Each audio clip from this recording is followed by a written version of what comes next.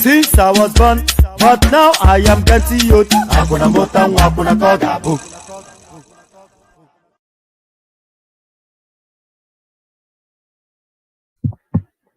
There it is right there.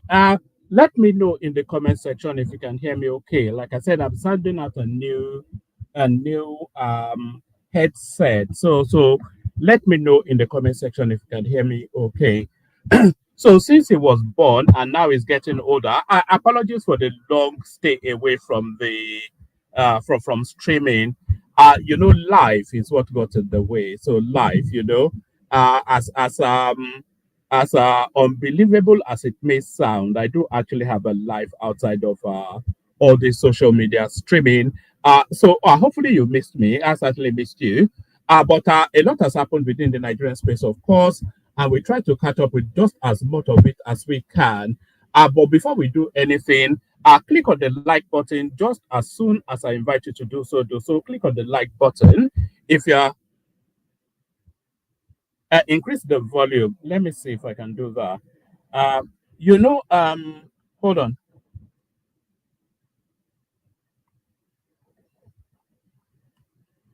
Is the volume increased now? Let me know if the volume has increased. I'm one of those Luddites. Do you know what a Luddite is, or a curmudgeon? It's some old school type person that refuses to get into the modern times. So when I buy all these gadgets, I refuse to read the literature. I'm just happy to put it together myself. And if it works to a sufficient level of function, then I just go with that. But I think I may have to read the literature on this one somewhat. But Apologies for the long hiatus, as I said. Uh, but good that you go to be in your company of that. The protocol still remains the same. Click on the like button just as soon as I click on the like button just as soon as I invite you to do so. Do so. If you are watching in watch back, please still click on the like button. It's so important that you do, because that helps it helps to trigger the YouTube algorithm in favor of the platform. If you are not already subscribed, please subscribe as well. And if you are especially watching rather in scroll through, because we're streaming in two different spaces. We're streaming both in landscape and in portrait. So if you are watching in portrait, especially click on like and subscribe. So like and subscribe. If you want to come and join me on the screen, come in via the hyperlink that says StreamYard. Share the links just as widely as you can. Super chat towards the stream. The dollar sign at the bottom of the stream is there for a purpose. So avail yourself of that purpose. Like, share, subscribe, super chat towards the stream. And as you are coming in, please say hello so I can acknowledge your presence and say hello back. So say hello as you're coming in. You know I have no friends, so be my friend for the time that the stream lasts for. Agbadorian, of course, always the first to say hello. That's Agbadorian right there. That is Gladys. Share your day. Is it show your day? So that's Gladys right there. Good to see you, Gladys. We have Jajon right there. Jajon. So that's Jajon right there, otherwise known as Nigerman. That's Ola Pumping right there. So that's Ola right there. 100%. That's Abdul Mumin right there, joining us probably still in Saudi Arabia. And that's Kolade right there. It says one man long life, uh, uh, odometa. So odometa. So there it is right there. So thank you to all that. So a lot happening within the Nigerian space. So we'll try and cover just as much as we can. The stream that I am streaming now actually was the stream that I was intending to stream about 2 3 days ago. So just to document that space, and then we cascade into contemporaneous politics. A lot happening within the Nigerian dynamic. So just things are just moving at such a rapid pace. A whole raft of Tinubu first released three names to send to the Senate for ambassadorial positions. So Tinubu first released three names, two Yorubas and one Northerner, to occupy the ambassadorial seats in the United States, England, and I think France. The United States, the United Kingdom, and France. And then a whole raft of other names have now been released for the Senate to give consideration and assent to as ambassadors to all of the countries that we have relationships with. So one of the standout names out of the ministerial list is Reno Omokri. So now Reno Omokri now nominated to be good to see you, Esther. I think this might well be the first time that you are saying hello to us, Esther. So let's acknowledge your presence right there. Calling us from the coldness of Washington, D.C. I would like to be able to brag, but where I am is probably equally as cold. I'm in Dartford, Kent, in the United Kingdom. Uh, so now Reno Omokri, the standout name now, not especially because of the achievement, but because of the prominence of his name and where Reno occupies within the political landscape. So Reno Omokri now one of the standout names now of that ministerial list. So we'll pick it up from here as we then see then what the space is making of Reno Omokri now. And you know how much Reno you know how much Reno luxuriates in importance. So now him now having an ambassadorial position to his name, he would never let us hear the last of it. And this now gives him now the potency to go after the obedience space even more aggressively. Please make sure you're liking and you're subscribing as you are coming in. So Reno Omokri nominated as an ambassador. What are we making? Oh, do we want to actually take it from a different space? Actually, we were going to take it from a Rice TV, but I think I just spotted what's it called? Bubagaladima with Shewa Kimbaloye. So I think that might well be a better space to pick it from. Because Bubagadadima always a good copy for this sort of a thing. But let's see, where are we going? Uh,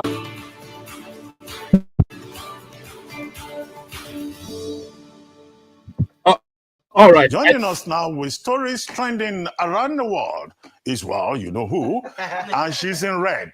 And red is the color of World AIDS Day, which is today. So this is OG, yes. Complete in red color, yes. Even the lipstick is hot. What's happening? You know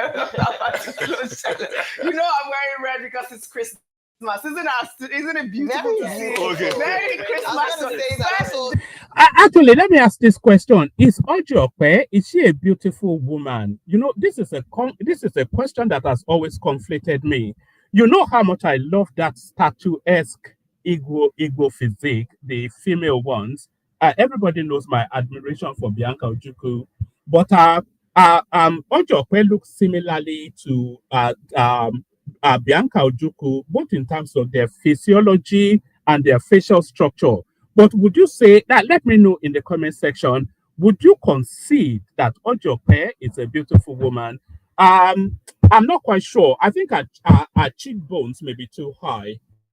But what do I know? Day of December. You know what we do? Our eyes were always leading, right? Yes. Red is the color of Christmas. Yes. So you've opened up the month of Christmas. Red from head to toe. Yes. I always follow the dress code, don't I? Yes. Well, all right. Good morning, Dr. Amat. How are you this morning? Good morning. I thought we should remind people of World AIDS Day. World AIDS Day. Very important. Very important. Good morning, Ayomide. Good morning, Bimbai. How are you this morning? Mama Christmas. Yes. We're coming to you for Christmas, so that you come wearing red. Yes, we had a great show on Friday. All girls show. Bimbai was fantastic. Our international correspondent was fantastic. Adefemi Akinsoya, what's that smirk on your face? All right. I don't think I have the time for that. Let's go to another platform. Let's pick it up actually from TVC. There are a lot more. I think there's a consensus now, so it can only get better from here. Certainly. Sorry. And by the way, I decided to do this stream last minute, so apologies for the somewhat funky whatever it is that it is. But we'll take it from our TVC. I think TVC probably offers us a better copy of this. So let's take it from here. Okay then. Our next story, make no mistake about it. The appointment of ambassadors is a slow and sometimes difficult process due to extensive security vetting. Of course, there's the delicate need to balance political appointments with career diplomats and the financial constraints we've been told was the cause of delay. The relieving news, as we sit here, is that the president has sent the names of 32 ambassadorial nominees to the Senate for confirmation. Days after he forwarded, days after the president had sent the names of 3 nominees initially, So a former INEC boss, Professor Mahmoud Yakubu, is on the list. Former Aviation Minister Femi Fani-Kayode is there. Former Enugu Governor Ifeanyi Ugwuanyi, Reno Omokri, they're all on the list. So that list already tells us that it's political patronage more than anything else. So and also the portfolio will tell us even more, but the list already tells us that it is political patronage more than anything else. So what qualifies Femi Fani-Kayode to be an ambassador? Femi Fani-Kayode is it comes across somewhat as mentally unbalanced anyway. So there is that, and he has no history in the diplomatic service. Ditto Mahmoud Yakubu, and ditto Reno Omokri and the rest of the names listed is more political patronage than anything else. And then the portfolios, of course, if you're having the anticipation, you have the anticipation that somebody like Mahmoud Yakubu will be sent to some Middle Eastern country, probably Saudi Arabia, because he's somewhat moderate and he's somewhat Islamic, so he can go be the face of Nigeria in the Middle East. But what portfolio would somebody like Reno Omokri get? That's the question. And what qualifies somebody like Femi Fani-Kayode to be an ambassador? That's the other question. So it's all a narrative of political patronage. Nominees to the Senate for confirmation. Days after he forwarded, days after the president had sent the names of 3 nominees initially, you know. So a former INEC boss, Professor Mahmoud Yakubu, is on the list. Former Aviation Minister Femi Fani-Kayode is there. Former Enugu Governor Ifeanyi Ugwuanyi, Reno Omokri. They're all on the list. In all, there are 15 career ambassadors and 17 non-career nominees. Led the work. So that is to tell you there are 15 proper appointments, because if you're talking about career ambassadors, you are talking about people that have invested their lives in the diplomatic circles and they have built their career off the back of that. They've come out of that system and they're within that system. So they know about the foreign service, diplomatic service, etc. So 15 comes out of that, but 17 comes outside of even governance or anything to do with the foreign affairs. So 17 are political appointees and 15 are people that are actually fit for purpose. And this seems to be one of the Achilles heels of the Tinubu administration. It tends to appoint, we're seeing that especially in the security service, when a lot of the people occupying positions are not fit for purpose. It's just recently sacked Badaru now and appointed Christopher Musa. So why did he even appoint Badaru in the first instance is the thing. What is Batawale doing in the defense ministry when his name is linked with insurgency? So political patronage rather than fit for purpose seems to be the template of the Tinubu administration. Reno Omokri, Mahmoud Yakubu, Ifeanyi Ugwuanyi, Femi Fani-Kayode, these are the names of the diplomats that now diplomats. They are not career diplomats, so these are nominees. They are not even diplomats yet.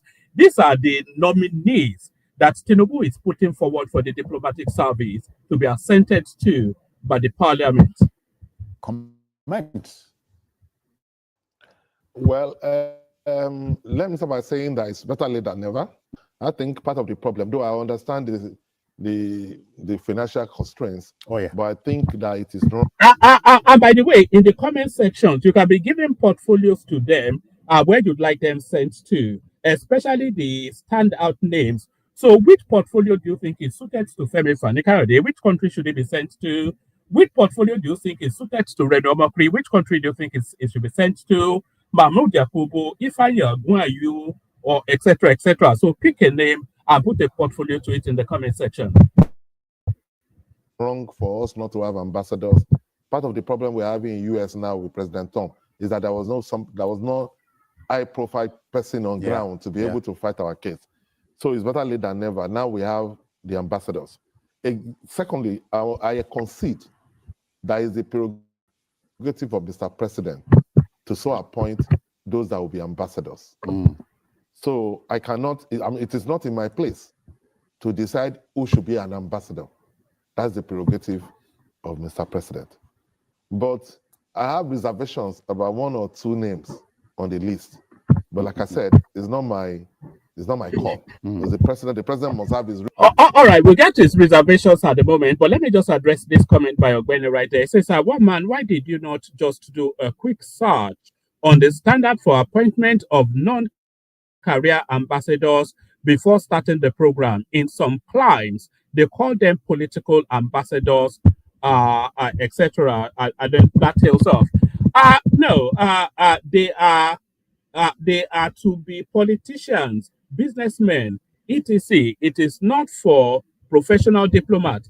So if you have somebody heading the portfolio, because I don't I recoil from the idea that ambassadorial positions should be given as a political patronage. I recoil from it because it is a very important position and ambassadorial. We can see what is happening in the United States now because we have no public voice of defense.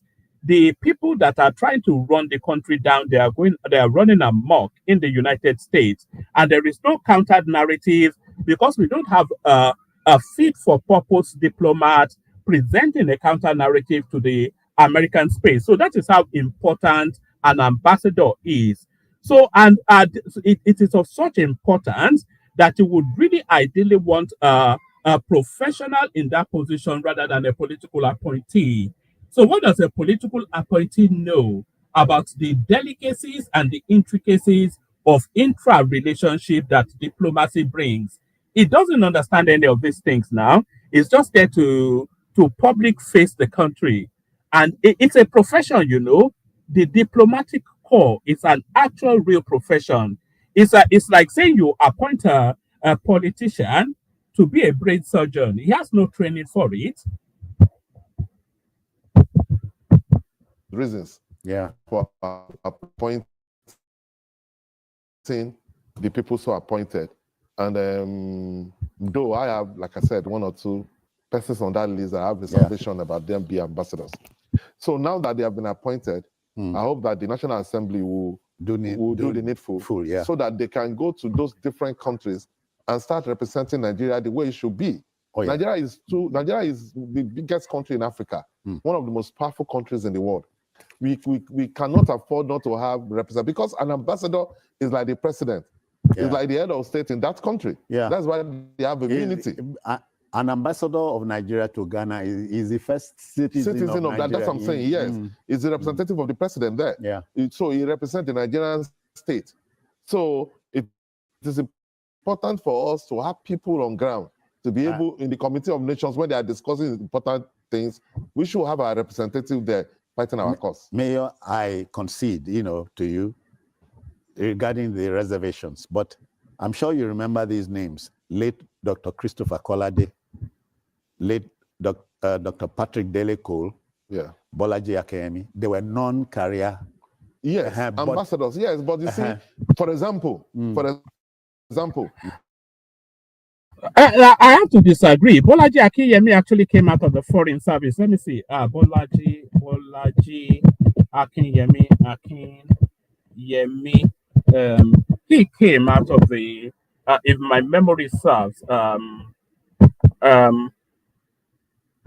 he came out of the, sorry, I'm just, prominent Nigerian professor of political science, diplomat, and academic. So he actually came out of the diplomatic corps.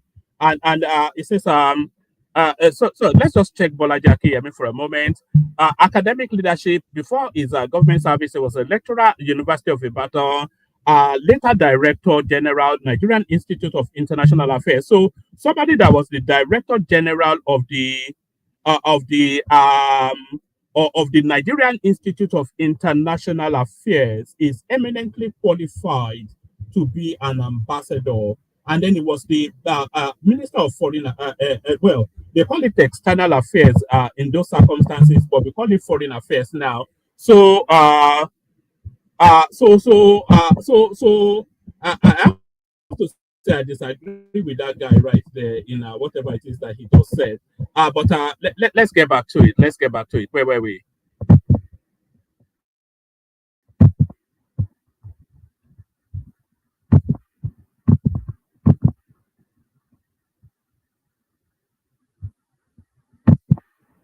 The three names that the president was sent to as ambassadors, most of them highly educated, highly intelligent officers, very, very experienced.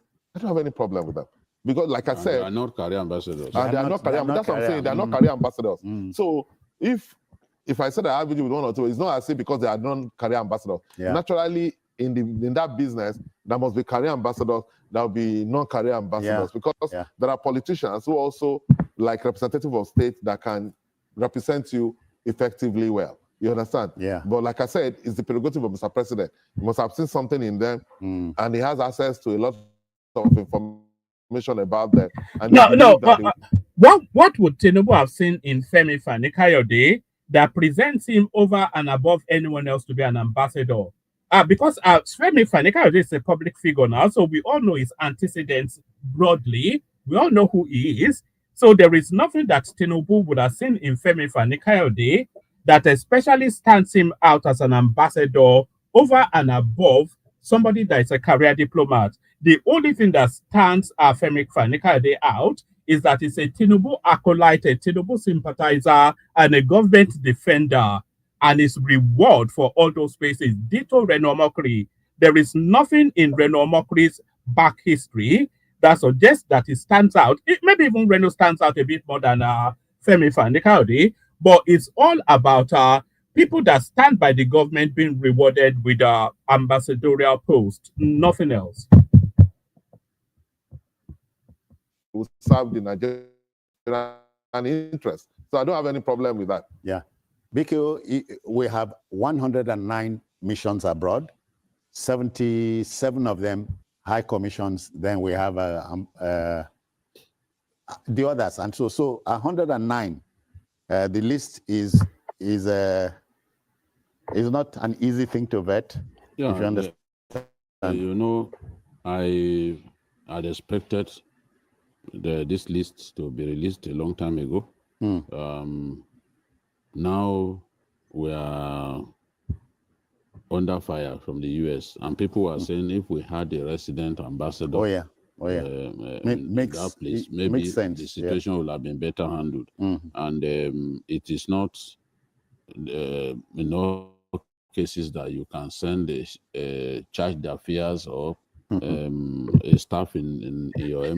You know, I can understand the economics of not wanting to, because there are some ridiculous countries that we have ambassadors in, which you wonder why we do. Why on earth would Nigeria have an ambassador in Somaliland? Of what purpose would that serve? Why on earth would Nigeria have an ambassador in Myanmar? What is the relationship between Nigeria and Myanmar, or what will ever be the... So there are certain countries that necessarily, and we need to prune down that list actually, and we only really need to send ambassadors to strategically important countries, which should not be more than 20. China, United States, United Kingdom, France, maybe the European Union, Saudi Arabia, countries like that, Russia, India, countries of strategic importance both to us and globally.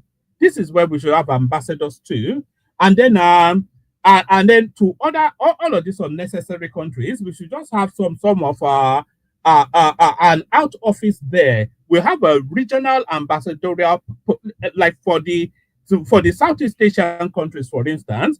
We should just have one nominal ambassadorial post, and then we should just have satellite offices in all of those countries that we feel we need a presence. We don't need an ambassador in every country. Why do we need an ambassador to Benin Republic? Why or even Namibia? Why does Nigeria need an ambassador in Namibia? To serve what purpose? To what end? Embassy to go and handle such matters, because it could even be misunderstood to mean that you are disrespecting such a country. So I'm happy that in the end, the president has done this. It's better late than never. Now, it is a good mix. 17 non-career ambassadors, 15 career ambassadors. Yeah. And we have 4 women on the career ambassadors list and 6 women. Please, like and subscribe if you haven't done that already. If you are not already subscribed, please subscribe. If you've not yet clicked on the like button, please click on the like button. I think we were just talking about the women representation right there. And women are very grossly underrepresented in Nigerian governance, by the way. 17 non-career ambassadors, 15 career ambassadors. Yeah. And we have 4 women on the career ambassadors list and 6 women on the non-career So 10 out of the, is it 50-something numbers are women, and I think women constitute about 52% of the Nigerian population. So still that theme of underrepresentation carrying on in terms of the gender mix. Ambassadors list. So in the end, 10 women, 10 women on this list. It's significant, but again, I hope that the subsequent list that the president will send, women will get even more representation. Yes, some people have been saying, oh, these people shouldn't have been there. In fact, the PDP said the people chosen largely do not have integrity, this and that. I don't know the people they have in mind, but I know that Femi Fani-Kayode won his case. There's no case submission. Femi Fani-Kayode has no integrity. It's under the court with the EFCC. This guy now, Babatunde, is about to tell us that he has won his case with the EFCC. He also has problems with women. His language is curse, and it doesn't have language that is suited to the space. It's quite brash and quite curse in its use of verbiage. So it's totally unsuited to that post, both in terms of his public image and his public utterances. It's totally unsuited to be a representation of any country. Femi Fani-Kayode succeeded. Was a victim of political victimization. The EFCC did not have a case against him. If they do Femi Fani-Kayode's case 1,000,000 times, Femi Fani-Kayode will win because they did not have any clasping evidence. No clasping evidence where a no case submission succeeds. Okay. That should tell you that the prosecution didn't really do any work. So those who are saying, oh, maybe it does not have integrity, but he won in court. However long that case lasted, Femi Fani-Kayode won. Reno Omokri, many people had suggested that, oh, he's doing all that work because he wanted to be considered for an appointment. In fact, some people thought he would come into the media team because at a point he was doing so much work, you would think that he was officially in the media team of the president. But the president has considered him now for him to be made an ambassador. Yeah. He's a Nigerian eminently qualified for that role, and he's brilliant enough to acquit himself competently. So he says he's eminently qualified, but what qualifies him? What is his antecedent in foreign relations that qualifies him? Because it's quite it's a specialist subject area, foreign diplomacy. So it says he's eminently qualified. What qualifies him? Yeah, never mind eminently or not. Even at a rudimentary level, what qualifies Reno Omokri to be an ambassador? When invariably the Senate clears them and they get their posting. So there is no list that this president can come up with that some people will not be against. Oh, yeah. There's no way. Some said, oh, the INEC chairman shouldn't have been considered. He's a Nigerian. No INEC chairman brought innovations into INEC like Mahmoud Yakubu. Yeah. Mahmoud Yakubu inherited the card reader. He upgraded it to Beavers. Beavers is much more advanced than the card reader. Yeah. With the Beavers, you are not even you cannot. The era of multiple identity has been banished because you must your biometrics must match your face and everything before you can vote. Yeah. So some of the things we blame INEC for, we should actually be blaming politicians who refuse to play by the rules. But it's everybody's whipping dog. Now he's been made, be nominated for ambassadorial role. People think he shouldn't have been there. Oh, it's a reward for the work that he did for the APC. Again, he's a Nigerian, a first-class historian, is qualified. You know, it really irritates me when specialist professional areas are occupied by people that do not have the expertise in that subject area, and then the narrative then tells us that oh, they have transferable skills. So are you saying then that because Mahmoud Yakubu is a professor in political science or whatever he has his professorship in, are you saying that because Mahmoud Yakubu is a professor, you can then take him to a theater to go and operate on and do heart surgery? Can you tell him to do that? After all, it's prominent and eminent, you know. So there are certain professional spaces that we don't accord the respect of the professionalism and the knowledge base that area demands. Just because they describe it as an ambassador, every dog and his brother is now eminently qualified. The Mahmoud Yakubu that gave us Buhari when Atiku won an election, and it read it quite blatantly. Okay, let's say he did well in the last cycle of elections, but what about the previous one? When Atiku won an election and he gave it to Buhari, okay, he cleaned his name by doing a good election in 2023. But Mahmoud is no different from when Buhari appointed Burutai as the ambassador to was it Benin Republic then? After that guy has superintended the savaging of Nigerians for about 6 years solid. The guy that heightened the insecurity in Nigeria was rewarded with an ambassadorial position. The INEC chairman that brought us Buhari when Atiku won an election is rewarded with an ambassadorial position.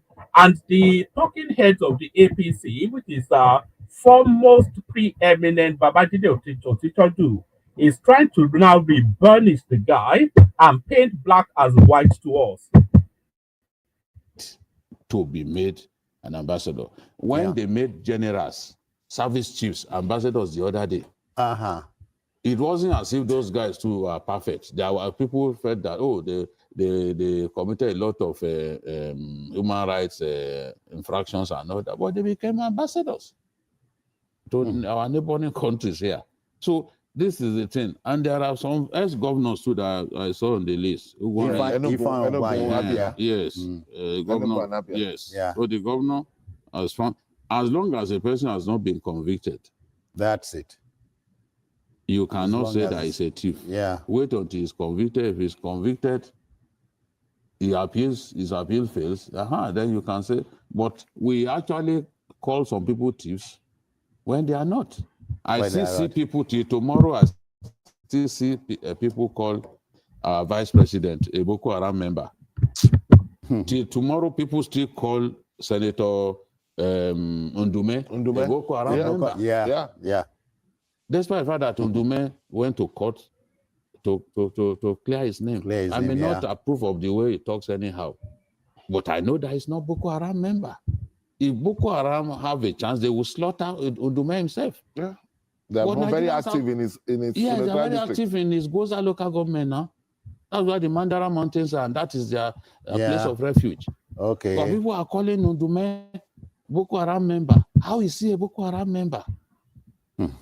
But so this there's no list, as I said earlier. For me, my greater joy is that the president has this list. It was bad enough that we were operating without those ambassadors. Even if we had 3, those critical countries, France, America, and UK, Britain, it would have been fine.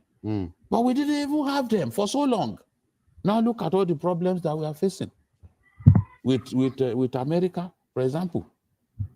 Nobody to fight for us, nobody to get there and get our message across to the man who says he wants to come into our country with guns blazing.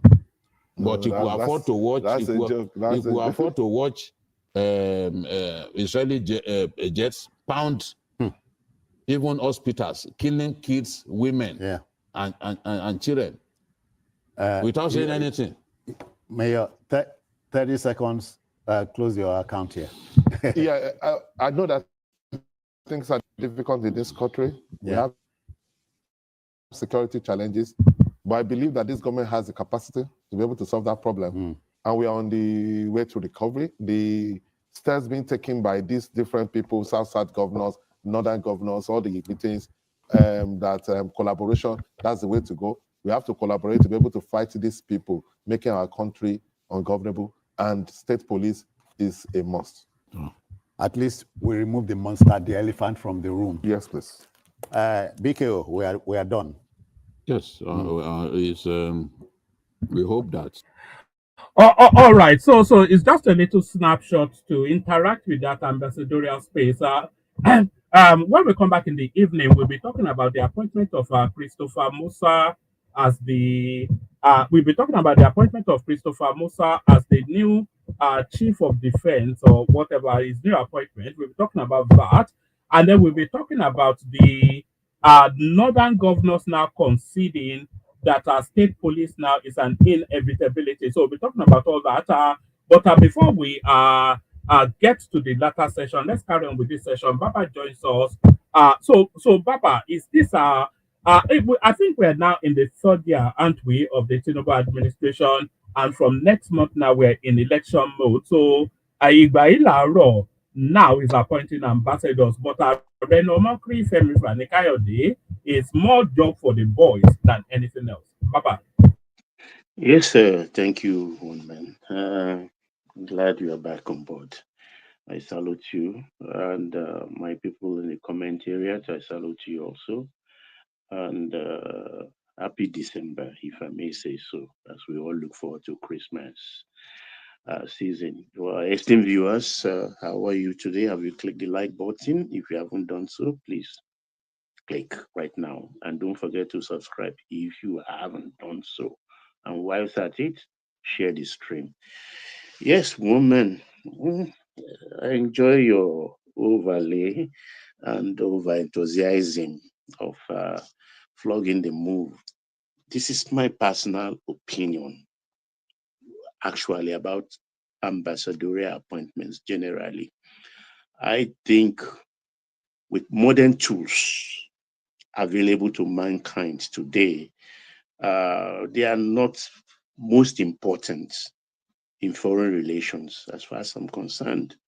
The chief consul in every embassy, as of today, is more important even than an ambassador, because they are supposed to give out passports, assist citizens, and all the rest. And the ambassadorial positions are becoming more and more expensive, my opinion. You understand? Because as far as you have a foreign minister in place and also a minister of state in the foreign ministry, with all the gadgetry available to mankind today, you can control things. In those days when it started, somewhere around 500 BC, it's about from one king's court. It started in the Far East. Messengers, they are like messengers actually, carrying the messenger bags and going to another king's court, maybe in the Far East or Middle East, to deliver messages. And that's how it all started and evolved into modern times. So having said that, in today's world where we live in, they can dispatch somebody, an expert in a certain field, if the situation demands, within 10 hours maximum. Is by flight, is in that country with a special message directive to action whatever is happening at that moment in that particular country is assigned to, and it comes back to base, rather than have a resident, a permanent ambassador with all the accoutrements that goes with that position, the layout, parties, Independence Day celebration, and all the rest. There is nothing an ambassador would do that a consul cannot do. And if we need a higher authority, they can be dispatched with full complement of the president's aircraft and everything. So that is my own take. But for whatever is happening, those lists, for instance, there are some countries that are very important in today's world: USA, Germany, France, England. Those are commercially, and China also. And you can see that the first 3 ambassadors appointed are experts in their field. They are spies generally. One from national security, I think the other one from military intelligence, and I've forgotten where the other. They all have this background, and they are actually designated to go to the USA and all the. Though that is what this situation demands at the moment. And so they've put in square pegs in square holes, or round pegs in round holes for that. But for the others, for instance, like you said, well, you postulated, what's the use an ambassador to Myanmar, ambassador to let's say Aruba, for instance, and things like that. What we have to do there, you can't even actively point that place out on the map and things like that. So we don't have that kind of money to waste. Presently, we have more important things to do, in my own opinion. And like what happened in the US presently, you can see the president dispatched a special group of people who say, okay, you go attack this. A mistake has been done, quite all right. Maybe they did not actively look on that side. When before this, it happened on the blind side of Nigeria, because of the new order of the number 1 citizen of the world today, the kind of person he is, and his temperament, and his penchant for issuing threats and ruling the world by Twitter. So it's a different ball game entirely, what we are facing. And by dispatching people there, but Baba, I'd like you to speak on the because we're talking about political patronage, and we're talking about people that don't especially have the specialism being appointed into posts. So we can somewhat understand political patronage, but if you look at the quality of persons, it's do they meet the fit and proper test? Characters like Fani Kayode, Reno Omokri, and all of these sort of elements, do they meet the fit and proper test? Well, in this context, because I know definitely what everybody's been talking about, particularly, is about FFK and Reno Omokri. And I rhetorically ask again, And Mahmoud Yakubu as well. And Mahmoud Yakubu, why are they not qualified? Why are they not qualified? Look, you talk about Professor Bolaji Akinyemi. He was, or he is rather, he's still living, God bless him, political science professor. Mahmoud is a political science professor. And if we are going to talk about ambassadorialship or politics general or ministerial position, who else will be a foundation, a recruit for the diplomatic distinct position other than graduates of political science? And if you talk about FFK, for instance, forget everything that surrounds him or anything, or Reno Omokri. Because he went to Cambridge, Abby. He went to Cambridge. He is the scourge of the Obidients, and they have to come up hard and this thing. Yeah, of course, any Oxford or Cambridge graduate at the master's level is not just an ordinarily educated person. Let us face it, it's a fact. It's a fact. It's like somebody that attended Harvard and you want to say, oh, it's not, or Princeton. It's not just somebody who attends one backyard university. They are well trained. I think in Oxford or in Cambridge, Oxford, I think, has about 29 colleges. It's a collegiate this thing. Same for Cambridge. So they had robust education. And besides that, pedigree matters.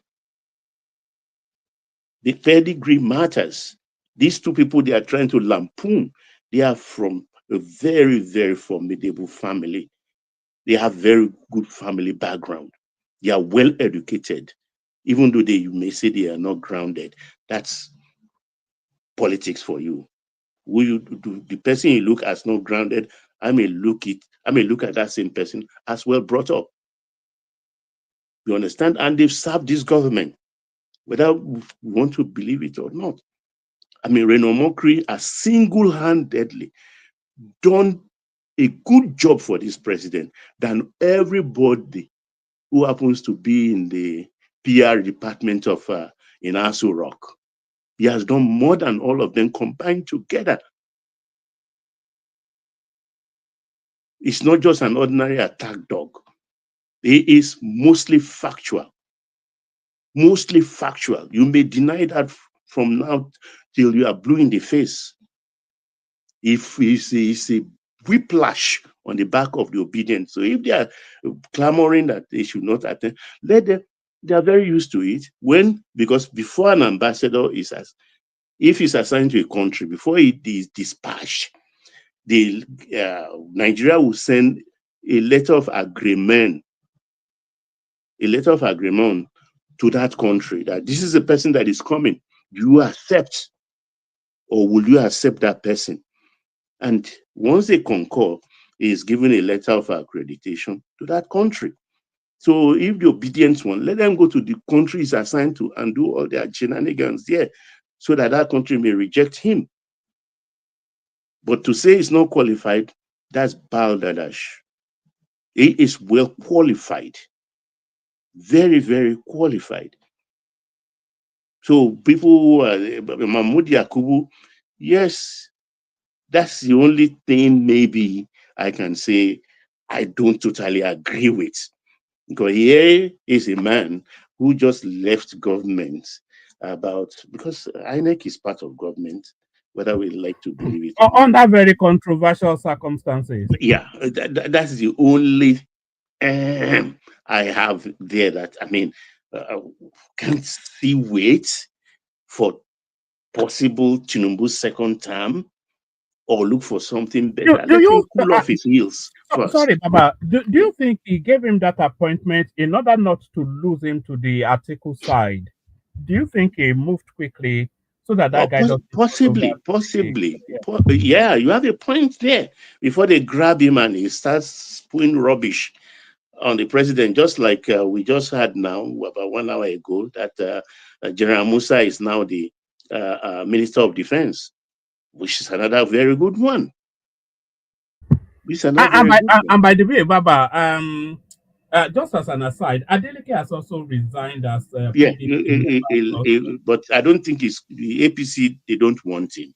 No, I think it's going to Accord. They said the omission race of APC will not align because they have ambition. They want to be, and Tinubu's cousin, the Minister of Blue Economy, they don't want him in APC. Oyetola, they don't want him in APC. Not that he doesn't desire it, but that is his frustration. And if he goes to Accord, I don't think. But let's leave that aside. Let's focus on this ambassadorial thing. You get my point. I think all the people appointed, it's a political confetti kind of thing you use to keep people in your corner, or those troublemakers. It's just in the same sense in those days when Abacha came in, so that political soldiers who are hungry to take over from him, he conveniently sent them to Liberia, to Sierra Leone, to go war there and get them out of Nigeria. So if some of these people are in that mold, it is good, particularly people like Yakubu Mohammed, who could do a lot of damage to the president in the next election if he's not in his corner. Quickly package him and take him out of the country, have him in his corner. That's brilliant. So let me yield for the other person to come. Thank you, Baba. I was just about to bring talk now into the conversation as well. So Baba has batted quite excellently for the government, but I'm not really fully convinced. The other thing that rankles me somewhat, talk now, is that out of all of that list, there are only 10 women. I think we have about a 52-48% gender split in Nigeria. So, as always, the underrepresentation of women, but then this job for the boys ambassadorial days. Your take, talk now. Hi, good morning. Hi, Baba. One man. Talk now. Thanks for Salute you. Hi, hello. Thanks for And by having the way, me. and by the way, talk now. Come more often. You know, I always enjoy you, but you don't come often enough. But carry on. Yeah, it's work. Sometimes you have to, squeeze in time just because I enjoy this show. Actually, I've been listening to this show for a long time. I always want to come on, but sometimes work and all that. But I'll try my best. Honestly, talking about the ambassadorial list, it's better late than never. The last time I spoke, I talked about it. It's extremely important for the president to have it. Now he has submitted it. Is for the House to hasten it up and vote on them, ask them critical questions, and get the ball running.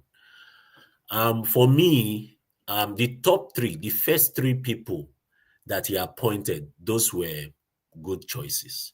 I mean, the former head of the DSS, he has been working with United States Secret Service. They've been interchanging information. I guess that man is going to be I've forgotten his name. He's from the South. That's the man that is going in there. You mean okay? Okay, yes. Yeah. So those are career knowledgeable guys. Those are spies generally. They're spies, yeah. So I think that's okay. That's fine because it's very grounded when it comes to security. I think it's, I think the thinking of the president, now I might be wrong. Thinking of the president is his choices, those first three choices is based on what he thinks the country can give to him and the people that can give him that result over there. So basically, he made those first three choices. For the other ones, I think those are just non-career diplomats. They are politicians, just know me, know you. Some of them are fairly okay. I don't see any reason why a Reno Omokri can be there. I heard some arguments around, he's against obedient movements. All that is just politics. Yeah, but no, sorry, talking now, leaving aside the obedient space, what actually qualifies Reno outside of him being a government acolyte? What qualifies him to be an ambassador? Number one, is a good historian. And he's a lawyer too. He's a lawyer. He's sound. He has masters. Yeah, and of recent, now I don't know how long he has been doing that. He has been selling Nigeria out there. In different fora, there in the UK. There was one of them that one of my cousins went for one of the, was it a symposium they had? And he spoke very well. Like he responded to questions about Nigeria. He has been taking that position on a volunteer basis outside. So really, if they give him an ambassadorial position, if he gets through the screening. And Fani Kayode, when they are screening Fani Kayode, do you anticipate that the Senate will require a drug test? You know he's partial to that. That's a tough one. In fact, that's the toughest amongst all the people. Yeah, amongst all the people, even the former governor of Enugu, I don't think you have a problem, But Fani Kayode, I feel you have a challenge. His demeanor is the way sometimes he is good, is sound, but the way sometimes his responses are sometimes brash. And you need a kind of a body language, the way you speak as an ambassador, you need to have some level of patience, the way you talk. And you need to also have some level of sympathy, you know, when some questions are asked. But Fani Kayode, sometimes he doesn't have it.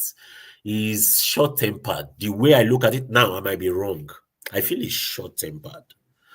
But yes, you are right. I think a lot of us take that. I've watched some of these clips and I'm like, sometimes it goes overboard. Sorry, talk now. Have you? Sorry, apologies. Talk now is wrong. Talk now is wrong. Talk now may be right. Talk now. Have you seen Fani Kayode on the international media sometimes talking about the international politics, especially the Middle East, and he will take quite an aggressive, defined position, maybe anti or pro this or you know. So if you're a diplomat, you can't have that aggressive a position because it doesn't give you the room then because that's his position.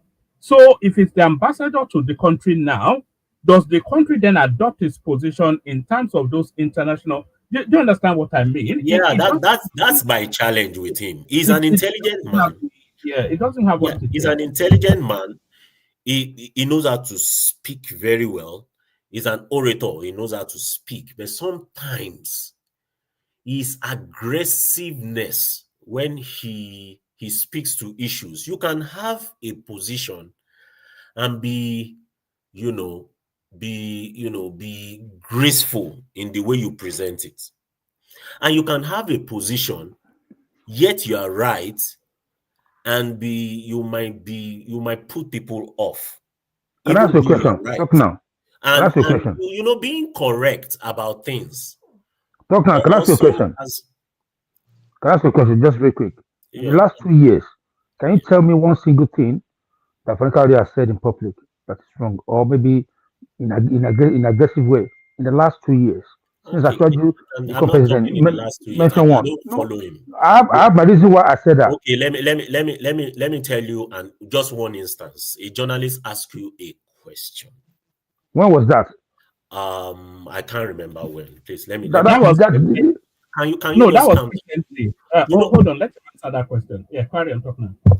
Now, a journalist asks you a basic question.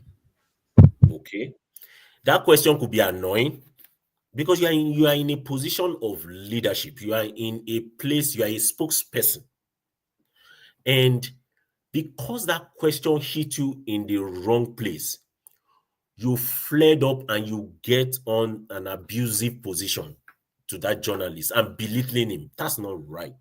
And sometimes the question being asked it hit him in the wrong place, but you could have answered it in a better way. Okay, I wasn't happy with that. That's why. Sorry. Please, sir. Yeah. So let me ask this last one, please. Let me ask this last one. Trump, as a president of America, the biggest country ever, he called a journalist a disgrace that is ugly and stuff like that in popular. No, it's not a standard. Stop using Trump as a standard for anything. What do you mean? I can't be picking it's not a standard. Of course. You cannot be picking on Trump. Trump anyway, is not, I'll talk later. not your standard. Don't make it look like a standard. No, the fact that somebody abused as a leader of a free world, he abused a journalist, that doesn't mean it's a standard for anybody to start abusing journalists. That's not right. There's a way you can respond to things, and you can be right. At the same time, you can be right, but the way you present it could have another bad effect. What I'm saying is you can say things correctly, but the way it will be presented also matters. Talk now, can you ponder this? Suppose people like FFK could be appointed as ambassador plenipotentiary and sent to trouble spots with his sharp tongue once in a while. I mean, maybe that will work. Maybe. But I think they shouldn't put him in very top countries. Put him in a place where we know we are having trouble we need some pushbacks. Maybe they can put him there. It will work. You know. Exactly my thoughts too. Yeah, it could work. And guess what? Every human being has his faults. It doesn't mean he's a bad person. And it doesn't mean he won't have his off days. I just feel, you know, I feel he has his fault here and there, and which could affect him during the screening. Anyway, we leave that to the Senate. Anyways. Let me agree with you. Let me agree with you. Talk now. I don't think because we've been experiencing Fani Kayode. Look at his interactions with his estranged wife. The sort of language, some of the language is just downright abusive, very guttural sort of, you know, street language you hear from this guy. Not just his wife. Like you said, it will attack journalists and call them names. It will go to the international space and use quite inelegant language. As much as you say he has this Oxbridge education, it doesn't reflect in his conduct or his use of language. And the very antithesis of what should be a diplomat is that Fani Kayode is unguarded, is unhinged, is unstable, and is wild. That's a lot. Oh man. Okay. You know what? I think it's in the bloodline. And his dad was a talker too.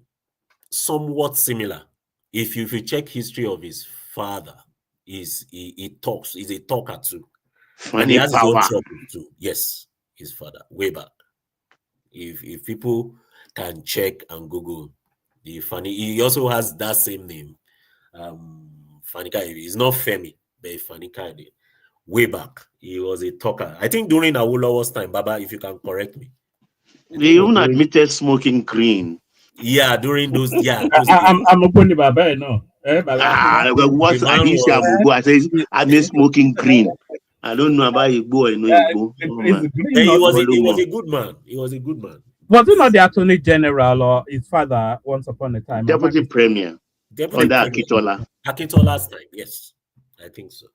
So, well, let's leave that aside. The ambassadorial list, settlement, non-ambassadorial lists. And I feel like there are some career ones that would come up. I know they are working on those. The ones that came forth now will be normal politicians and all that. But the list of professional ambassadorial list will still come up. Those are career ambassadors, because there has to be a balance. You can't just put all politicians there. There are some diplomats that have been well trained, that are civil servants that come upstream within the civil service. That is normal mix and match. All right, give us a little flavor on the gender mix. Only 10 out of the near 40 names put forward are female. So talk now. No, one man. Let him talk about Reno Omokri. I would like to hear his views on this appointment. On Reno Omokri. Yes. All right, give us that, and then give us briefly on the gender mix, and then we go to our comparable facts. Kenny is here to take over soon. Carry on. Well, for the female, well, I feel there should be more female. I would agree with you. Some level of, is it affirmative action? It needs to just balance it a little bit. But, when it comes to politics, it's tough. This list, it might be dancing around with it within the politicians just to agree with them for a long time. It's not easy. Sometimes we say some of these things and it looks like he just needs to do it and move on. No, there will be several interests here and there, But I feel like he would balance it in the next coming list. There are over 100 plus that he needs to do, and he has to do them. So I feel he would balance 107, actually. 107, yes. So he has to do that. He has to balance it. At least let him have 40%. We need more women in, doing stuffs like that. It's better to put women who are more, they have women carry some form of sympathy that comes with it, and Nigeria needs it at this point. So you know something, talk now. I was wondering if Ajumobi's wife is on the list. Why not Uju Kennedy? No, not Uju Kennedy. But Ajumobi's wife, she's Uju Kennedy was disgraced out of office now. No, I think Uju Kennedy, she has done her bit. She has gone back to her business. I'm just being rascally there. Yeah. So but for Reno Omokri, I think it's fun to allow Reno to do that. Let me just touch base on this Adeleke's issue. You know, Osun State is on a hot seat. It's a tough one for Adeleke. He does not know where to land. Is he on the hard ground? Either way, he will get injured. Or he land on jump in the sea, not knowing how to swim. Talk now. We are Osun people. We are not complaining. Yeah, hold on. Let him land so that we can move it around. So, I got an information that he was going to join ABGA or Accord. I don't know which one. So the challenge is APC, they don't want him. And it's so funny that he became a governor. You would think that people will migrate naturally. That's what happens. People will migrate from the losing party and flow to PDP. That didn't happen. In fact, from his party, they were moving into APC. So APC is having more ground in that place. And I don't know what he has done wrong. I don't have the details of it, but it seems like he's not. Some people that has helped him to get to that place, either he's not taking care of them, either he's not doing what he said he would do, or he has just been dancing around and having fun. But because right now he's running from pillar to post, he's not getting it right. I heard the PDP has chosen their own candidates. I think there was a primary that was held. I don't know which kind of primary that is. They chose a candidate, and it's not Adeleke because Adeleke had withdrawn. And he wants to choose a party. Either way, it's going to be hard for him to win, except he joins ADC. If he joins ADC, the challenge he will have is trusting an Aregbesola. I don't think he trusts Aregbesola at all. Now, this former governor, former administrator of Lagos State, that is an Osun State, this Prince Olagunsoye Oyinlola, he does not want to follow him. He's staying put. I have a feeling he's going to go back to APC.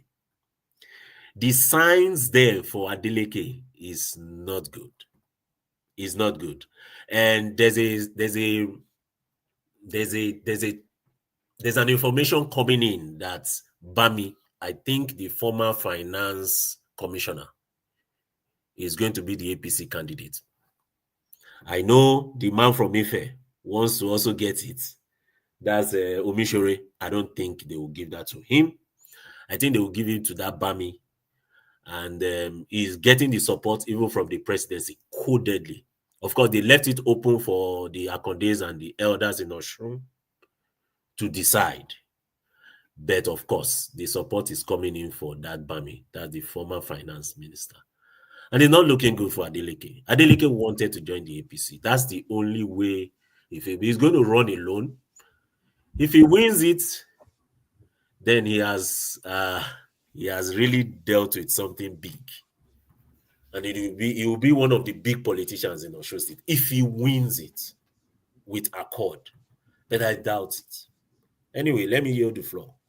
Oh, all right, Bilal, excellent, well put. So we go on from you to comparable facts, otherwise known as man of prestige. So we go on to prestige as I hand over to prestige as I hand over to Kenny to carry on whilst I go run some errands. So Kenny, try and maintain some orderly fashion so that the audience can enjoy it fully.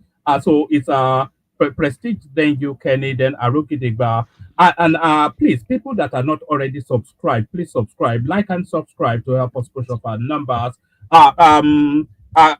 Prestige, we're talking about the ministerial list that's just come out, and we were somewhat alarming that it was more a case of job for the boys than the advancement of the country's voice in whichever portfolio these are new to be endorsed ambassadors get. And we were especially wondering what qualifies Fani Kayode, Mahmoud Yakubu, Reno Omokri, we can understand what qualifies Reno Omokri because it's the Koboko that keeps on flogging Peter Obi. But what are you making of the ministerial list? And do you concede that it's a job for the boy? So Kenny, you take it. Prestige has the floor. I'll join you guys just in about half an hour thereabout. All right, no problem, woman. Thank you. All right. Prestige, take it Greetings, away. everybody. Good morning here from here. Good afternoon from wherever you You are. got Good 7 minutes, evening. okay? 7 minutes, please. So let me start with MOP, the Thanksgiving, happy Thanksgiving, belated one. I mean, let me begin. The president has the constitutional right to appoint the ambassador, whomever he seems fit for the position, and that education is not a qualification. For the ambassadorial, it's just the capability. But let me begin. It doesn't really matter who we appoint. We can appoint a terrorist. The APC partisan people, we applaud it. People like Baba, coming here saying a master stroke, even at all, I'm just making an example. You all will applaud it because you all are so partisan to do it. It's not even funny. So that's how I see the whole thing, because there's some questionable character, in that, that's included. Like I said, he has the priority to appoint anybody he wants, to suit him in any way. But these people are representing the country. They are not just they are not representing Astro. They are not representing the executive. They speak for the country. So character matter, I mean, the ambassador speak for the whole country, not just the political party. Like I said, past statement, and attacking other country, you know where I'm going. I'm referring to let me use the word. Let me find a word to call him. Free Fu Kayode, FFK. I call him Free Fu Kayode. We know the utterances he has made, for other foreign countries. Particularly recently, what he had been accusing other countries of being involved in destabilizing the country. And what he said about the genocide going on, when we know there's a genocide, I mean, his utterances and what one man said, how he treat other people. But am I, I mean, am I surprised? No, I'm not surprised, because some of them are career diplomat. I think I don't have a record here. I think about 15 career diplomats, something like that, included in this ambassadorial list. But you have to question why. I mean, why appointing, FFK, with his utterances, and you're gonna go out there and represent our country. And let me tell you, the host country where where they're gonna post them, they have a right to reject. They can reject them. I can't even imagine them posting Reno to America, or posting FFK to America or wherever, or London. Maybe they will post. They will send him to Calvin Chan, where nobody know about where he's going. How about Reno? Yeah, he has a master in law and all that kind of thing. He's qualified. But that guy, he's being rewarded. He's being rewarded for what, for doing the APC bidding recently. I mean, this is the guy who almost crucified Tinubu. Ole, Ole, calling him Ole, when they went to Chatham House. He even went to Chicago University and called him the worst drug dealer. And now he's singing like, look at what he wrote 2 days ago or yesterday. He's singing like he has won a lottery. This is, how do you trust person of this character? That's it's not anything about obedience or whatever you may say because I'm on obedience. Who give a F about obedience or whatever, what he said about, but it's the man character. And you want to nominate such a person. He's probably the worst of all them there, his character. I mean, everybody, the world is so global right now. We know his character. Everybody know his character. I'd be surprised, where he's going to go. I mean, because everybody that he is nominated, like I said, even I thought he included drug dealer. The Senate is a rubber stamp to the president. They're not going to oppose anybody there. Anybody can bet me today, what I'm saying. Nobody, all of them will say through because he's the president. You have the Akpabio there, so they're going to go through.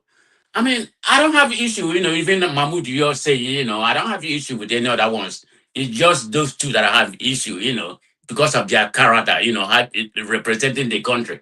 So in this situation, it's not about Tinubu they are representing, or the executive. It's about the country. I have very, very, very issue in that regard.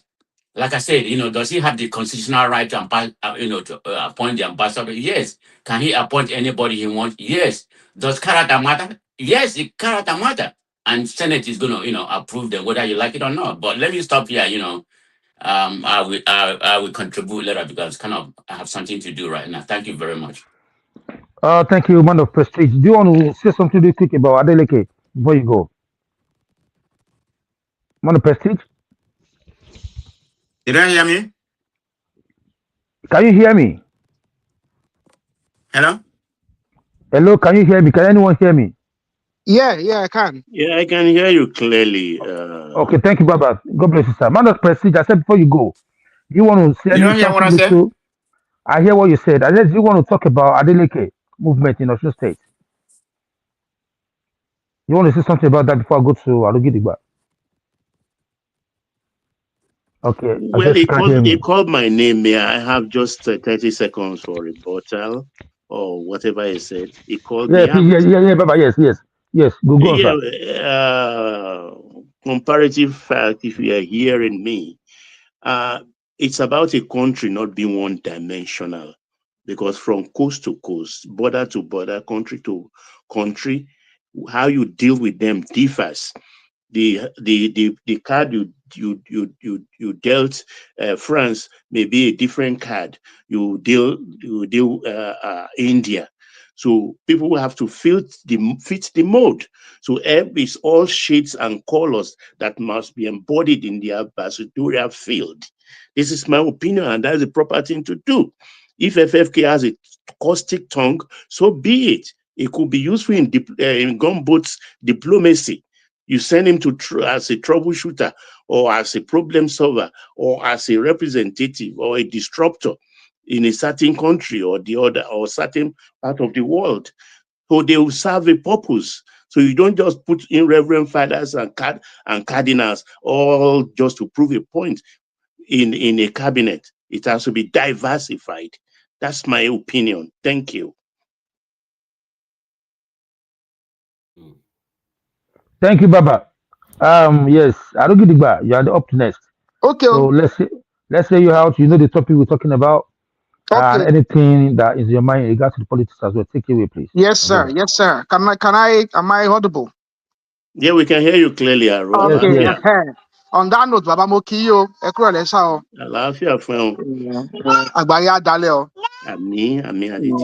apologies, my little one is she's rather very excited at the moment, but I'll try my best.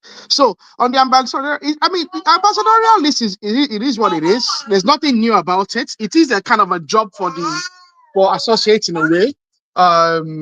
It's kind of a retirement for some people. I mean, we've seen in the past, judges of the High Court who've been retired, who are notable, have been sent, given ambassadorial positions. Even across the world, you see it.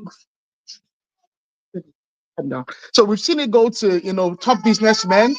Look at someone like so it is what it is. Reno Omokri is well educated. I think he has a degree in law, and I think he has a specialty in political sciences. I think he's someone you can give a job to. You can go to a country that we have relations with, where we don't have any particular concerns or there's no particular diplomatic issues ongoing. So you can just go out there, do the usual stuff, attend me, the ambassadors, they come and go. I mean, I don't know if people really know. There's a lot of countries in the world. There's a lot of things to do. Someone like, Reverend Kuka can get sent to Yoli Sea, for instance. So it is what it is. I don't know why we're all banging our heads, Femi Fanekayode, I'm not really keen on him. I'm not keen on his father either. I think they are both vagabonds, both father and son. But then again, I have a reason to say that. Royalty of Ife politics. Okay, we understand. Those of us who know.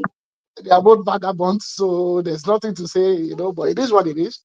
Femi is Femi. I find it very odd that a man of prestige actually is speaking against Femi Fanekayode, who was supporting Nnamdi Kanu just a few years ago.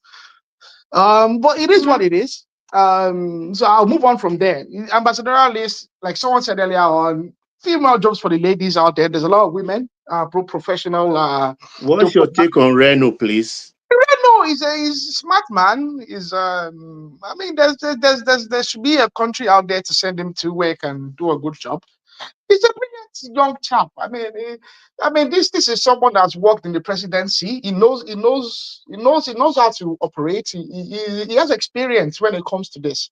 Having worked for President Jonathan and having helped a number of electoral campaigns. I mean, it's not a spring chicken. I think he might actually outperform a lot of people out there. He's a straight shooter, so I don't have a problem with him. It is what it is. I mean, he said what he said, and I think even the fact that he's been given this appointment is testament to it actually says more about who Tinubu is and less about who Reno is.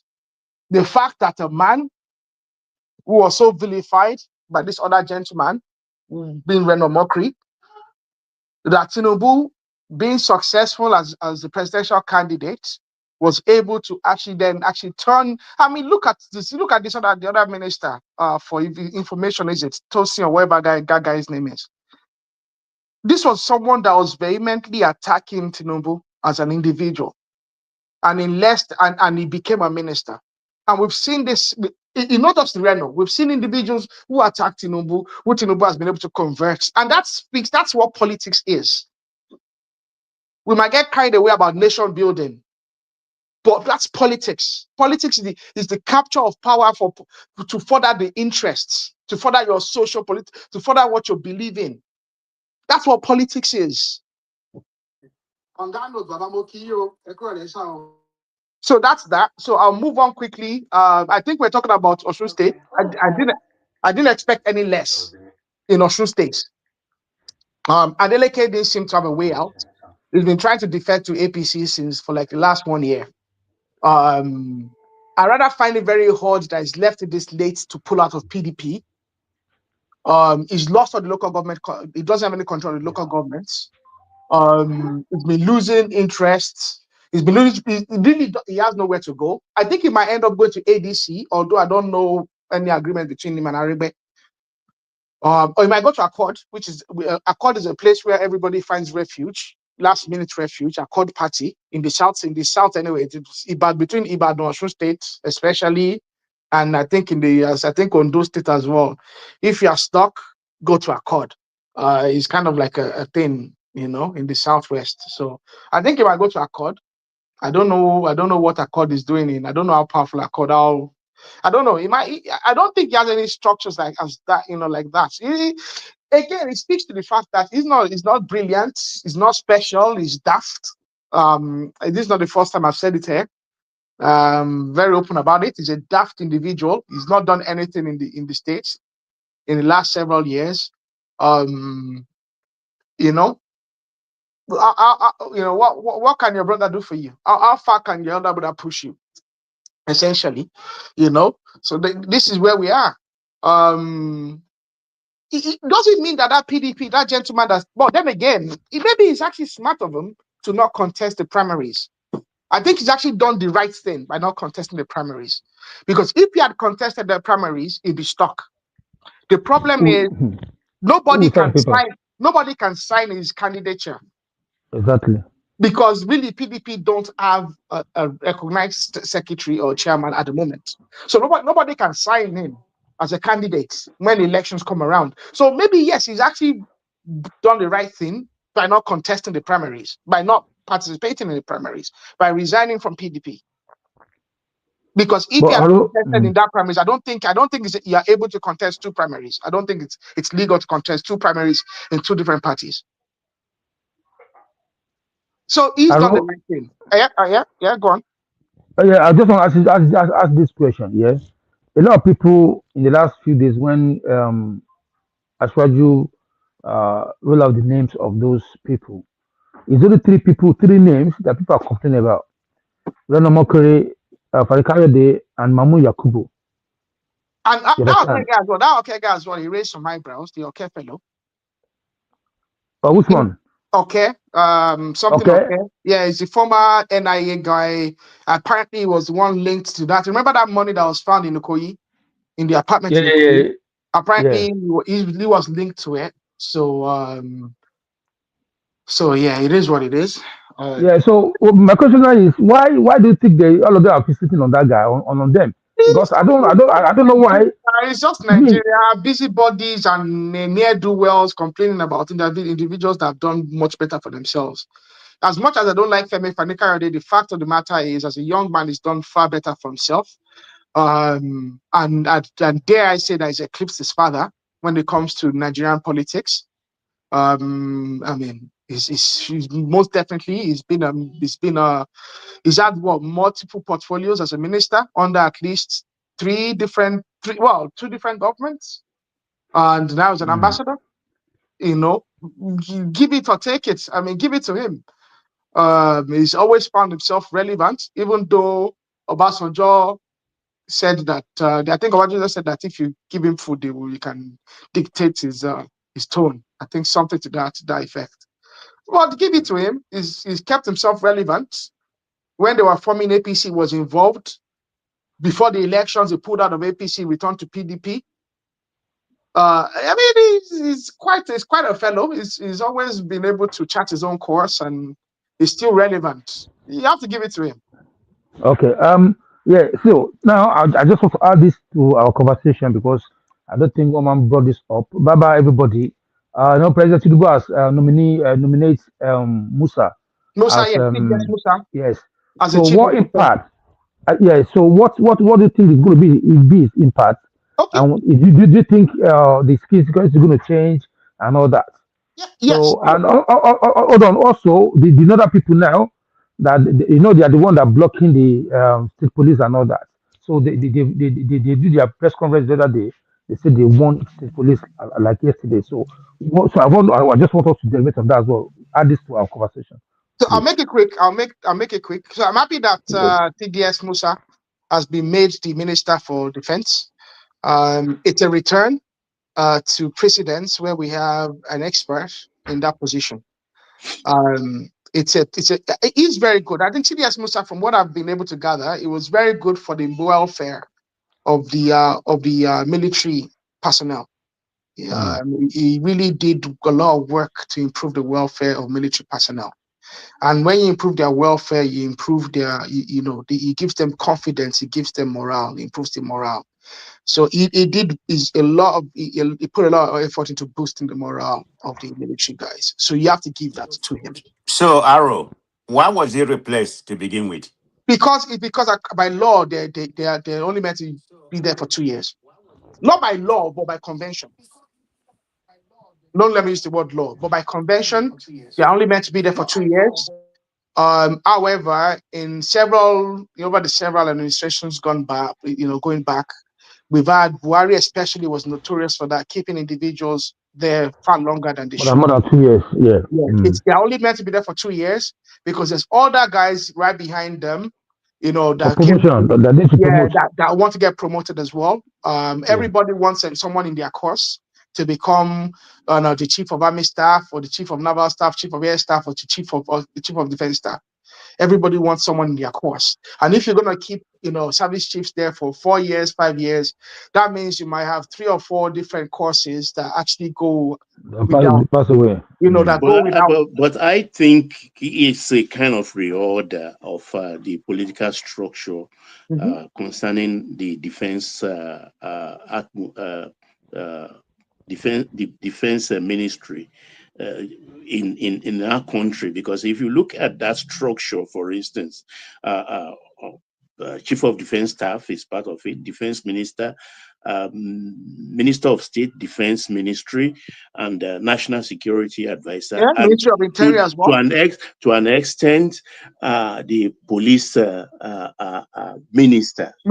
Police. Yeah. If you look at all of them, the minister of police is a Kanuri man.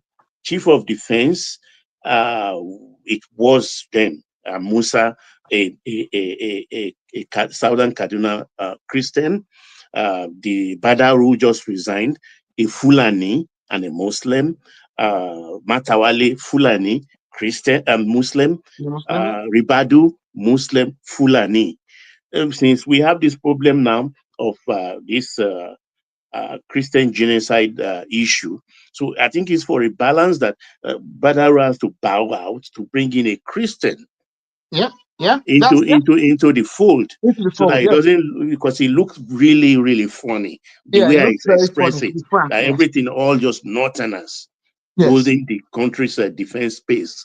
That is dangerous. Even without even talking, in peacetime is dangerous. In wartime, it's dangerous. I don't know what Tinubu was thinking when he did that appointment. Why do we have a minister? Why do we have a state? And I mean, we don't need two ministers for defense. We don't need a minister of state and a minister and a substantive minister. Given that we also have a chief of defense staff, given that the military infrastructure is pretty well defined, why should we have two ministers administering? I really don't understand. The military infrastructure can I just chime in something? No, Arrow. We need secretary. It's just like Secretary of Defense. We need a civilian as a minister in there. Yes, exactly. I'm talking about having a minister of state and a minister. So, at the moment, we have a substantive minister of defense, and then we have a minister of state for defense. We don't need two. I think it's just especially there are two individuals. Matawale is not a pushover. Musa. Yeah, thank you. I think Tokyo want to jam me something. Let me come in a little bit so that you can go around. I think man of prestige kind of giving my idea. So the idea is at least to have some civilian amongst the ranks. That's why I think that Ministry of Defense really was created. But the Ministry of State is just to settle boys, really. That's what I'm talking to. I'm talking across to ministries. I'm not against the Ministry of Defense. I'm talking about the states. The states. If you check, you see Minister of Education, Minister of States or Education. It's just settlement across the line, and these are the bogus, and also to meet up with federal character and all that. But what I want to say is that the choice of that Musa is a good one. I think so too. I think the president likes him. I think he has become a close ally to the president. He has been his choice. So since when he came in, then he wanted him. So procedurally he was supposed to exit. But even if he had not chosen him as Minister of Defense, he would have brought him in as an advisor or something. That guy would have come back in. It was obvious. It was pretty clear because he was still within the cycle. So I think that guy is a good choice. That Bederu saying he resigned because he was sick, he was the president that advised him to just resign. He was pushed. Yes, he was pushed out. He's not done anything either, really, to be frank. In fact, I've not seen him. The two of them, both Matawale, the truth is, they put the two of them there because they can, they are both Fulanis. They can discuss with fellow Fulanis to douse the situation.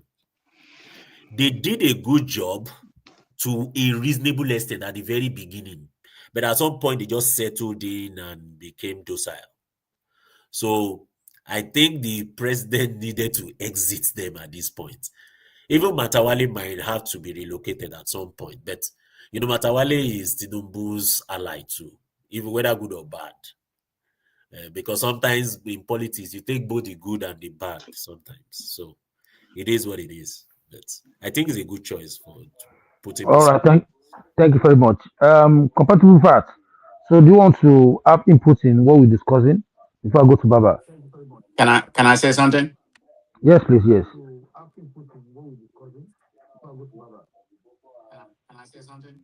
Yeah, go ahead. Comparable facts. Yeah, thank you very much. I was just talking about Musa. I think reappointing of Musa is the right thing. I mean, he's well qualified. If you look at his antecedent, the man has extensive military background, and he's familiar with the defense bureaucracy and the structure. So professionally, he's an elite one. So the continuity in that regard and the stability is what we need at this right now. So this is probably one of the best decisions I've seen Tinubu making recently, particularly, the crisis where we are right now. I believe Musa is the right person, in my own opinion. That's what I have to say. All right, thank you. We can all agree on that. We all agree on that, yeah. Of course, of course. Well, anyway, because I don't think already said Tinubu remove him because they cannot go beyond 2 years. Because I was thinking that why did he have to remove him in the first place? Because some people have to get promotion and because of 2 years. So I understand that. What was it called? Baba, it's your turn now because we are not that many here. So let's Okay, take round Kenny. again. Yes, Okay, sir.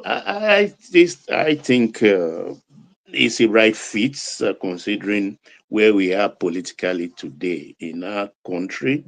It's inauspicious time, but I think we all agree that Musa is a good fit for that position. And I think also it will reassure Musa that he is needed in the country because of the circumstance of what happened, how he exits that position into retirement.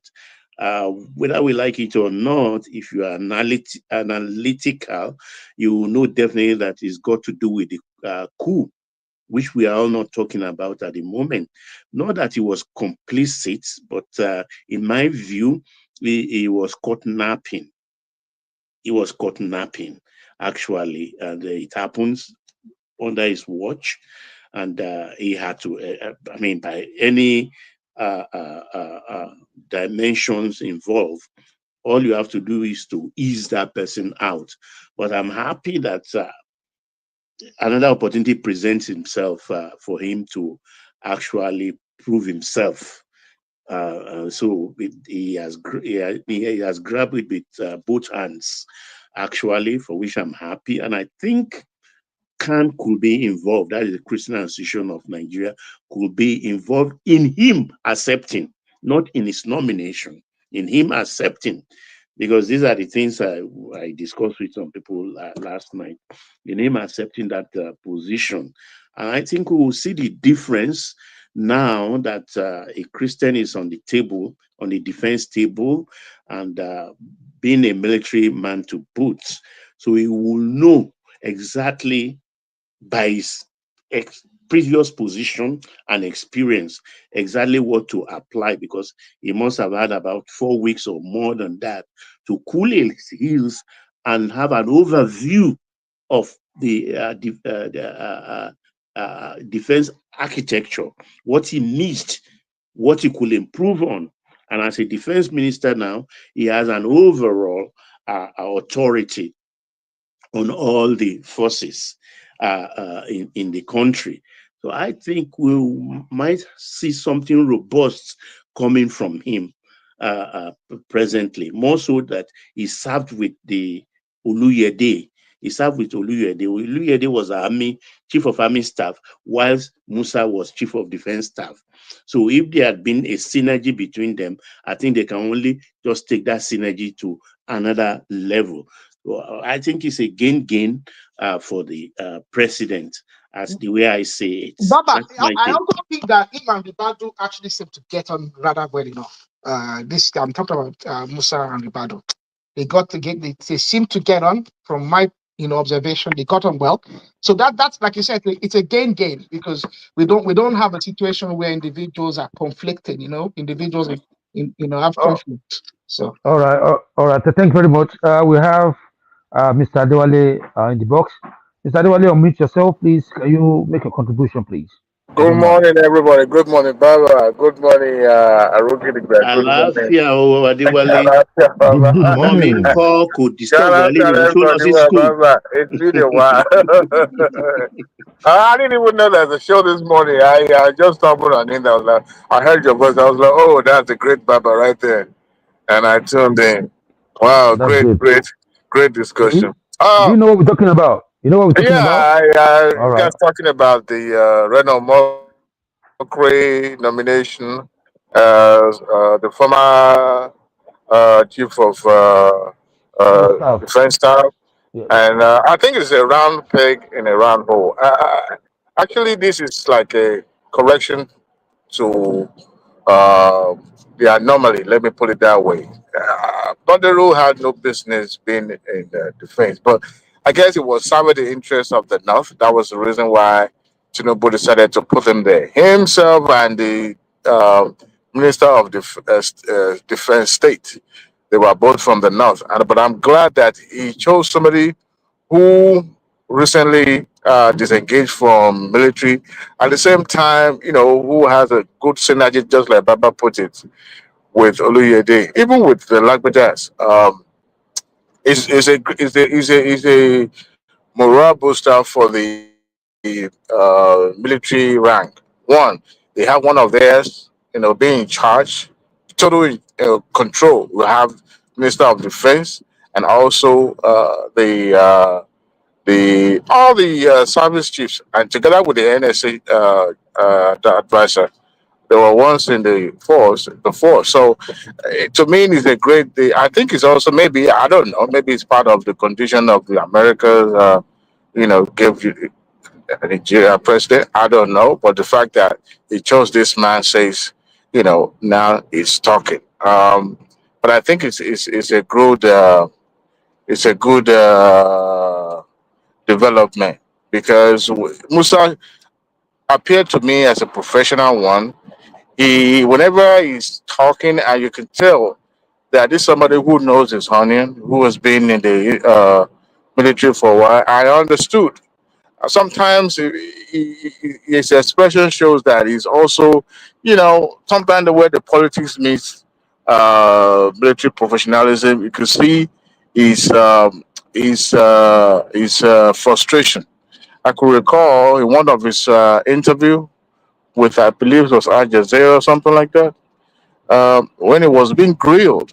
There's some other certain topic that he couldn't touch because it was more political than the profession that he's coming from. So to me, is a right thing to do. Secondly, as far as the Reno Omokri is concerned, I mean, what better way to reward his dedication? Don't let me say loyalty, because loyalty in politics is dynamic. Today, it's like a pendulum, can swing to somebody else's side. But in politics, they say you don't have permanent enemy. You have uh, common interest will bring you to work even with your so-called perceived enemy. So yes, Reno Omokri is very well, and I hope that the National Assembly, the Senate, will confirm him, uh, and they should not look, at the some of his past transgression or what he has said, or his rhetorics in the past. But also, this would higher calling also require some level of maturity. And I think at 53 now, if I'm not mistaken, he would discharge his duty in a manner. One, I don't expect him to be frequent on social media like he always do, because going back and forth with some of those people uh, that uh, uh, that are not in support of you doesn't mean that you know he will learn how to bite his tongue in short. And as far as where he'll be posted, I'm kind of like, I don't know, it might be one of the African countries. Even regardless of that, it's still uh, needed. Somebody was joking on social media that you would never see Reno Mokrabi posted to Western world, but maybe countries like Togo and Ghana. So, well, Obanikoro was posted to Ghana after all, so he served there and he served diligently. We have Nigeria that lives and works there, so he was serving the interest of Mr. President. As a matter of fact, career diplomat does the job. They are just there as a ceremonial. When it's time to represent the president, sit in a big meeting and contribute. The career diplomat has a way, Nigeria foreign policy would dictate how they will go about it. Most likely, or most of the time, diplomats usually go behind or through the back channel to get their job done. So I hope it get confirmed, And I hope, and I look at the caliber of people that have been nominated. What about Panikawode? What do you think about Panikawode? Panikawode is also being rewarded because, I mean, this is a former minister. Let's look at it that way. This is a former minister. I mean, we can't deny that he has not been a patriotic Nigeria. However, Mr. President is looking for somebody who will serve the interest. You could see the passion at which he expressed himself when it comes to the issue of Nigeria, and that's what is needed. I don't even care if he goes and brings somebody from ADC or PDP, as long as that person have the interest of Nigeria, not people that will be going about bad mouthing their countries simply because they disagree with the incumbent. So for Nikawade, I know for a fact that he might have challenges in the security clearance because of his public utterances, but I think he will be cleared. The only person that I'm a little bit disturbed about his nomination is the former retired INEC chairman. Even though he's a Nigerian. Yabu Mahmoud, why? Why do you think so? Well, he put the optic is what I'm concerned about, not the fact that he cannot discharge his duty. The optic fact that he was once an umpire in a keenly contested election.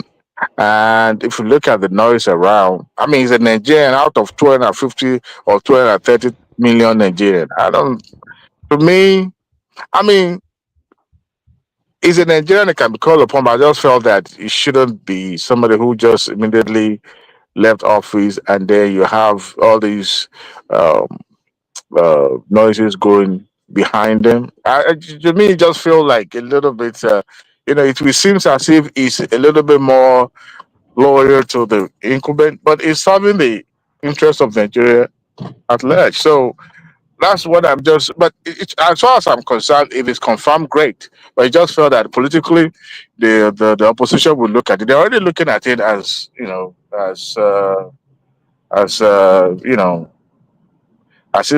if he did Tinubu a favor, and then Tinubu is now trying to do him a solid. That's the way I see it. All right. So before I move to somebody else,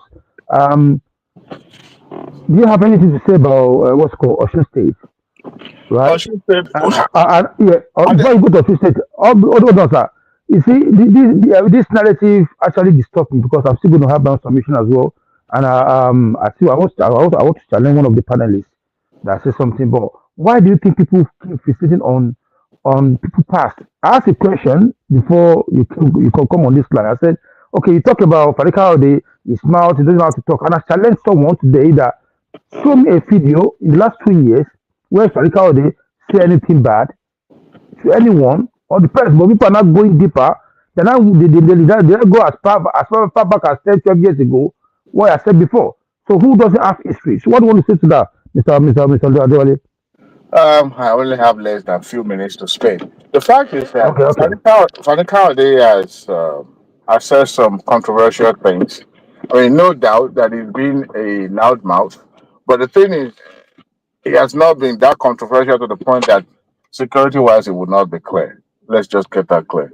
It's not the likes of the Air Rufais and co. He's been ferocious in the way he speaks about Nigeria and where his loyalty or his support lies, and that is what he has done. Those people that are probably talking much about they don't like his personality, so they want to find everything they can say against him that would make him not qualified. Just like you remember when Keyamo was also nominated when he came with the second batch.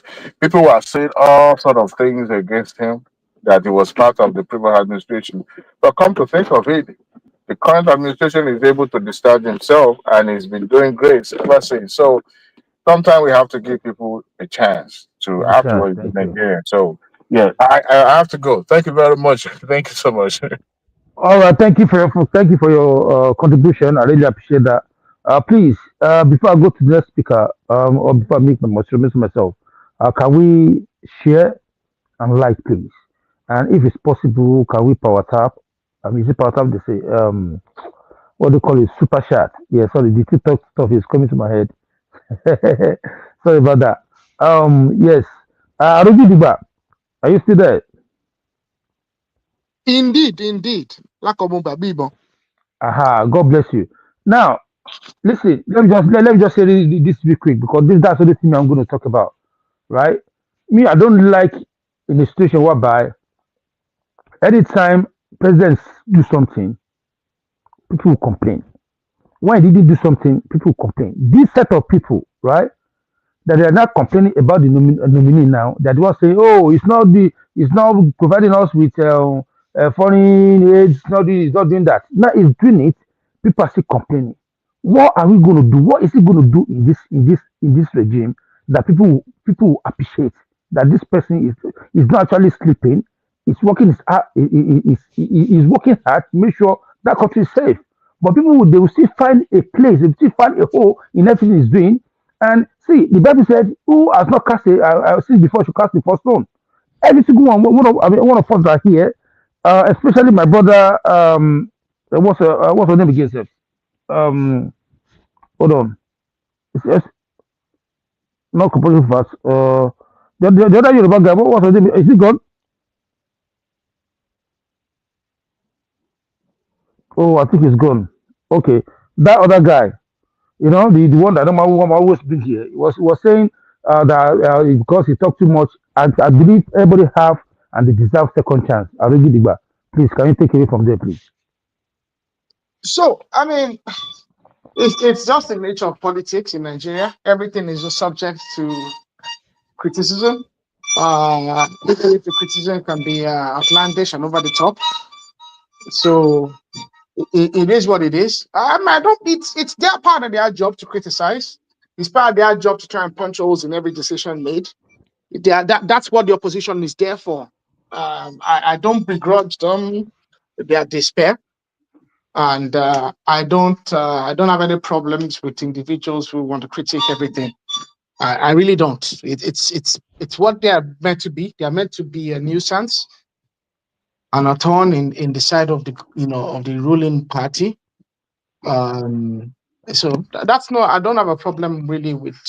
Yeah, Aro. It's not as if I happily with anybody condemning or anything.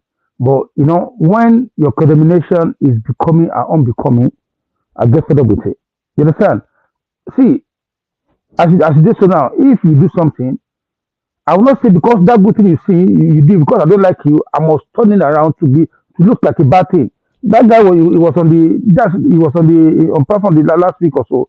He was saying some things, you know, I just have to cut it over and go. Because I hate to listen to some people like that. But the fact that people have right for their opinion and they have right to say whatever they want to say. But me, my belief is if you are doing something good, right, I should be able to acknowledge that, oh, you've done something better.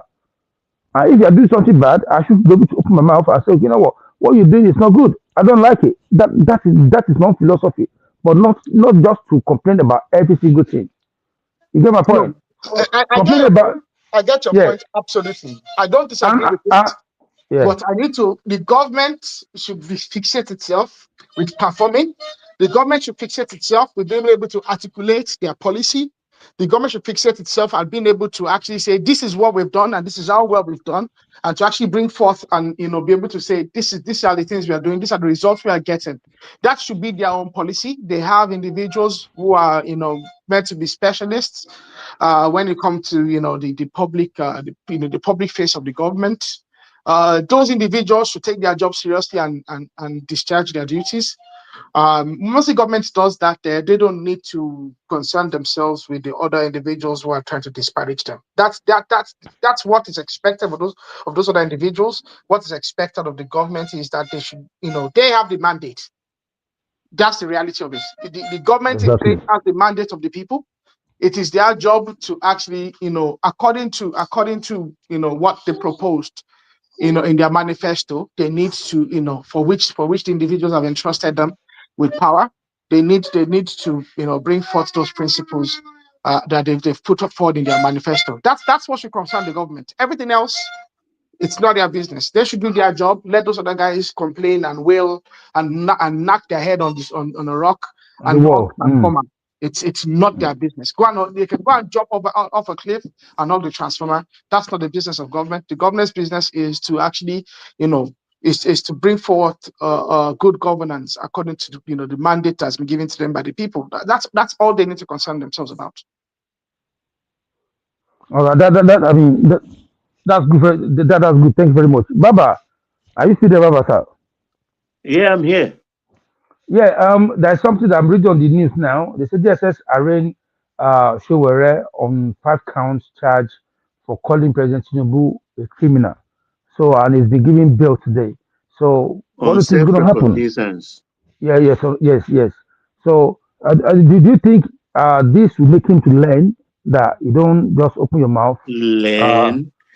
Does Showere ever learn? Baba, you know, that DSS guy. What is wrong with them? They are even there to are doing too much. They should leave Showere alone to continue being a nuisance. Yeah, I don't know why they are troubling themselves. You understand? It's a deep-throated rabble rouser. So let him be. He can't do any damage more than his thought process can take him. We know who he is and what he stands for. So let him be. He is somebody who is abusive in the sense that he abuses people, not in the sense of any other thing. So what will they do to the government? It will bounce off the government like it has been bouncing off. And Baba, but you know, on our image, for someone to be calling the president of the nation a criminal, so if you don't do something about it, it's actually encouraging other people to do something worse than that. But it's not the first individual. It's not the only individual. It's not going to be the last. You understand? When you do it, you yourself, you bring it to the fore, and you know how these people behave in the cyberspace. They will start parroting it, and by the time you know it, it will take a life of its own. And we remember Lagos is dirty. Remember, there's been how many sloganeering in the past 30 months or so. A lot of them, they jump from one to the other, and this also will pass. So they should have let him be. It's simple as that until he does something very, very deep in regards of maybe a treasonable felony or things. Then you can yank him in. But for just slandering or this thing, I beg, just let him be. He has nuisance value at best. Slander, as long as it's not criminal slander now.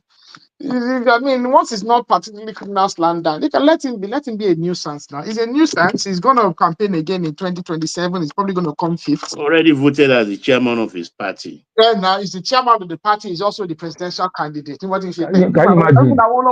As bad as Awolowo was. And the auditor general of the party too. The party. And some people will be saying that there's no kid. In fact, I think he needs to go because really, I don't see same here. You should go. I don't see what he's been doing. It's not a proper fit. It's done not. It looks like a gentleman, but he's done nothing. He's been poor. It's been extremely very poor. So for further, okay, Baba, there's something I want to talk about this police guide for the politicians. I speak this for the National Assembly. Somebody might pick it up. It's not necessary that they use Nigerian police. The National Assembly can recruit at least 500 competent people for police colleges to train for them. They will be known and called National Assembly Police. Each of the legislators, 400 and something of them or so, will have one each. And the rest will be just on standby, running the administrative office of the National Assembly Police. They should have their own uniform, and they should operate under the purview of the National Assembly budget. No extraordinary invoicing for them, so that they should leave Nigerian police alone. Their jurisdiction will be within the legislative boundaries, and the legislators affair Baba, of the would they country. have power of arrest? No, nothing. They hand them to the proper police outfits of that territory. But at least when it comes to defending and maybe guiding each legislator, they can have one. So they should not disturb the Nigerian police for effective security of their good selves. So this is my point. They should recruit at least 500 men, create a National Assembly police for that territory alone. Wear them their uniforms. So when you even see them outside, you know, oh, this is National Assembly police. Because they are crying now that they are being left naked and anything untoward can happen to them. What's the strength of the DSS at the moment? No, and naturally, you know, they will not tell you. So because they will not tell because it's a security issue. I think it actually should be with the DSS. DSS, they should get DSS training because I think the DSS are more able the DSS to train can train the 500 men for them. Yeah, they should be able to train. Yeah, DSS can train individuals for VIP protection and protection of assets of high value assets better than the police command can do the training. I agree. DSS can train for them. Are you the one making this suggestion to them, or they have this in plan? No, I'm making this suggestion myself because I've been thinking. Don't say it over here now. And we know we have connection now. Tell your brother, tell your people in the connection. Reach out to them now. You know them personally. Which connection? Baba, I can get one in now. I've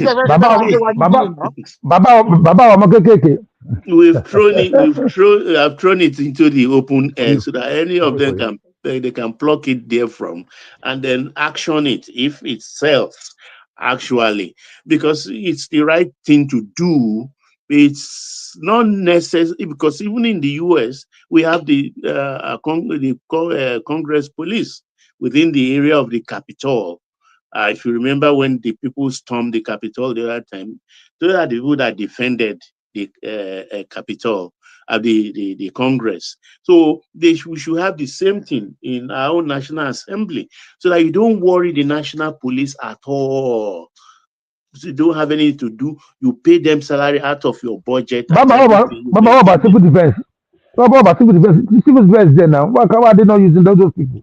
We could need those ones in other areas because we are in a security emergency period at the moment, because whatever recruitment they are going to make will take time before it starts yielding fruit on the field or on the streets. So in the interim, civil defense will be supporting the police, even with the aid of Amotekun. They should go for private security then. They should empower all these retired soldiers, retired army. They can form a security unit, private one. Government to empower them. They should give them arms and let them protect these people and pay for it. That's another employment for them as well, for people. Well, that's another angle to the suggestion I made actually, because the police is very rich, because at least out of the 300 and something police force we have, which is we have been underserved even by United Nations standard. You get about 100 of them are serving individuals. According to Ndume, even he went to visit a colleague of his some time ago, and he found 6 policemen in the compound alone guiding everybody. Baba, do you believe in Ndume that Ndume only has one police? That guy's lying. Don't mind that guy. He's lying. He's lying. I mean, he's an old legislator, so he's just playing to the gallery, actually. But that is what it is. Yeah, I don't want to talk about it, man. At the moment, I mean, the northern bloc, they came in with their own listing, but I hear from them a kind of cacophonous voices from Northern Leaders Forum or whatever, and comparing their situation. But I want to ask the president, that list they brought out is an old list. It's a COVID period list.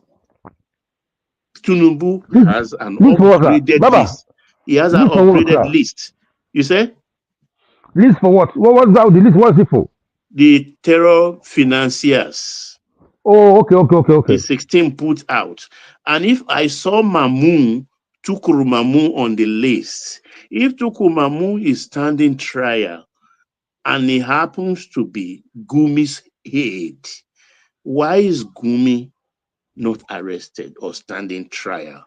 Is it because, I'm asking this rhetorically, is it because Gumi has taken money and run errand for the previous and present administration by taking money and negotiating with terrorists in Sambisa? That's why they don't want him to spill the bean. For that reason, they are not arraigning him. Because if Mamu is charged, Gumi should also be charged, and several others. And please, Mr. President, I say respectfully, release the list you have, the up-to-date list you have in your drawer or on top of your desk. Let us know these people. We need to know those that are troubling our nation. We need to know. But Yeah. But Baba, did this release? Yeah, apart from the name Gumi that you mentioned, are they all been arrested? All of them, all the people in the list. Are they been arrested and postcode? We don't even know, because the corporate bodies amongst them are those bureau de change. I know when Tinubu came to power, I mean, they canceled out all previous licenses and renewed and issue out fresh licenses. But you know, when it comes to things corporate, we've all registered companies before. We have portfolio companies, so that when one company die on the surface, you just dig into your briefcase, bring out another CAC registered company, and voila, you go ahead. So I cannot discount it that some of those people on that old list are not still in operation at the moment. And the Bureau de Change thing is like the nation has surrendered it to the Northerners. It's like it's their business, that's their industry. So they are using it effectively to trouble us by aiding this terror financing. So they have to look into that. Maybe we have to reduce. Baba, do you think that the new laws coming in effect in January would allow us to actually operate a proper bureau de change system where individuals cannot just, exchange money without being traced? Because I think even according to that, like you said, when Tinubu came in, CBN put out a new, the CBN, directives. Registered. Every transaction has to be registered. But is that being followed through? It is the Nigerian thing, because the rule says that when you go to a bureau de change, you change money and you obtain your receipt. But most of us, do we wait to get the receipt? We don't wait. We just walk away. Even though if they give me a receipt, it is that Nigerian belief that now fake receipts, and that could be true. You understand? So maybe that's one of the reasons we don't even bother to take the receipt. So because if something is not receipted, then there was no transaction in the first place. That's the truth. So God bless your day, my dear. Enjoy it. Bye. So it's a Nigerian factor thing. We need to restructure ourselves, our household, our work ethics. And in doing so, we will restructure positively our nation, if we must remain a nation. Because this is where the problem lies. No matter what you do in that bureau de change thing, people will still do underhand dealings.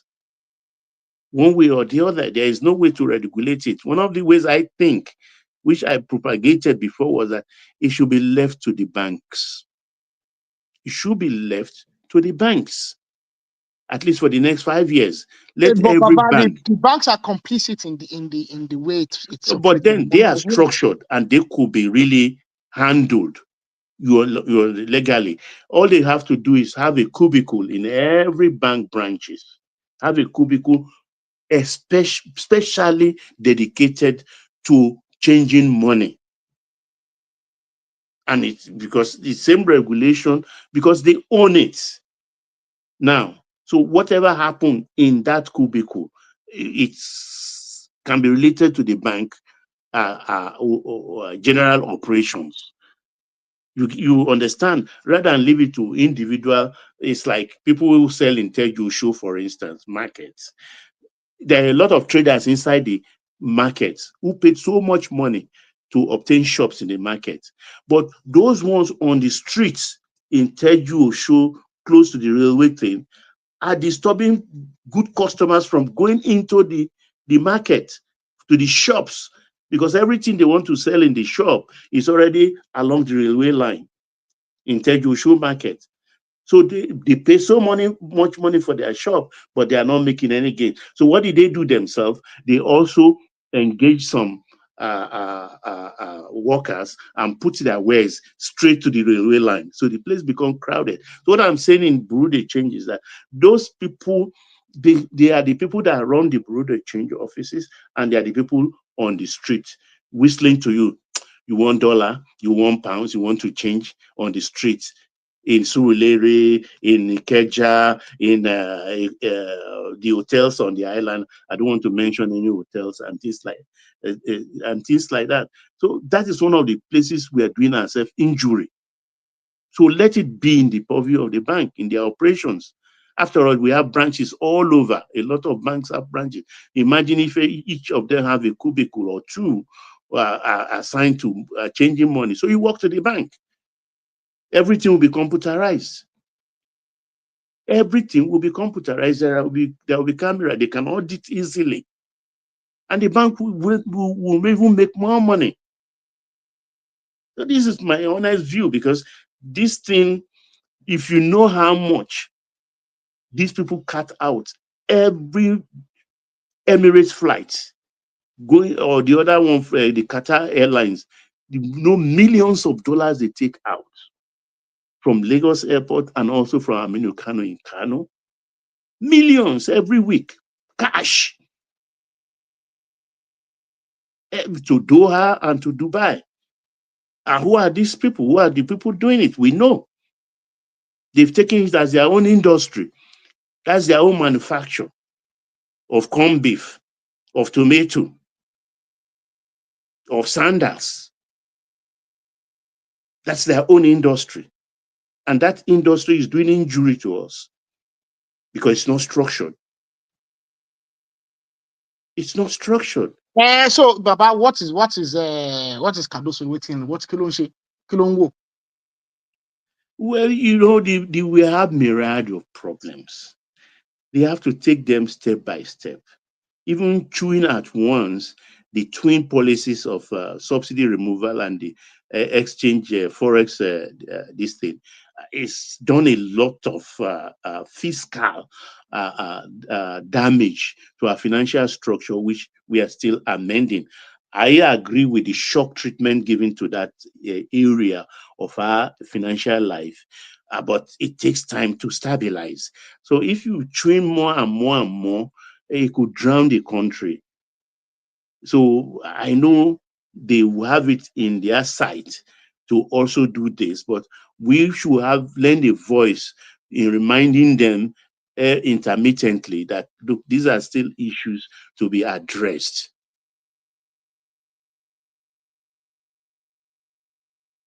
Yes, Kenny Mighty.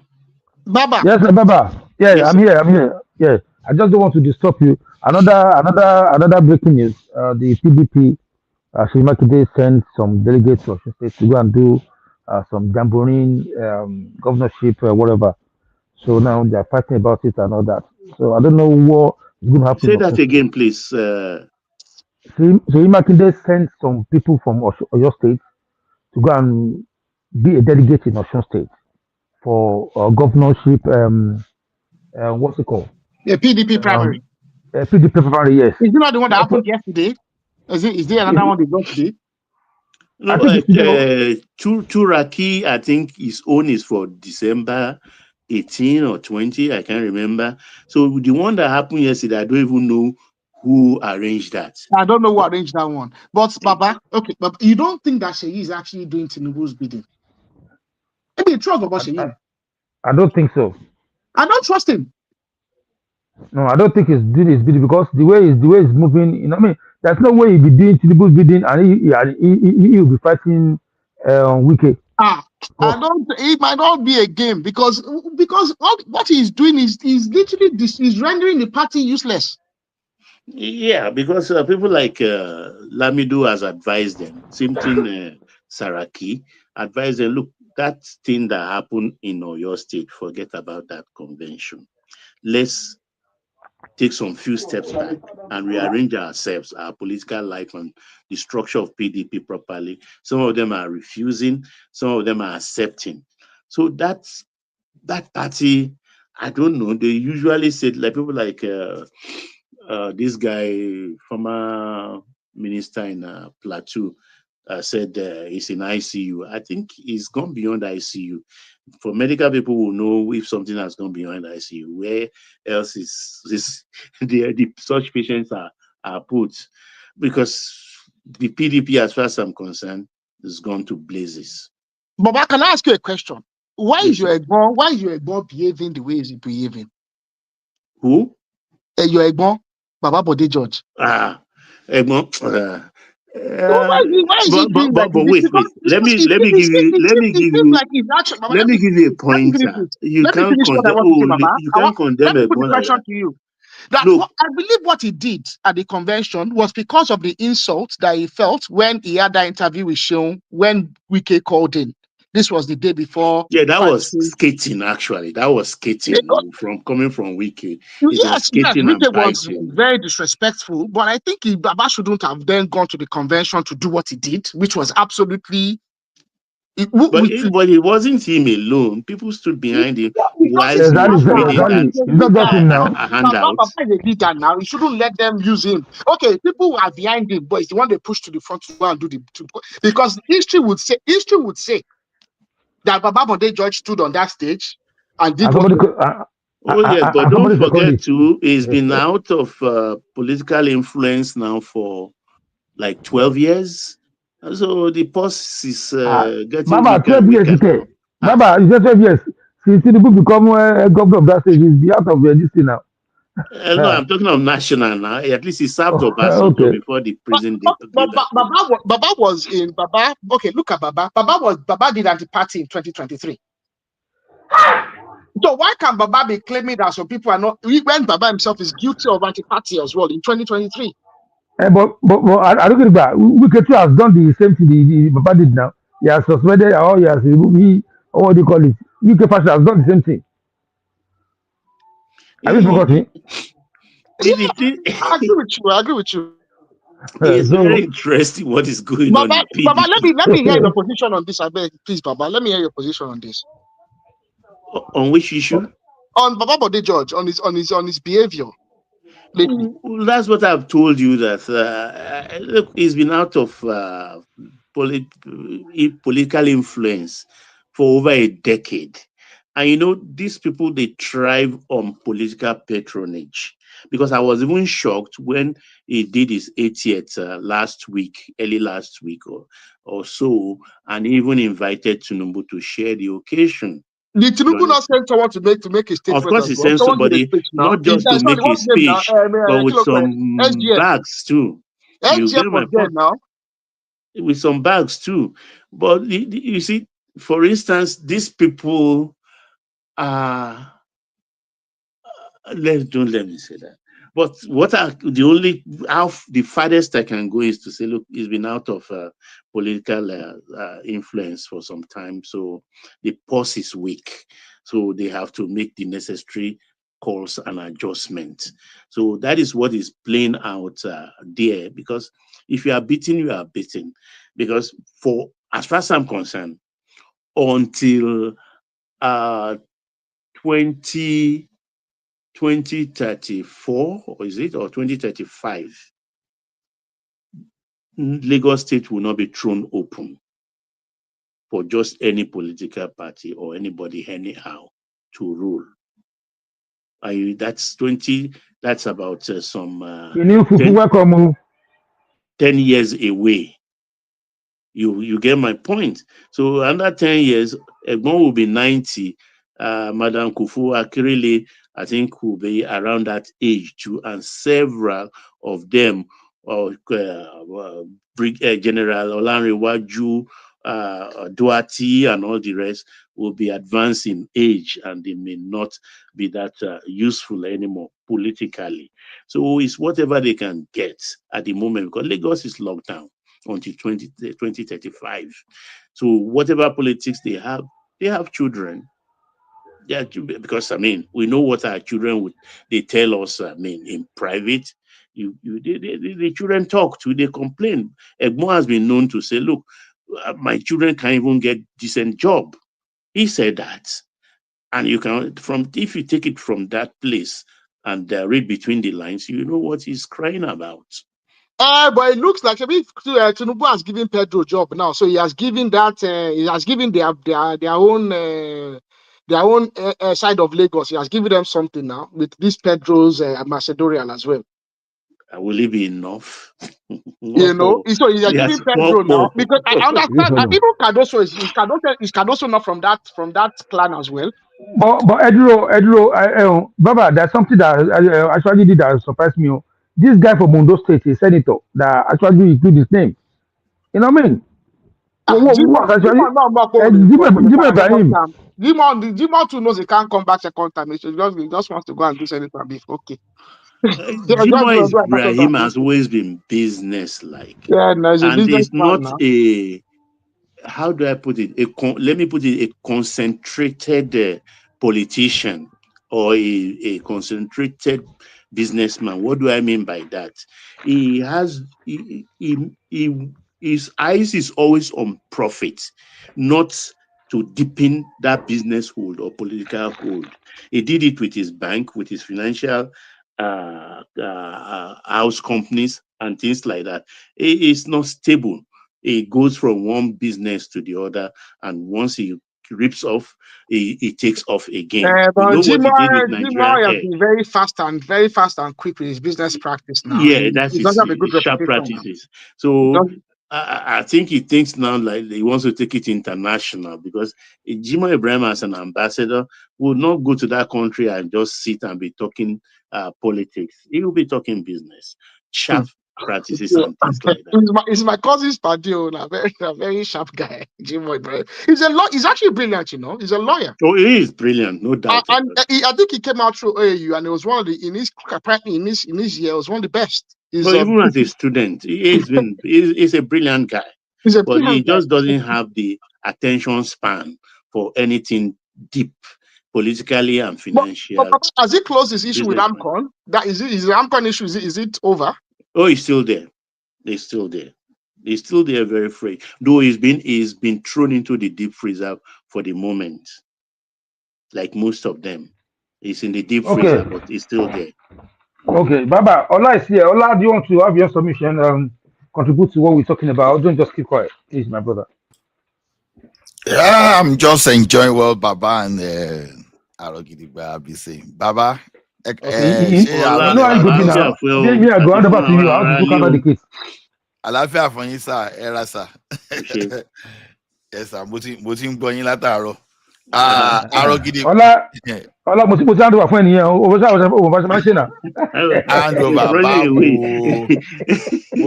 Mo sáré yọjú bàbá yìí dẹ̀ ti ń sá lọ Kenny Mighty kí ló dé. Mo ti wá bí mi sí lọ. What do you? He's going to run around quick. He's not coming back. No, I'm here.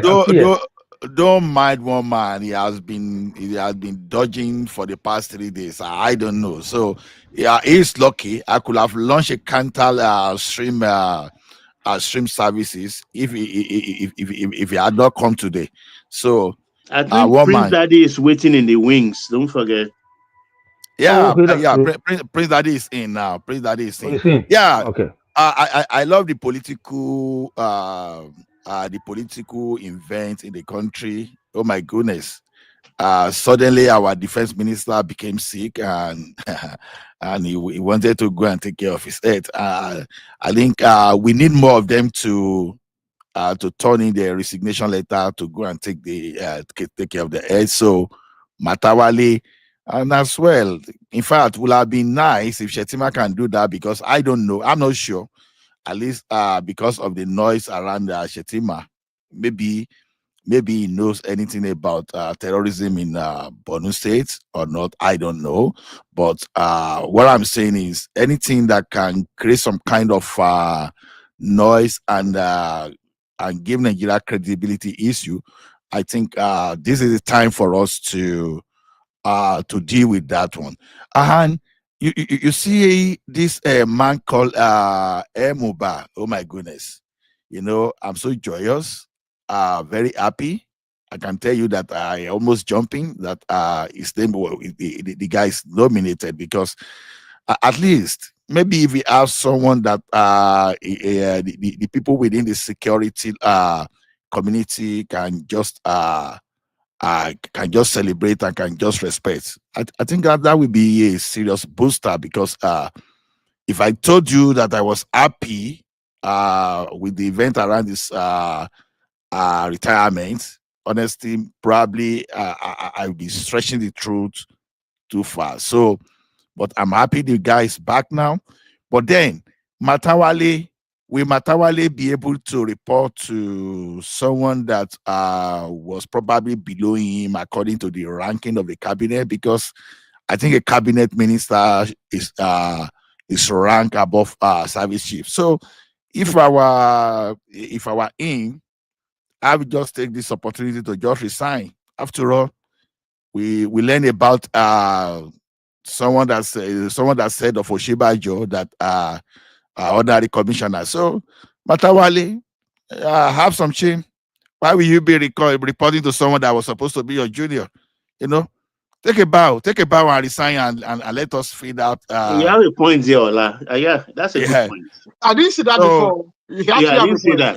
Your yesterday's junior has also suddenly become your senior. Exactly. So please take a bow and let us have peace within our country. So then, you know, a lot of events, I've not really confirmed this. When it got to a situation where we learned that they are now using helicopter now, you know, they are using chopper to to abduct people. You know, that's what we heard from Kogi. So there's no time. There's no time. There's no best time for us to have. I don't think that is true. I don't think that. I don't think that is true. I can't be in Nigeria to kidnap. Kenny Mighty, anything can even be super true in Nigeria. How many people were adopted? How many people were adopted with helicopter? How many? It does not matter the number of people that were adopted with helicopter. The fact that we can have some kind of flying objects that we cannot identify within our airspace, just to go and carry some heinous crime, is enough. So it does not matter whether just say allegedly. I don't believe that will happen in Nigeria. No matter how worse we may be, that will not happen. I don't think so. I don't agree with that. I won't say allegedly. Let government go and deny that on our behalf. I will believe the story of the victim. But on which channel do you hear the news? Because I was watching it on YouTube. You see, let me tell you something. Those are AI fake, man. My brother. Let me tell you something. A lot of things were being covered until Trump came. You understand? You see, I think some of these things that we're seeing now, it's not as if they were not happening. You understand? It might have escalated, but I think some of those things were covered. I think that Trump statement alone escalated the issue, so it pushed everybody. The thing pushed everybody. Let me tell you one thing. Probably without Trump, maybe we still have this old the former minister that resigned because of his health. And even I know that they be circulating old list of financier of terror in Nigeria. Even we know that that's old list. At least the fact that the politics is unsettled and we are moving toward resolving the issue, because the way we are going, you understand, it is the probability of us solving the insecurity problem is getting higher by the day than before. So I'm excited. But do we have are we now getting more reports about abduction and about terrorism attack? Because calling these people the bandits, I think we are playing it down. So a terrorist is a terrorist. So they're branding them. They're actually arresting them all. They are arresting them in numbers in that forest. I watched a video today where the people they arrest, they are up to 100. I don't like arrest. If you go to the forest they and see them. People, buy them. So the business of our security men, they are not supposed to arrest. You understand? These people, they want to go to heaven to enjoy. Help them. You understand? Why because are you they have civilian as a human shield. They can't just shoot like that. I think that's why they have to arrest them and separate the people that they arrest for the terrorists. Because these people they kidnap a lot of people and they use them as human shield. Are you going to bomb both innocent people and bandits together? You are pushing me to say what I don't want to say now. No, I will tell you. I will tell you something. See, I know this is not right. If the law can be made to do that, if we can have some kind of law that can be made to enable that, immediately you got someone on the scene. You understand that scene of crime that is a confirmed terrorist that you understand. Once you separate that person from the civilian, buy them there. Don't waste our judiciary resources. Don't waste our detention facility. Don't waste any taxpayers' money. The only way that will happen, on these people. The only way that will happen, the only way that will happen is if there is no camera and if that's not recorded. Otherwise, the government will be in trouble. These people, even you be among those who have condemned you. Why do you have to kill them? You should give them chance for justice and all that. That's what people will say. Did you hear my work around? If you can pass a law, once that law can establish that this guy kidnapped person, you can work yourself a way around the law that okay, you got there, you can confirm that these people are kidnapped on the scene, and you are able to separate civilian from them. Please buy them. I think they did that now. They did that now. Not following what is happening internationally at the moment. What you are proposing is exactly what is happening in the U.S.-Venezuelan situation right now, where the naval commander of the fleet bombed a boat as usual, and those surviving were bombed again. And there are people are propagating that they should be taken to International Criminal Court. The commander-in-chief in America said he didn't give the order. Except the commander, the Secretary of War, is now also denying that he didn't give that order. That's Carlos also. They want to just send those. They've thrown the admiral under the bus. Under the bus. Yes. And Baba, you know the funny thing? You know the former admiral that was there resigned. He was an African guy. Just about 2 months ago, he resigned apparently because, and now we know why he resigned, because apparently he didn't want to be taking what he believed to be illegal orders. So now a different guy has stepped up to the plate. And I didn't know this. So that admiral is literally facing. Is facing him under the bus, so I don't know how he's going to extricate himself, because the commander-in-chief has said no, that he doesn't think he already even defended the Secretary of War, and the Secretary of War is now on record to say that he didn't give that order. So who gave that order?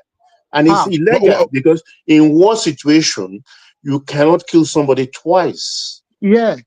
And you can't even shoot somebody who has surrendered, waving the white flag. And apparently most of those boats are just fishermen anyway.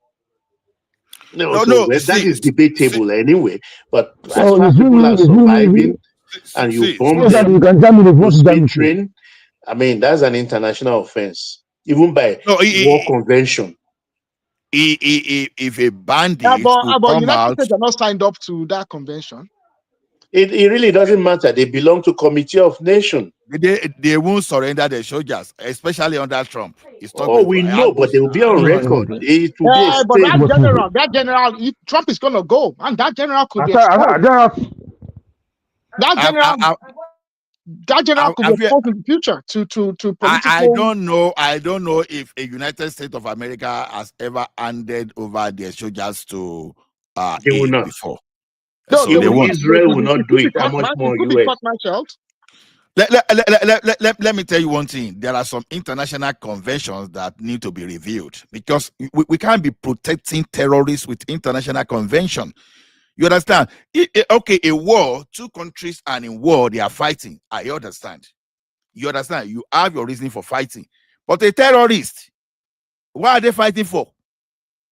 Why are they fighting for? Why should they be protected?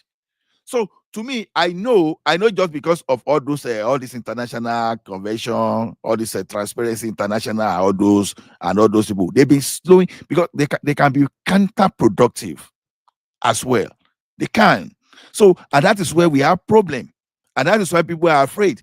See, ideally, if not because of ICC, I don't believe that Tinubu will be so coward not to face these people.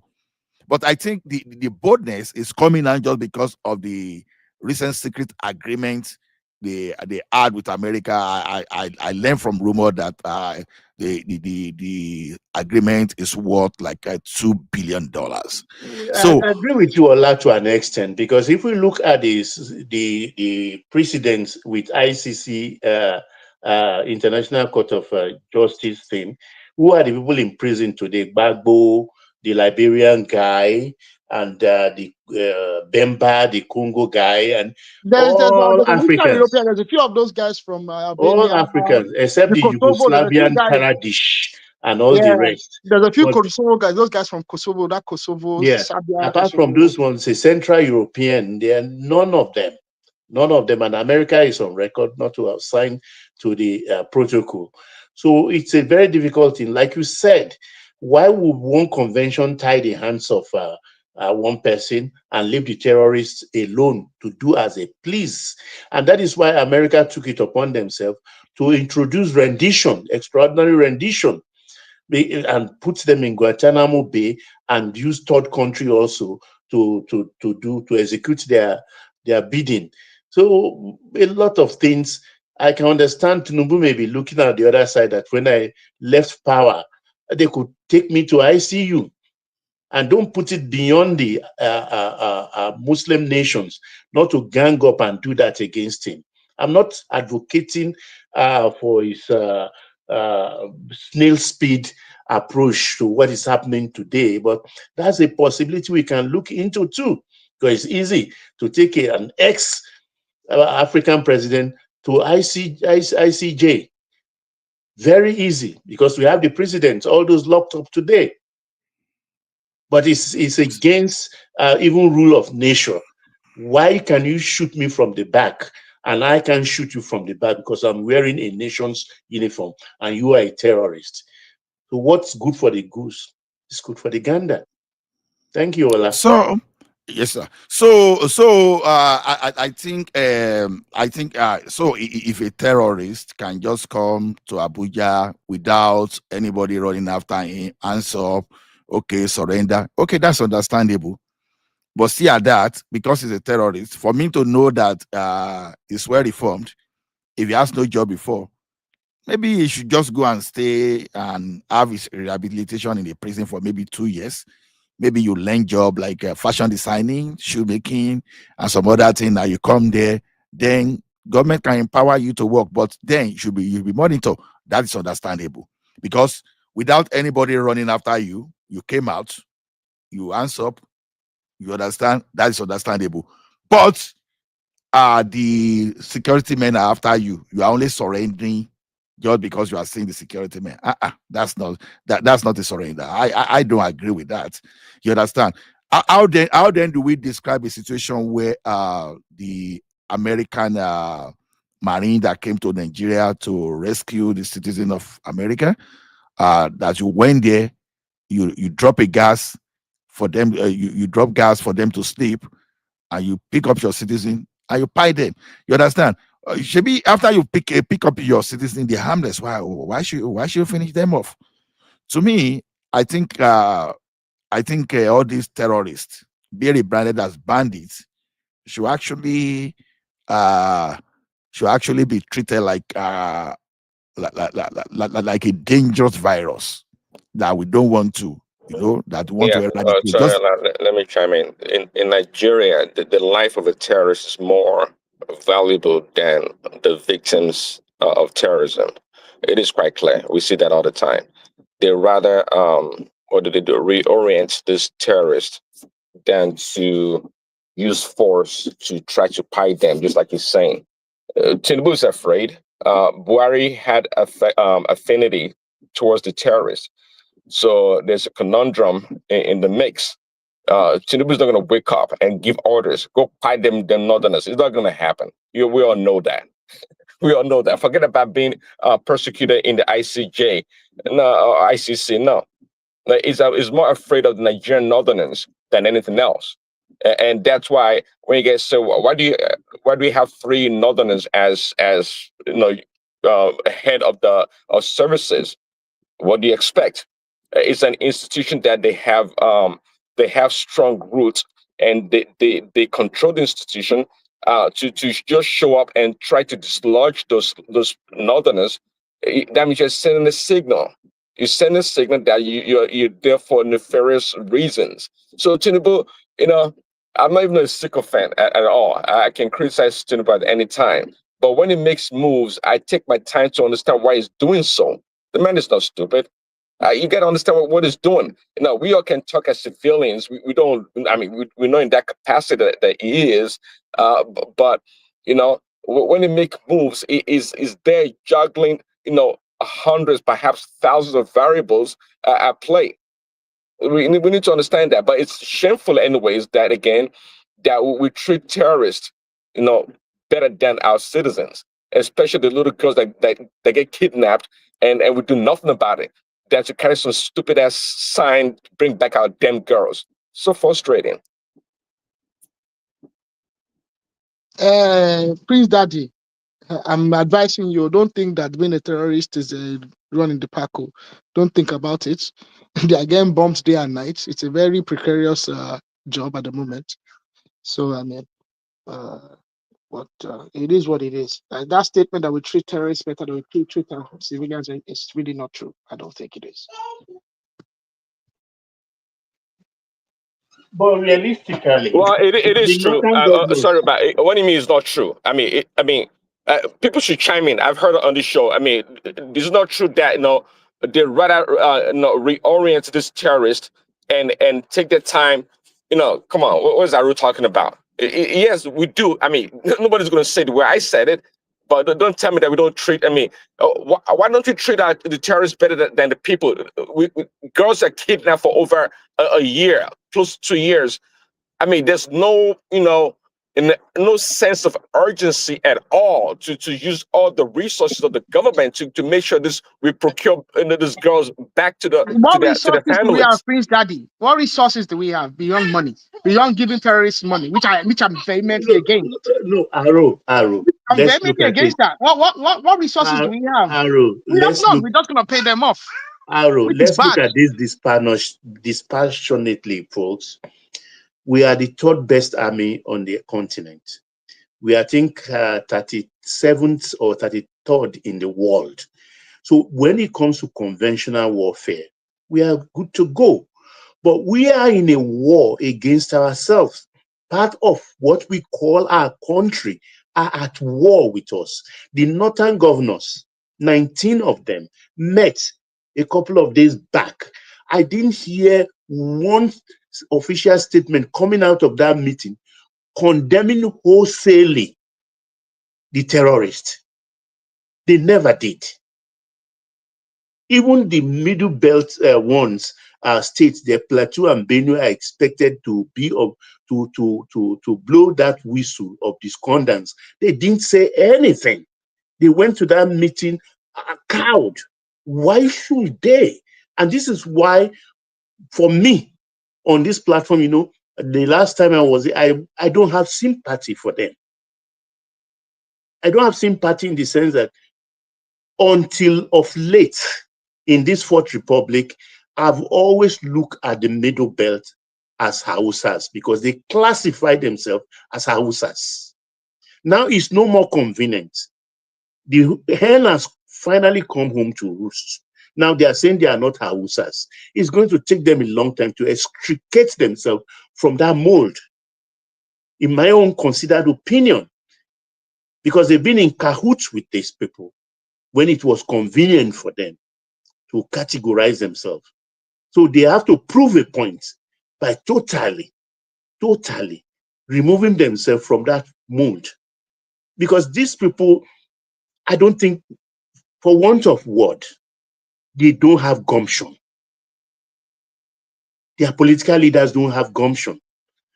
A lot of things happening that I'm even embarrassed. I don't want to use the word ashamed to live under the same umbrella called Nigeria with these people. They have no value. They have no respect for the sanctity of human lives. What they've been doing to themselves, are they trying to make me shit in my pants by killing themselves so that I will know that if they catch me, there is no mercy? Because when a dog started biting his child, then you know definitely that you are toast when you come near that dog. Is that what they are trying to prove?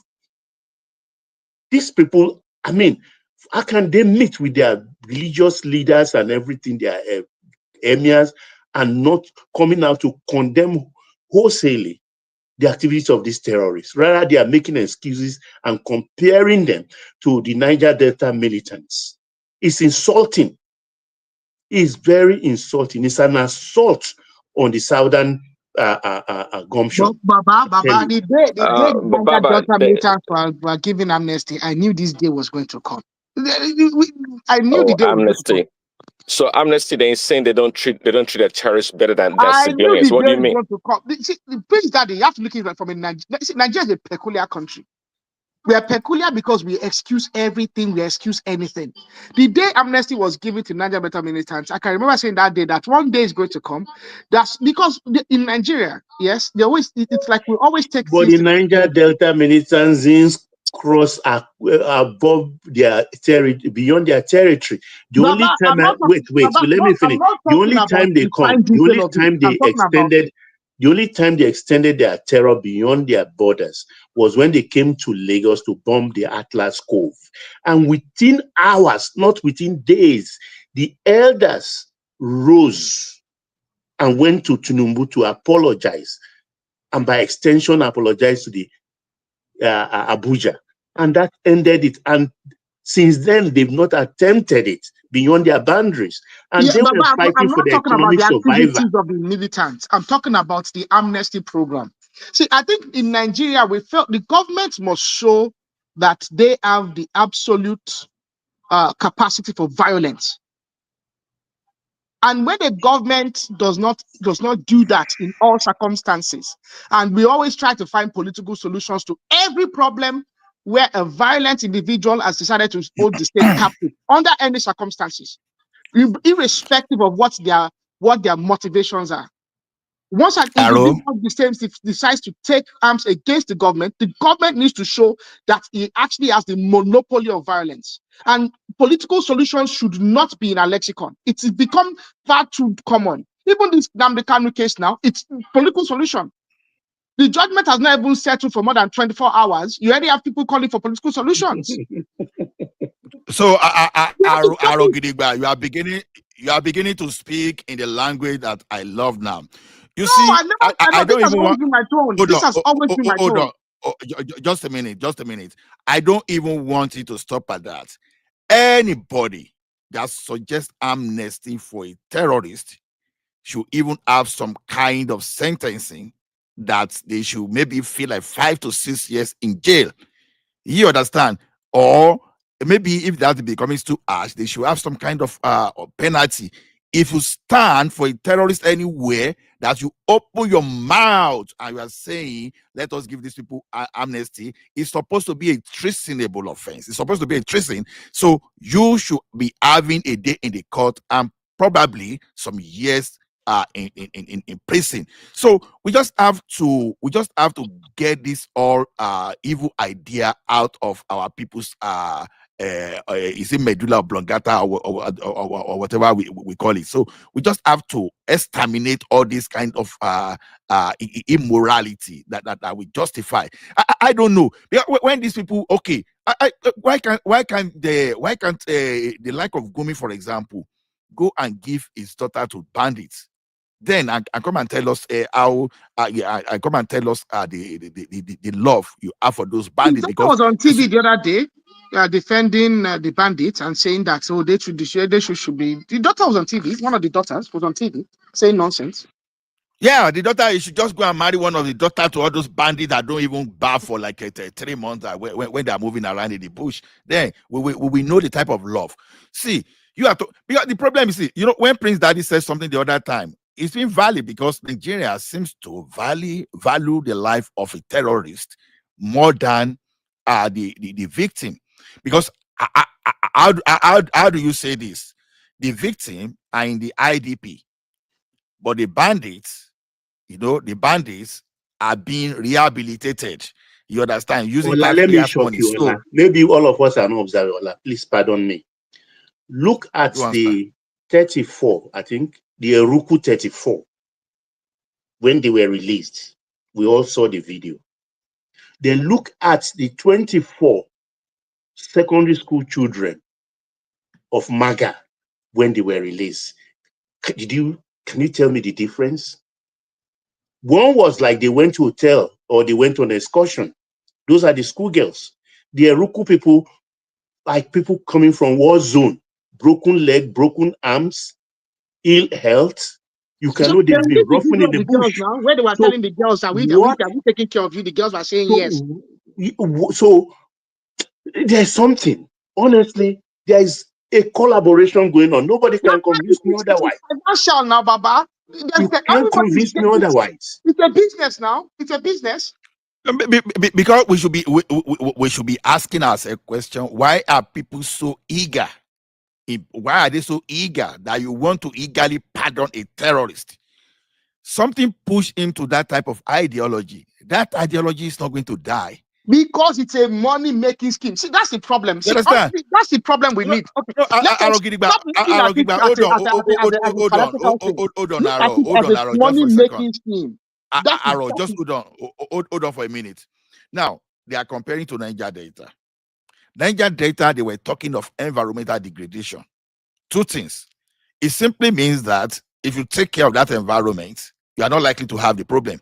Or you take care of the citizen just because they feel short-changed, right? But what's the idea of a bandit? You understand? We don't know the idea except their leader, like someone, or maybe the self-made, or maybe probably is working with them directly, like a Gumi, that is telling us that they are hungry people. Where did they gather? So even if they are hungry people, if you are saying Nigeria has ignored them, whose fault? So are you saying people in the southwest, people in the southeast, they can as well go into the bush and start doing the same thing in the name of they being ignored? That can never be an excuse. And you guys, over time, maybe that is where I would give credit to Gumi there, because it seemed like Gumi was one of those people that came out and said, no, that these bandits, that we know them, we know their family, we know where they live, we know their brothers and sisters. Maybe we can give credit. But many of these northern leaders, they've denied over time that these people are foreigners. Yeah, why we cannot ignore that? Why we cannot just discard that the element of the foreign, the foreign counterpart? But I think the major collaborator are in Nigeria. So why are you guys eager to pardon a terrorist? Why? So to me, we should find a way. It seems their number, they have two. There are too many in numbers, and that ideology is not going to die away. It's not going to die. And if you so love them that okay, you want to keep them, maybe Nigeria should start expanding the detention facility. Maybe they should go and build special. Anybody that want to pardon them, they have options. Maybe they go to Asho Rock and build that prison yard inside Asho Rock so that they will be living with them there.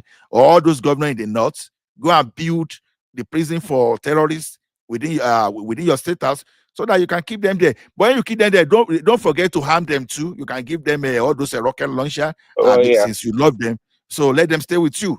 And that'd be a good idea. That'd be a good idea. You understand? So to me, but let me yeah. That'd be an interesting idea, actually. Those that want to keep them, they're using kids' gloves to do this terrorist. That's what I'm saying. I don't think maybe right now that things have been like shaken, that the government is trying to do something, but for a very long time, I don't think this business of terrorism, they take it that seriously. I don't think they do, because it doesn't affect them. It doesn't affect them. It's a Nigerian space. We all know that. It doesn't affect them to the level for them to do to the level of them to do anything. But this issue is a very serious issue. I mean, it's really serious to the point that these people don't have a problem trying to take over government, and I think they have actually already. If a non-elected entity is controlling part of your country, I mean, what is there to say? What is there to say? Are they not government on their own, having power to direct and dictate affairs of that space? They do. We're treating terrorism with kids' gloves. It's a shame. It's just a shame. Again, everyone it's in on it. The civilians, the military, they're in on it. There's no doubt about it. And the notion that I mean, if these videos of these little kids with guns and whatever they carry around are the same people we call terrorists, and our thinks Nigerian army has no chance against them, then we are a dead people. That's all I can say. No, please. I didn't say that. My position is not that the Nigerian army has no chance against them. My position is that the Nigerian state is not serious.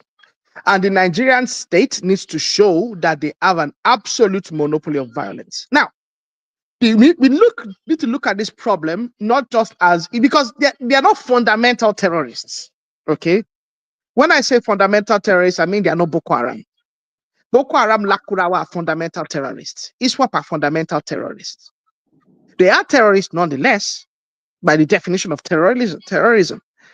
But we need to look at it from the perspective that this is actually a money-making scheme in which a lot of individuals are participants. It's a beautiful, in fact, it's the biggest and the most profitable business in Nigeria as we speak. Because I don't know of many businesses where you can kidnap 24 people and within less than a week be 500 million, 600 million, a billion naira wealthier. I'd like to say that.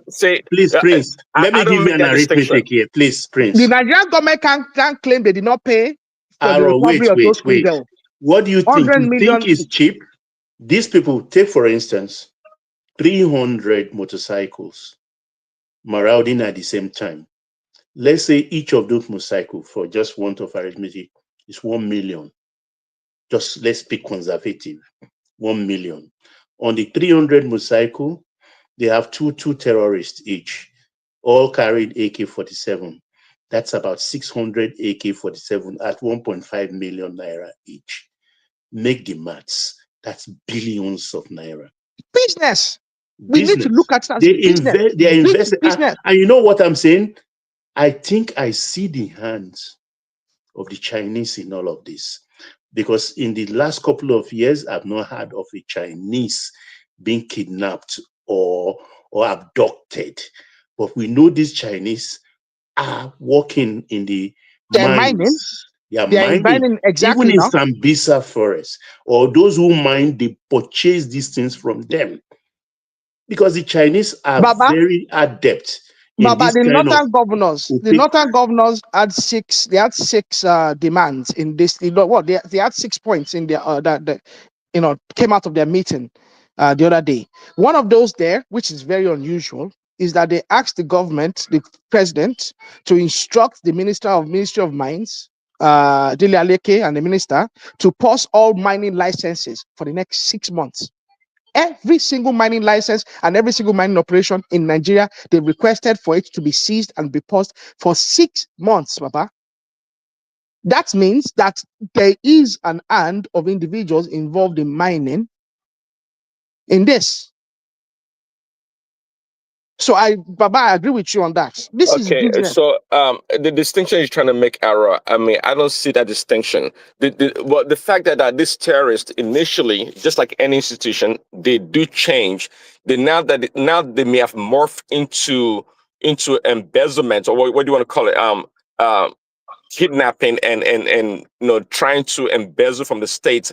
To me, does not make them any differently from any terrorist organization, be that Prince Boko Daddy, Haram did or you not listen ISWAP. to me? Did you not listen to me? I said they are no less terrorists, but it is the job. See, Prince Daddy, okay, we are civilians, okay? I'm just an everyday Joe like yourself, but there's the NIA, there's the DSS.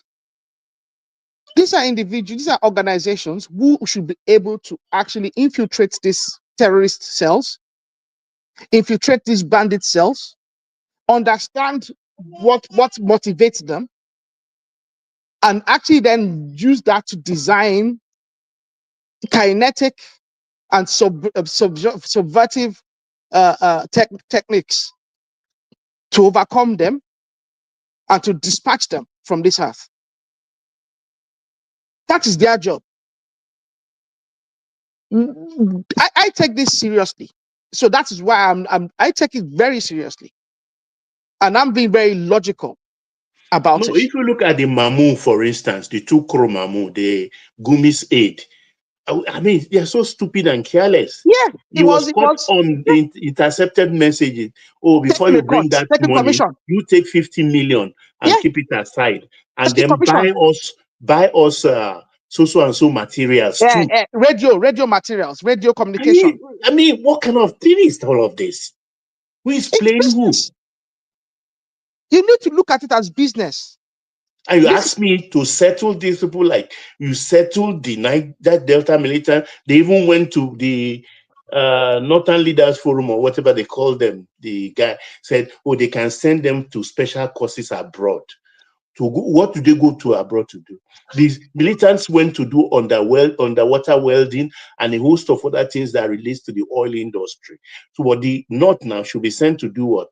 To learn how to make guns in Russia or in Czech Republic.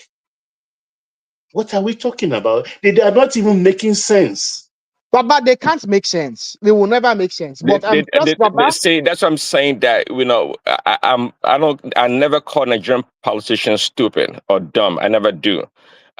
It is a racket. It is to them they've built an institution, and to them that terrorism thing or this kidnapping it's a leverage in that Nigerian place, in that space. It is for them. They're not gonna work.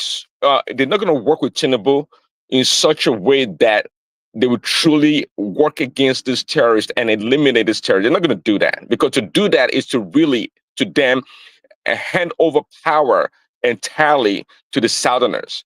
They have something. They have something which is terrorism that it is an advantage for them. Is there to destabilize the government at any point in time, to create terror in the minds and the hearts of the people. So they're not going to do that. They're not going to do it. And that's why I'm really trying to, I hope Tinubu uses this opportunity that Trump is giving him, really, to point the finger at the other person and trying to blame somebody else, but nonetheless take advantage of the situation and do something about it. The Northerners are not going to give up this terrorism stuff. They're not going to do it. They are not going to do it. I hope we know that.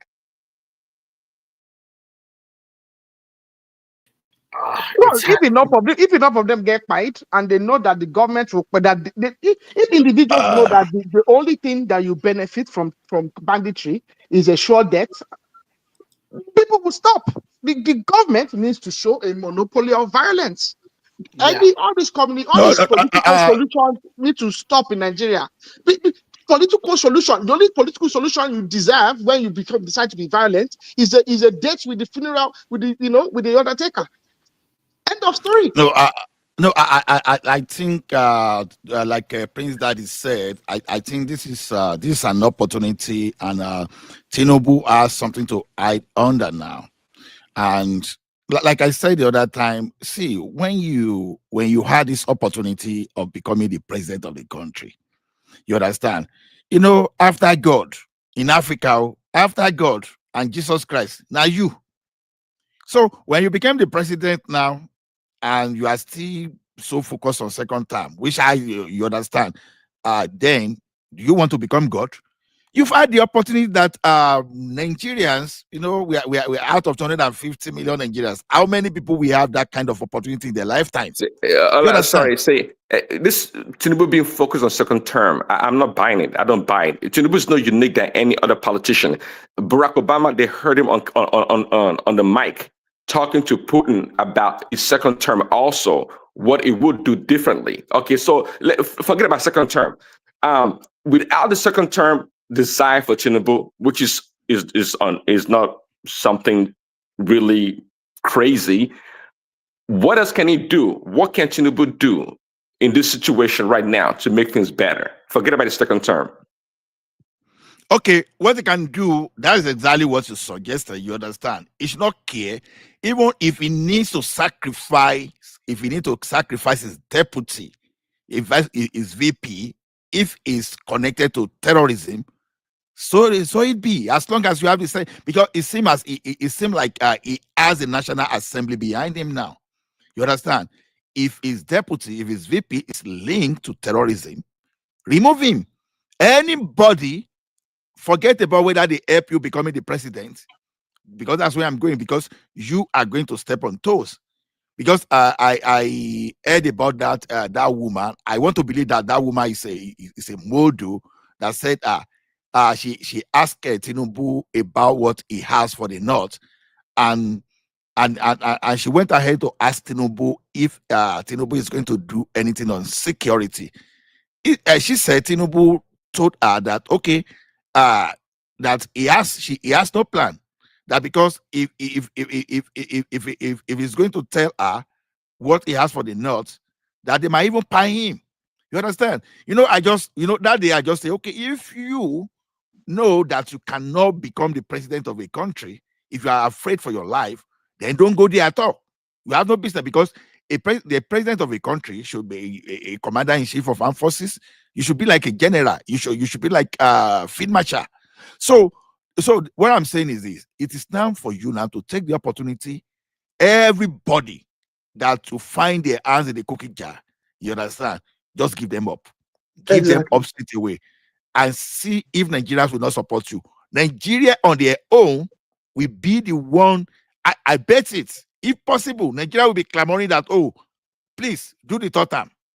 You understand? So I'm not saying there will be third term, but I'm just being sarcastic there. So he should just use this opportunity to deal with everybody. That's just my point. Yes, I've been on record, Ola, on this platform a couple of times that, look, there is supposed to be, and there must be, if a nation is to thrive, an element of fear of the government.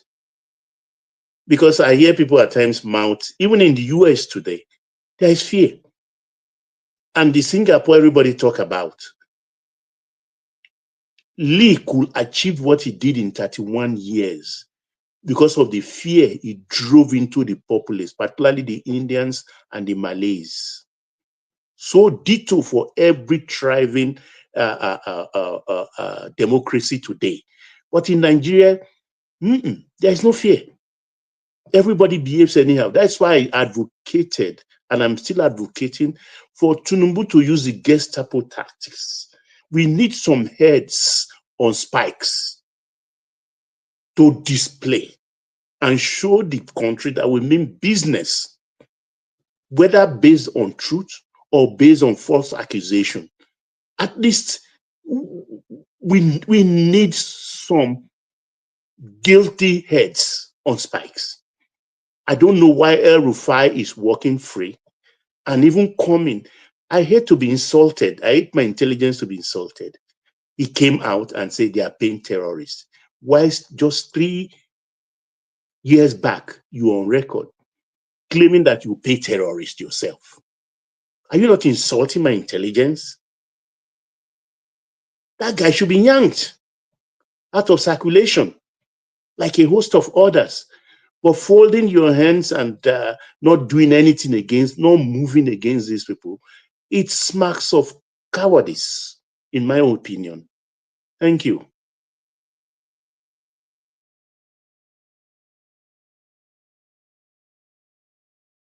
Hello, anybody home? Yeah, we are listening to you. Yeah, go ahead, please. I think just your last sentence, your statement about maybe using some people as scapegoat. Unfortunately, because we practice this constitutional democracy, sometimes it's, and then because of the complexity and division of the country, sometimes it's not easy. Even Ambassador, who's a retired general, see what the politician did to him now. He had to pursue for the people of Atiku and the rest for him to get a second term. But I think I align with most of your suggestion here. You need to be more hard on these people. Because at the end of the day, you are a Nigerian president, and Nigerian president is very powerful in all ramification.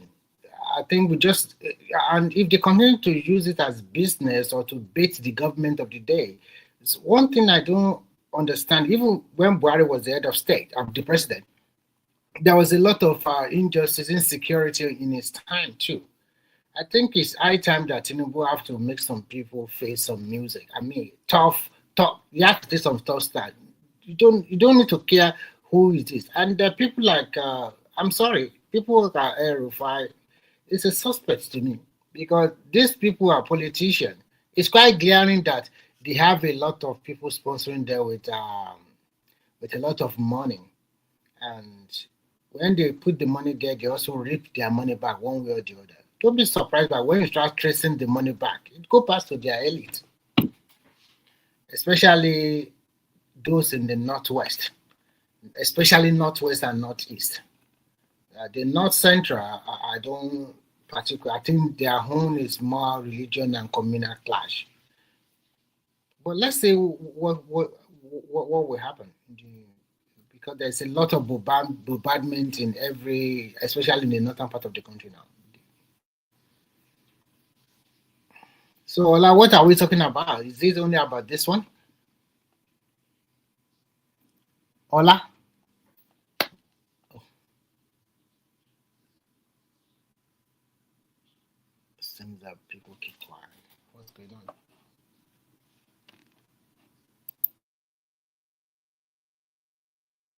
Yeah, Remy, you can go ahead. We are listening, I think. Yeah, but I don't know the topic. I was just trying to let's talk about Reno Omokri. I don't know why. We started off with Reno and Co. with I don't know why a lot FFK. of people are against Reno for ambassadorial position.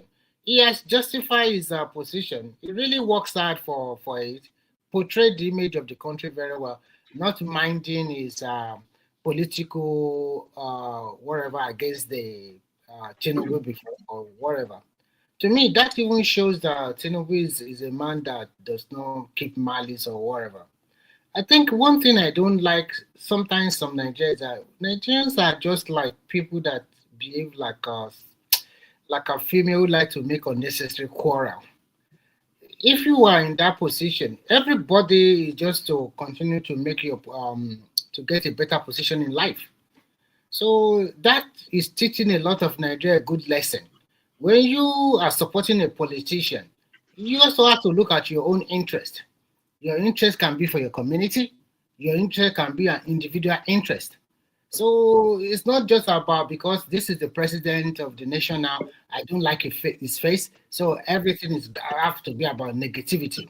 You have to look at what you are going to gain under his government as an individual and probably for your own community or for your own state.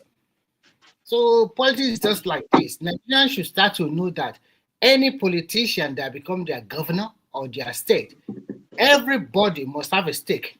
What is it going to do for my community, for my town, for my city, for my what will I gain from his policy? Not just coming every time the platform is stupid, is negativity every time. That is not how a nation is being built.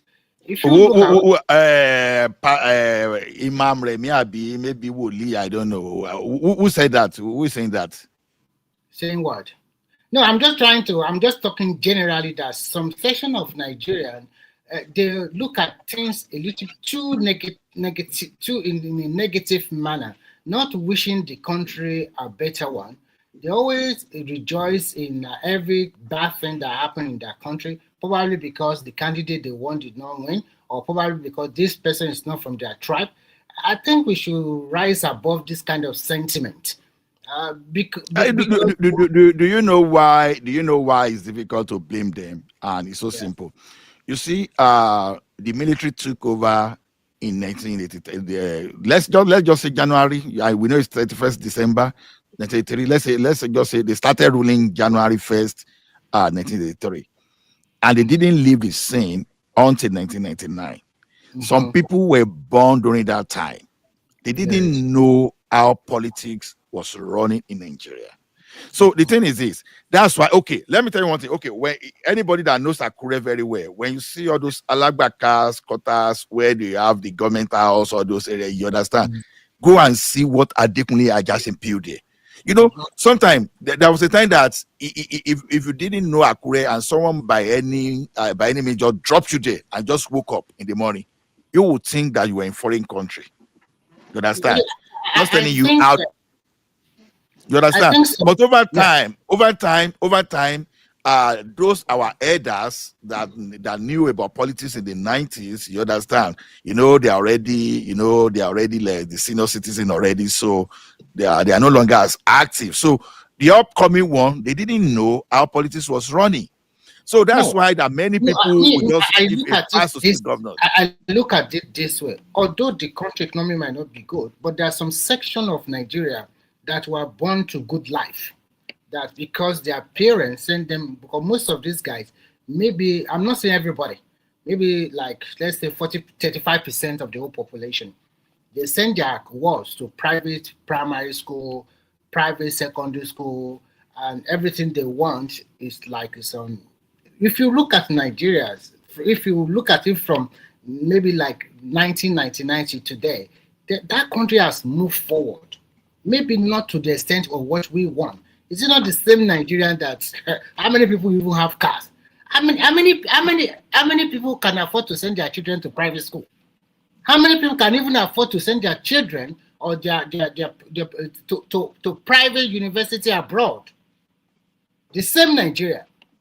They are sending their people to America, to USA. It's not what I'm trying to say is that the number of people going now from Nigeria to various universities around the world is more than tenfold compared to maybe before 1980s. So things are but you have to look. You have to look. Unfortunately, you have to look at the population growth. Unfortunately for us too, because of globalization, imparting culture and tradition has been eroded. So we can see that. Okay, you can see an average Yoruba boy even now cannot even speak Yoruba fluently because this have gone the order of the day. Everything is speak English, and if you cannot speak English, then you can speak pidgin English. So things have changed. So sometimes when a lot of and still Lagos, for example, is it the same Lagos in 1999? Lagos that when you enter through Ojota by the right side, there's a heap of refuge, very big. I mean, when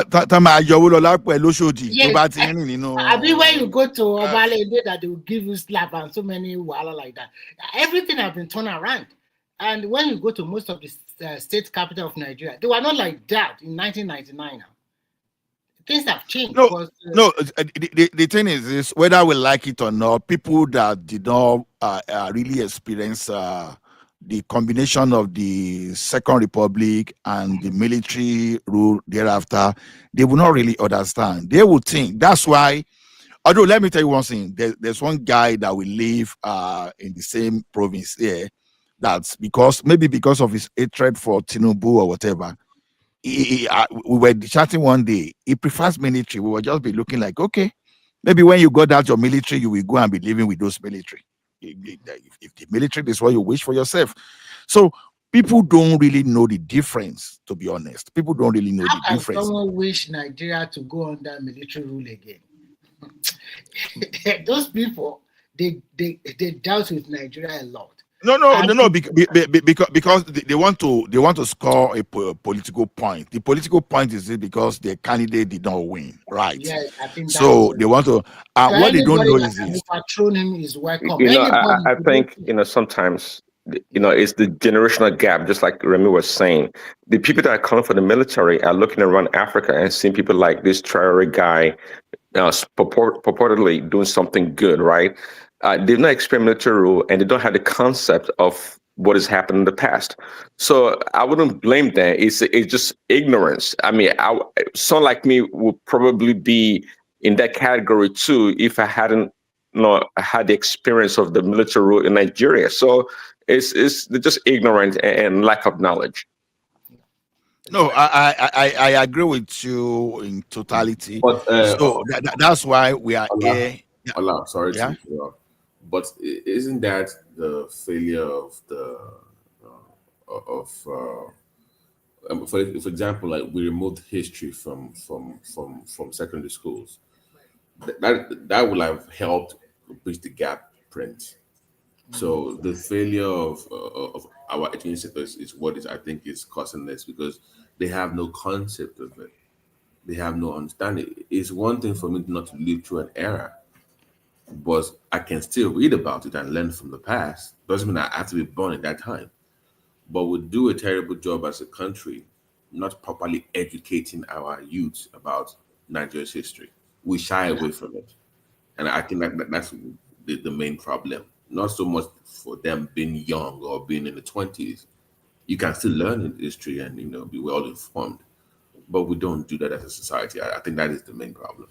Sorry, you're absolutely correct on that.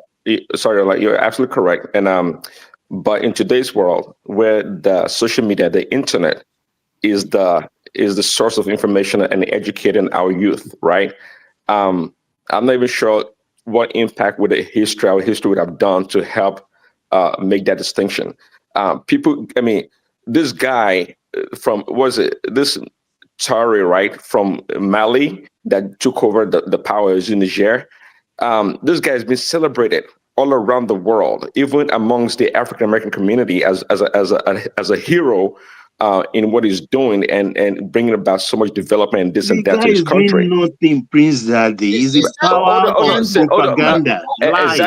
Exactly to my point, Baba. That's the point I'm trying to make. That's what they are saying, and that's what they are kind of clamoring for, or what they are wishing for, not knowing the reality on grounds. So BT is right, but at the same time, we have a big challenge when it comes to education through social media. Well, where the education we refuse to learn, or the system refuse to give us in classrooms, are being learned on social media. That is a problem we have at the moment. And the thing I see with the Gen Zs is that they are not curious. They are curious in other aspects of life, but in terms of seeking knowledge, they are not. In our own time, you understand?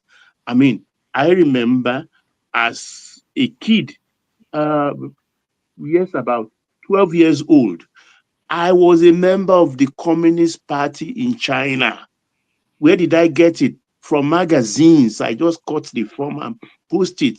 Every month I receive this Mao's red button and news reel from China every month. Wow. That is curiosity. You read voraciously. Yeah, but that can be said of the present generation. Yeah, I think also because most of the curriculum especially for primary and secondary school, they were not reviewed and developed very well. And sometimes you also jack off some courses like history, and the orientation was not there. So people are not being taught to be patriotic to that country from even when you are like I said before, that in my generation we went to primary school. Only few people will go to private school. But nowadays, majority of people go to private school, in which I don't think they normally teach them this kind of to be patriotic to the nation or something like that. So Remy, I even laugh when they talk. They will go, Lee Kuan Yew. The other day with two Nigeria was here. I told him, look, this Lee Kuan Yew, you're all parroting. Do you know Lee Kuan Yew ruled Singapore for 31 years? Yes. He was shocked. Yes. These are dictator, of course. 31 years. Can they allow that a president to rule Nigeria? Oh, they will not shout or something like that. do you know how many people died in China in the revolution, agricultural revolution? Do you know how many people died? How many people the Communist Party themselves they killed? They killed the 5,000s of students during that revolution, and that was during Chairman Mao Zedong time. Because the students, they wanted to protest, instead of protecting them, they just buy thousands of them like that. That is all. And none of them can come out from any city to come and protest anymore. They've forgotten Tiananmen Square during time of Xi. Remy, like I always say, we can all support somebody or a cause, but for different reasons. Critical thinking requires that you ask the question, is the why question.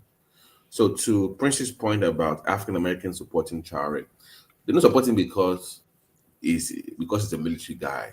Their only thing is against white power structure. Yes, so exactly. Anything that is against white power because of their history, they will support, even if it's terrible for the people that it support. So that is their own why. But still, if they support against the white, but that guy called, was very close to Russia and China. No. I'm saying to Prince's point about what our youth see online. So they are thinking, everybody loves him from America to London. No, but it's for different reasons. That is not applicable to you in Nigeria. And to Prince's point, unfortunately, they lack critical thinking skills to even ask the why question. Why does this person support this person? Because we can support the same thing for different reasons.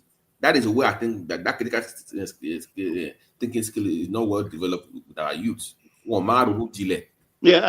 like that perspective, Doc. That's a good perspective. I didn't even look at it from that angle. That it's just anything against the WAPs. I don't think at all. They are all for it.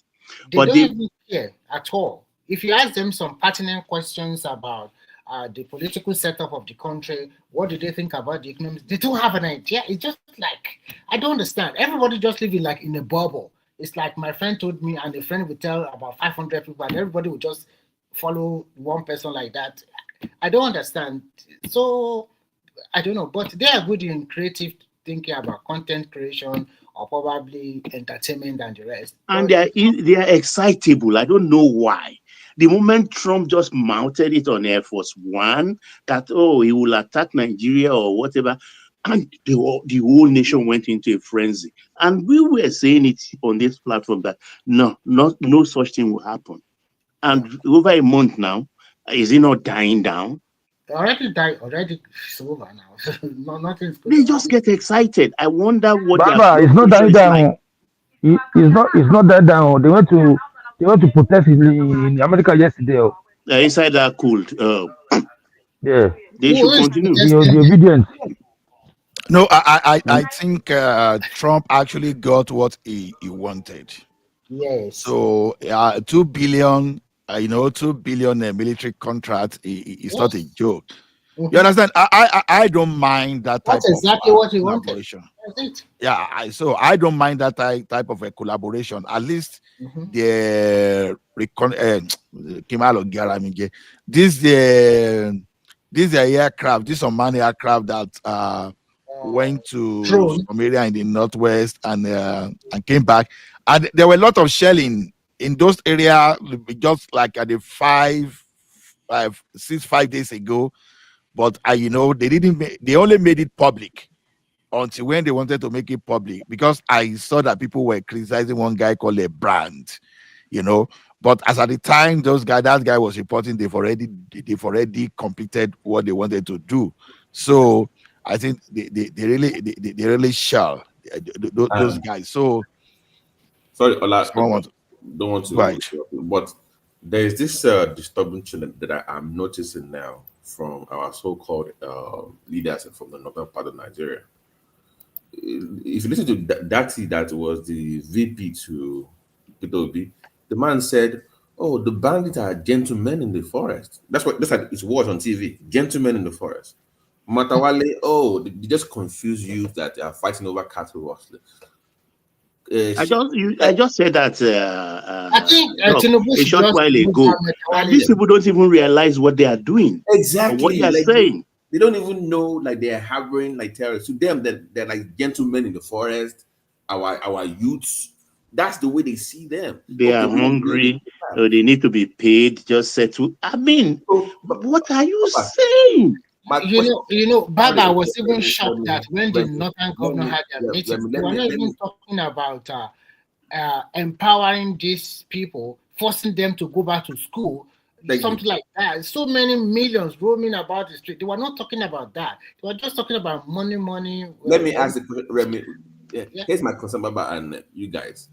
You know, the South they have this trust fund like, for security down south that they want to contribute. Would this shock you if the money that they are contributing up north will be used to pacify these terrorists as opposed to flushing them out? Like the same way we are contributing money. I think that's exactly what they want to do. Because they don't have any framework. That if you look at the southern version of what they did, it was very comprehensive. They broke it down. You had the KBS talking about bringing OPC and their old ways of securing themselves from Fulani invasion. You had governor talking about state policing. But in the north, it's about just bring the money for us. I'm like, no, they are also talking about state policing as well. But they've been saying that for years. That you remember they said that the federal government should give these guys monthly allocation the way they were giving. No, why should they give them that kind of money? So if you're going to, and the government said no, right? Then that means that you're raising money now. That means that money might go towards that cause where you're giving these boys monthly allowance. Because I know. Okay, I got your point. See, before maybe you didn't hear the other time. I said this is where our National Assembly should make a law, even for opening mouth and encouraging rehabilitation of terrorists.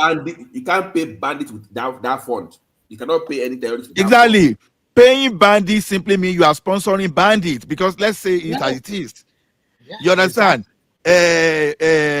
Rufai is a bandit sponsor because I don't know why they're not even anybody that is paying bandits. So whether we like it or not, the federal government did it in the past, where you want to say you call it negotiation. No, you actually, because when you pay these people and they are still coming back for you, then you are sponsoring them. You strengthen them. Exactly. So you are basically the sponsor of the terrorism, and you are calling it bandits just to water it down. Mr. Ola, this is we as a country we are not serious, and we come to this platform. I come to this platform, and sometimes I get disengaged for a long period, for a while, and because I get tired of us repeating the same thing. So the government is not serious, and we as a people, as a country, as a population. I beg you, sorry. Yeah. Sorry, quick question, Ado. Why on God's earth were the Middle Belt hanging out with these guys in this so-called Arewa meeting? Why It's their business. It's their business. Let them do what they want to do. But my point is this: the government, as a people, we are not serious. So the government in the United States of America, it is illegal to actually pay anybody for ransom. United States, when they deal with individuals, if they have like an individual who's captive, when they are discussing freeing that individual, they are very, very particular. We are not going to pay you. And any agreement we come to, it's not one where it's going to jeopardize us in the future. A country where as individuals, as private citizens, as state government, as federal government, where we pay bandits and criminals money to release captives, it is not tenable. However, because the government is not serious, because the government is not able to secure us all, they leave people, families, they leave communities exposed to the reality that communities and families have to get money together to rescue their family members who have been held captive. Normally, it should be illegal to negotiate with a bandit, a terrorist. End of story. Across the board, irrespective. Even if it's your family member. It should be illegal. But because the government is so useless at guaranteeing everybody's safety, it will be impossible to pass a law that criminalizes paying bandits. Do you see the logic I'm trying to bring to it now? The big problem with us is a flaw of government. You see Arrow. This is why we keep emphasizing, because you see the gap between the citizen and the government. Like the current generation, I think they don't really understand what governance means. And that's why some of these governors, they are escaping with this criminality. You understand? You call someone your leader, a bandit, a terrorist came to your community, carry pregnant women, molested, forced into labor, and you now carry the kid, gave it to dog, and one weary, Odori Buruku, those people will not go better for. They now sat down somewhere and start justifying why these people are behaving this way, why they are so. And you are now saying that we should be paying them from whose pocket? From now, if someone that is a banker that you work off 5:30 a.m. to work and return 9 p.m. Someone in the telecom and someone working in oil and gas that maybe for 3, 4, 5 weeks you are on the rig and you are coming back and they are taxing you heavily to go and pay one useless, one criminal in the bush. And some people, okay, see, that is why sometimes we need to start getting the credential. We need to start. I think before we even recommend anybody for the political for the leadership position in that country, I think there should be some kind of requirement, mandatory requirement that should let INEC or the agency conduct both local and international, a background check on all this kind of evaluation. Psychiatric evaluation. Exactly. It's only a mad person that will come and you with that level of criminality, and you will be campaigning for amnesty for terrorists. Mr. Ola, do you think that they even believe in what they are saying? Everything is politics. I don't even care. But for you to even have that, for them to even have got to even say it. You see, let me tell you one thing. Anything can be everything. Anything can be anything. But when you are crossing the boundary, you can play politics. But when you start playing politics with terrorism, it doesn't make sense. You are playing politics with existential threat. It doesn't make. You are playing politics with human life. Because as a people, we are not serious, and as a people, we also have the serious problem of that we don't have a nation. You see, the problems that we have is plenty. It's plentiful. But realistically, look, I wonder the fiber from which these people were created. For the life of me, you lie somebody on the floor, a woman for that matter, tie her up and clean up her neck and apply and start by saying Allahu Akbar before you put that person to slaughter and you put it on film. It's the act of ignorance, as though God will forgive you. What are you trying to do to drive fear into the other people, the populace? What are you trying to achieve? I think you are just simply animal. Oh, beyond animal. Even animals wouldn't do that. And you will see Gumi. We're just saying now they are just looking for money. They're looking for money. I don't know where that criminal got a British accent. That would be Ola. He's a medical doctor. He's a medical doctor. I know. In the army. Yeah, the army. In fact, retired captain also, major. That he referred to them. It could have been a VP. A gentleman. It's not his fault. It's not his fault. His father was only a second generation immigrant. I mean, it's from Mauritania, for God. It's not even Nigerian. Yeah. It's only a first. It's only what do we call him? A first or second generation? It's first generation. Because I'm not even sure his father was a Nigerian citizen. No. The father gave birth to them in Nigeria. Nigeria came from Mauritania. So the father himself is not even Nigerian. So even when we even look at our nationalization laws, is he actually truly legally nationalized? Does the father not need to be Nigerian for him to actually pass on citizenship to the children? So was the father a citizen when he actually birthed them? When they gave birth to them? Well, it's in the north. Anything goes. So has anyone actually contested that? This is a very critical information, honestly. So when his father gave back to them, when the father gave back to them, was the father a Nigerian citizen? That's the question. Even though it's not in Nigeria, even if you are going to deport him, he needs to go to jail if he have anything to criminal. And your mom cannot give you. Was their mom Nigerian? Is your mom Nigerian? It doesn't matter. The mom cannot pass it quite as directly. Okay. It's their father. It's through their father that it's easier through the father than the mother. They said that if Fulani is in Nigeria from any part of the West Africa. We'll find out out in court, in Supreme Court. No, that's why we say that with Madam Fodio. That's their belief now. No, that's with Madam Fodio ideology now. You know, they said Fulani in Africa and Nigeria. You know what? All these 2-bit lawyers that they like to shout around on social media from the south. What are they waiting for? We'll take the matter to court, contest his citizenship. After all, during Shagari time, they deported the Sugar Bar, a prominent northern politician, I think to Niger or so. Yes, Cameroon, I remember that. Yeah. What about that man that was selling that Zad? Was it Zad or was his name in Ibadan? Okay. Dealt with. Yeah. So most of these people, they don't have full stake in Nigerian nationhood. Actually, they are just half and half. They have where to go. For all you know, the Datis could still be holding Mauritanian passports. They still have a home there. Their first wife could be even Mauritanian. No, okay. Are we talking of Dati now, or we are talking of Gumi? Which of them are we talking? All of them together.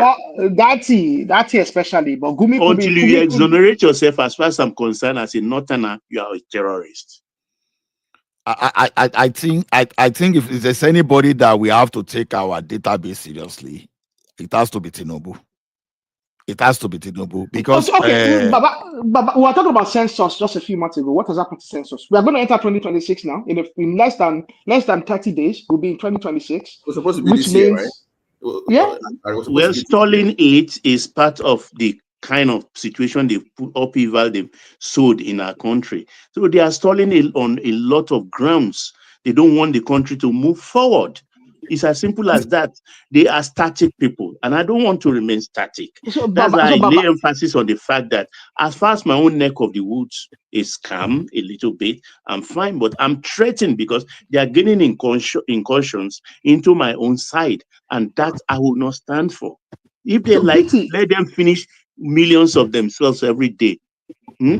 As I'm a fool. Doesn't concern me. BT and Baba, please help me. I know I'm speaking a lot, but I want to ask these questions about 2026 and the consequence of 2026. So, first thing first, we have the possibility of a census. We have an electoral reform that is proposing to move the elections to sometimes around late Q4 2026. So, 2026 is of consequence right now. So are we going to be able to have, number one, state police as well? The way it's being pushed, it will seem that everybody has an appetite that state police needs to be put into law latest end of Q1 or start of Q2 2026. Honestly, nothing stopping. Ola, please, I beg, moderator. This instability is serving them. It's a multi-purpose tool they are using. If this terror continues, there will be no census. Why? Because do you want to send enumerators to the heartland of Borno to count people? They will not come back alive. You can't send enumerators there. So this is serving their purpose. These people, they have this, I don't know, their cranial thinking is quite different. That's why I say they are static people. And if they want to remain static, let them remain static. But they should leave me alone to step forward the way I want to go. Because there is no way they can change their position. It has been like this from the 60s. Pre-independence, post-independence. They are even on record. The house of Uthman Danfodio, the foremost man leading that house then, Asa Ahmadu Bello University, Asa Ahmadu Bello, said they are not in a hurry. That's why they didn't support the advocacy for independence then. They were not in a hurry. They want to go slowly. I respect that. But don't hold me down. Let me move forward. Sir, that means that we need to then go beyond state police. We need to look at the actual Nigerian structure itself holistically, beyond just policing and security. When it comes to resources, education, health, religion's interference in secular state. So we need to actually look at Nigeria and decide what we want. Because to your point, you can't have a region dragging the other one down. Clearly, it's evidence. You can see it.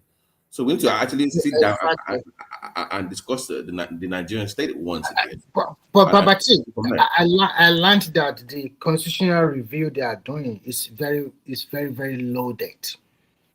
Let's see now. Make it public now. They say it's very loaded that it will really. It's going to mar or break Nigeria. Remy, I hear your point, but shouldn't we be having town hall meetings across the country right now? Let's know what you guys are discussing behind it. I think they have done the town. I think they are done with the town hall meeting. On all issues, not just security. Is my point. I think the first thing they want. There is more to discuss about Nigerian states. Me, personally, I'm an advocate of total resource control. Okay. No, there's a lot to discuss. Can we allow John to speak? Because I don't know, he's just joining us. John, you can unmute and speak if you need, if you want to contribute. Please unmute.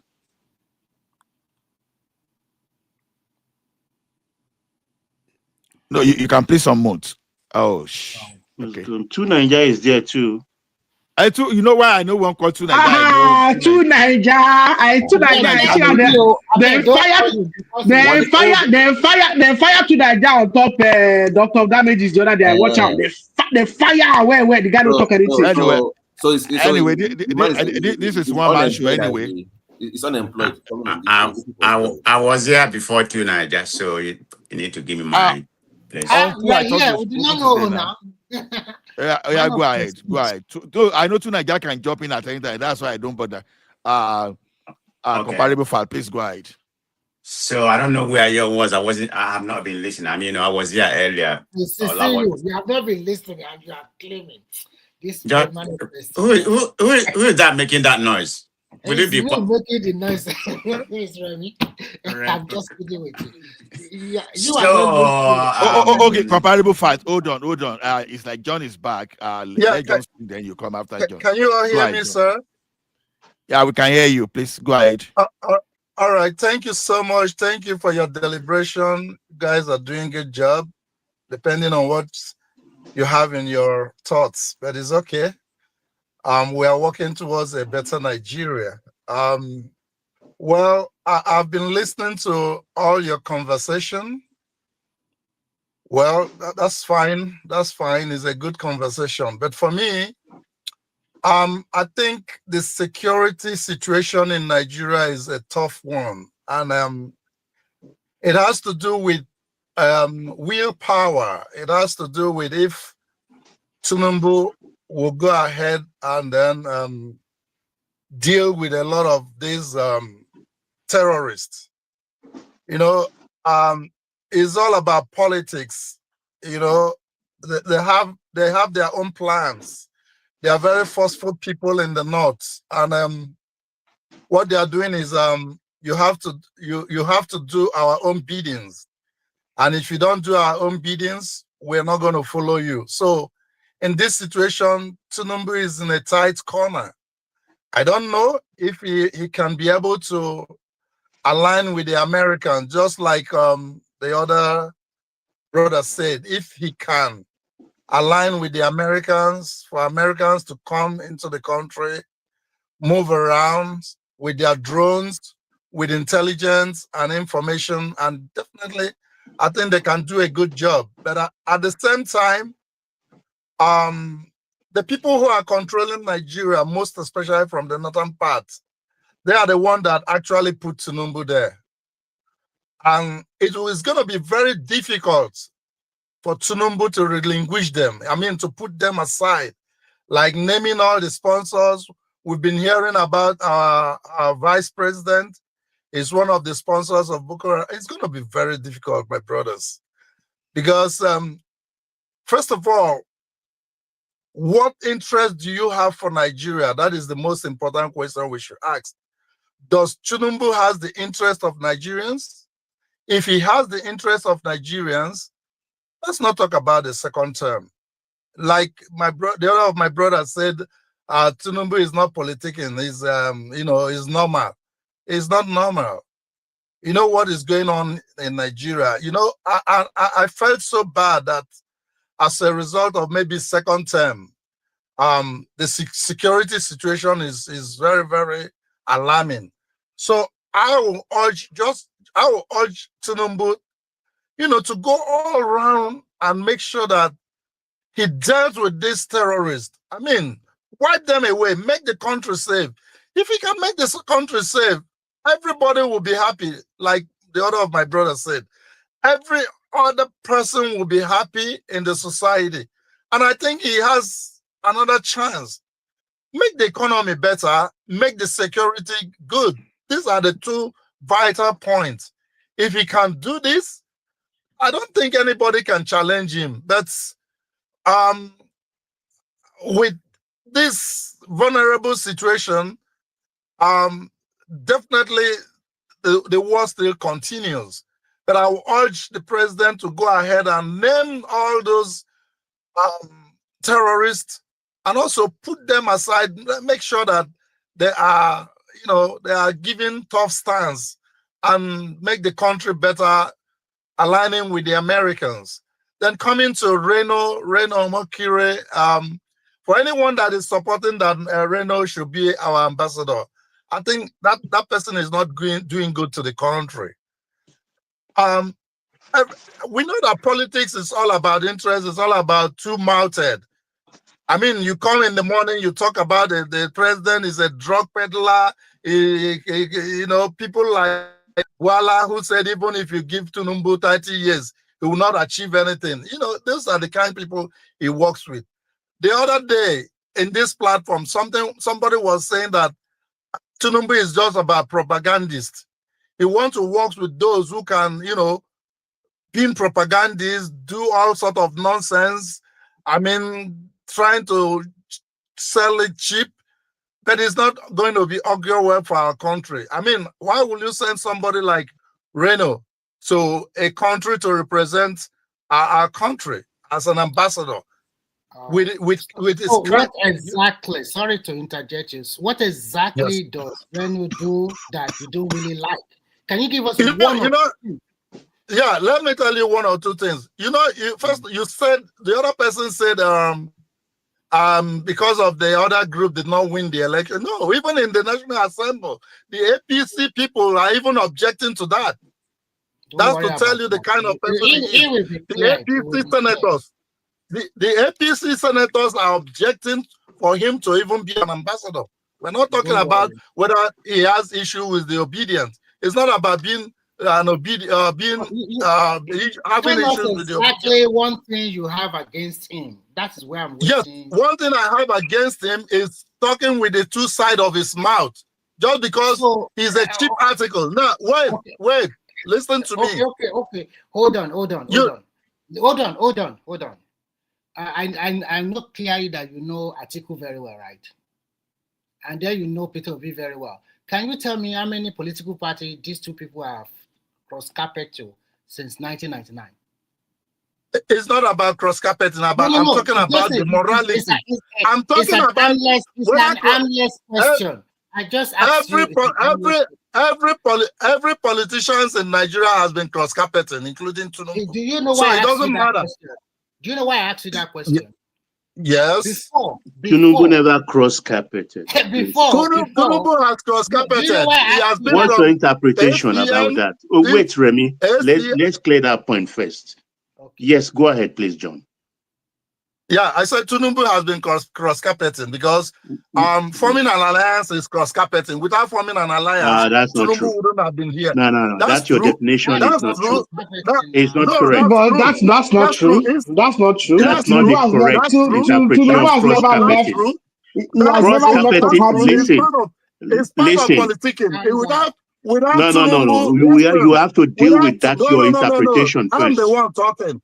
Without You've Tinubu made your point, and I want to counter it. I have to make my point. You allow me to make my point. You can counter my point. Relax. You can counter my point. He has been in almost 3 parties. Remy, will you let the man speak? Just because you don't like what he's saying, let that man speak, please. No. You have the problem. Hold on, John. No. I will not hold on. Let me make my point. I have to make my point. I'm the moderator. So in this platform, everybody hold on. John, can you hold on? Let Allah is the moderator, so he decides what happened. But Remy interjecting is very, it's very disingenuous of him because you don't like what the man is saying. I don't like what he says a lot of the time. Let the man speak, please. Everybody. Let Everybody, hold on. John, I want Baba to interject. I want Baba to cross-examine you. So when we speak, we allow for interjection. So because if you say something that's not factual, so if you are no, you are the one that is saying that it's not factual. No, you are the moderator.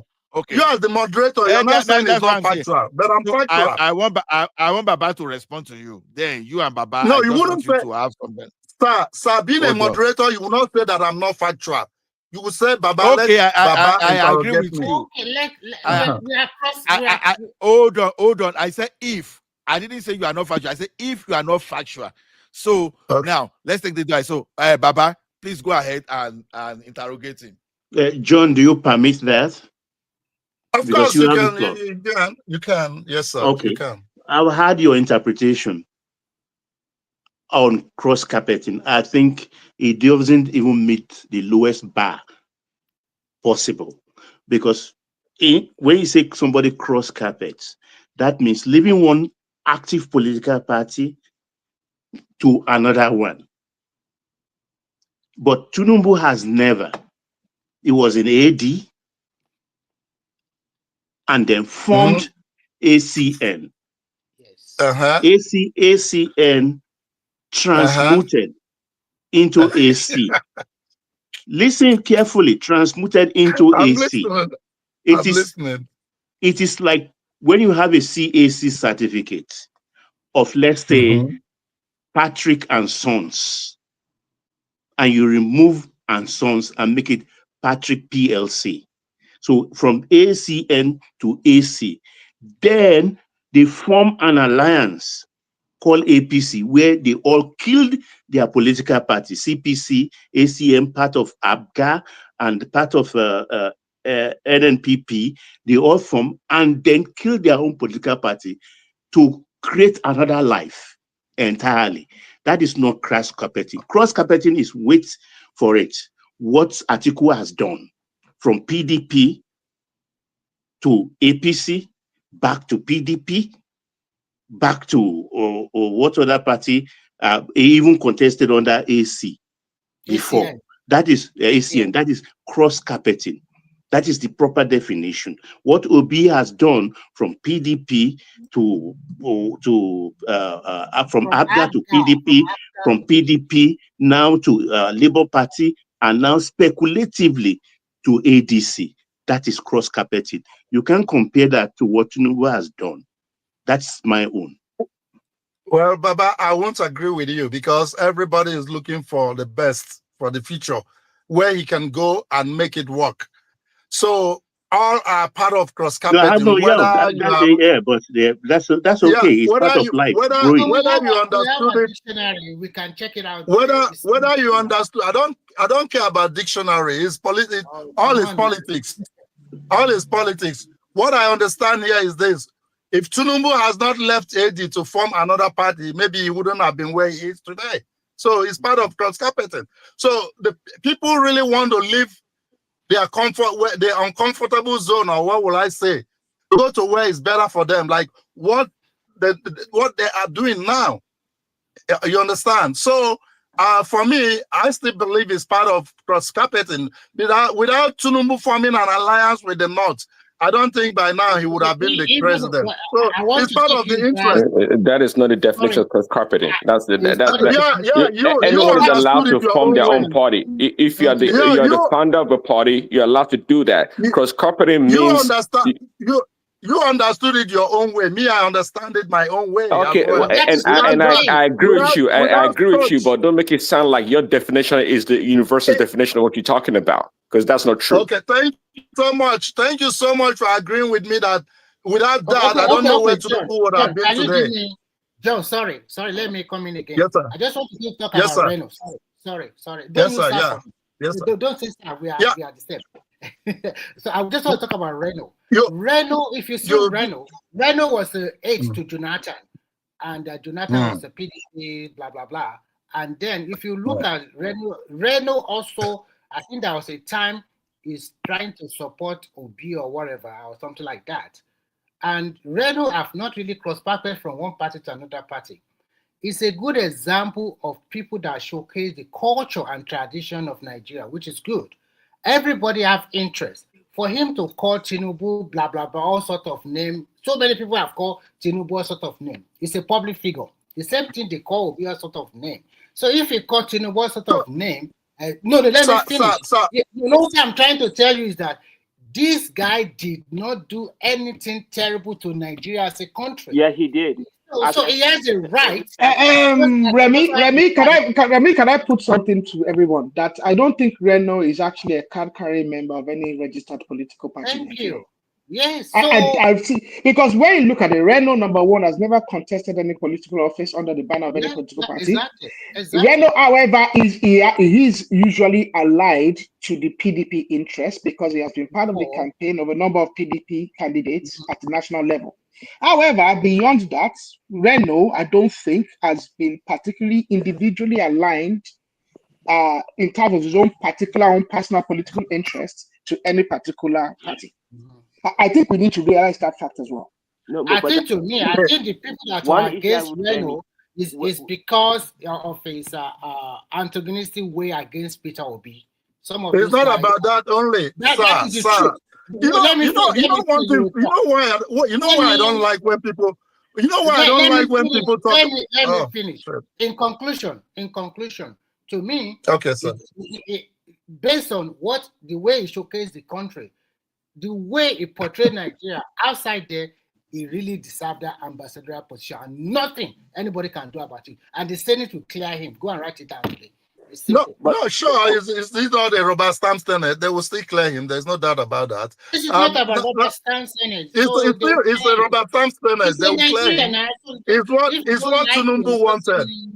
It's what Tinubu wants. They will still clear him. There's no doubt about that. We can go to another person. No, if I may ask you a question, why did you? Okay, go ahead. Have I finished? Go ahead. Don't worry. Go ahead. Yeah, I've not finished about Reno. Morally speaking, if somebody who can call my president a drug lord, he's not even supposed to come near there. And another thing is that you said he portrayed the country in good faith. Go and see what people are talking about him. Even the one that he collaborated to come and deceive Nigerians. They have been writing a report about him. He's not a good candidate for him to go and represent Nigeria as an ambassador. He is not. There are millions of people in Nigeria who can do that. The best thing Tinubu would have allowed Reno is to continue as a PR to Tinubu. That's the best thing. He would have even given him an image maker, like, set up maybe like a network that he can continue to be castigating others, especially the obedient. That is his job. You understand? I think so the that would have been the best. position But somebody else should have been there. And please, the people that will represent our country are people who are sincere, not people who speak with their two-mouthed. You know, it's not for our image.